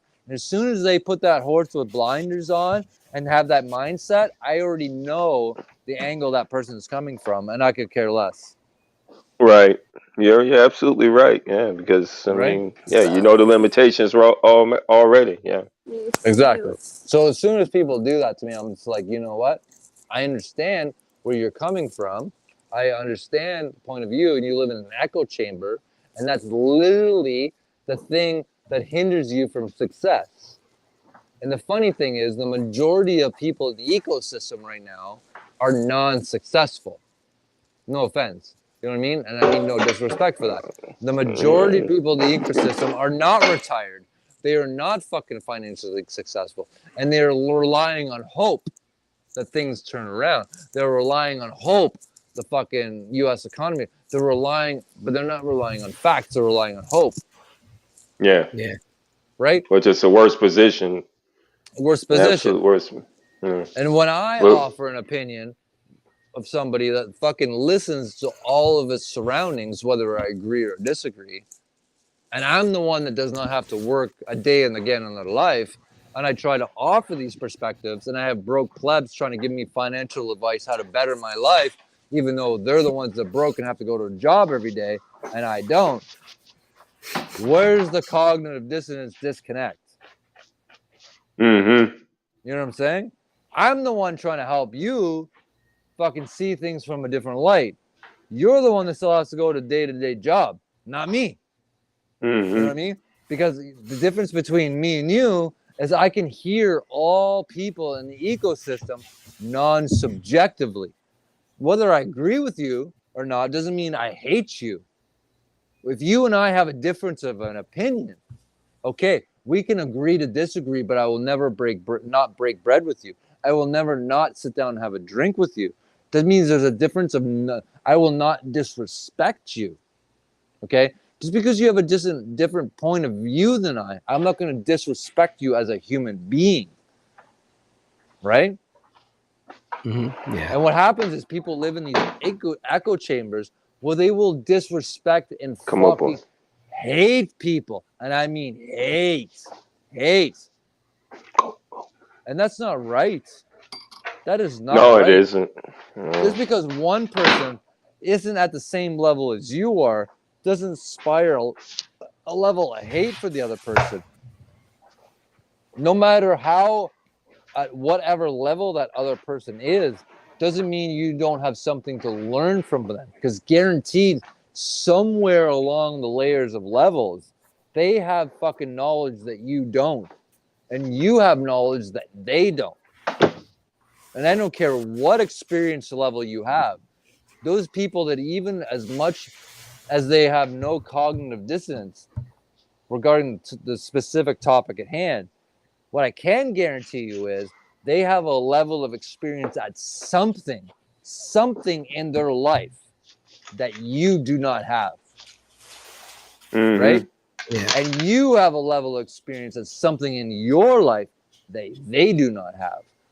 Combined together, that collective of knowledge between you and them may be different, but between you and them, collectively, you're better as a whole, as an average. But don't ever think for 1 second that person that you think is beneath you does not have a level of experience in something that you absolutely have no fucking idea or fucking experience in, that they cannot help you in a knowledge base. Because I guarantee you, even some of the dumbest people in the world having an experience and fucking knowledge base in something you have no fucking clue about. You're right about that, man. That needs to be respected. That needs to be respected at a human being level. On a human being level. And as long as we can respect each other on a human being level, that's when the communication can start to flow. Mm-hmm. But as soon as you start to disrespect each other on fundamental bullshit because of echo chambers, is the day that you have the maximum amount of disconnection. And that's a problem. If you can't fucking agree to disagree as a reasonable person, that's a problem. Because no matter and a personal who it is, one too. Yeah. on a personal one, because no matter you, me, the three of us in this room right now, all of us have an experience somewhere along the line that none of us have. I mean, none of us. Right? Yeah. Mm-hmm. All of you have a trades, difference, work experience, specialties, different than the three of us in this room right now. Absolutely guaranteed. Absolutely guaranteed. Mm-hmm. That doesn't mean I disrespect you for that. That doesn't mean I'm going to put you down for that. But what if we can fucking learn from each other based on the experiences we had? Is that not growth? That's the definition of growth, yeah. That's the definition of growth. But we need to put our fucking egos and our emotions aside to listen to the other person for 5 minutes. I have experiences, you have experiences, and you have experiences. None of those are equal. You have experiences and you have experiences that I will never have in my lifetime. And I have experiences that you will have never in your lifetime. Somewhere between you and I and the three of us, we can fucking learn from all of those experiences. And the day that you can stand on the shoulders of people that failed before you is the day that you find success. But in order to do that, you need to listen.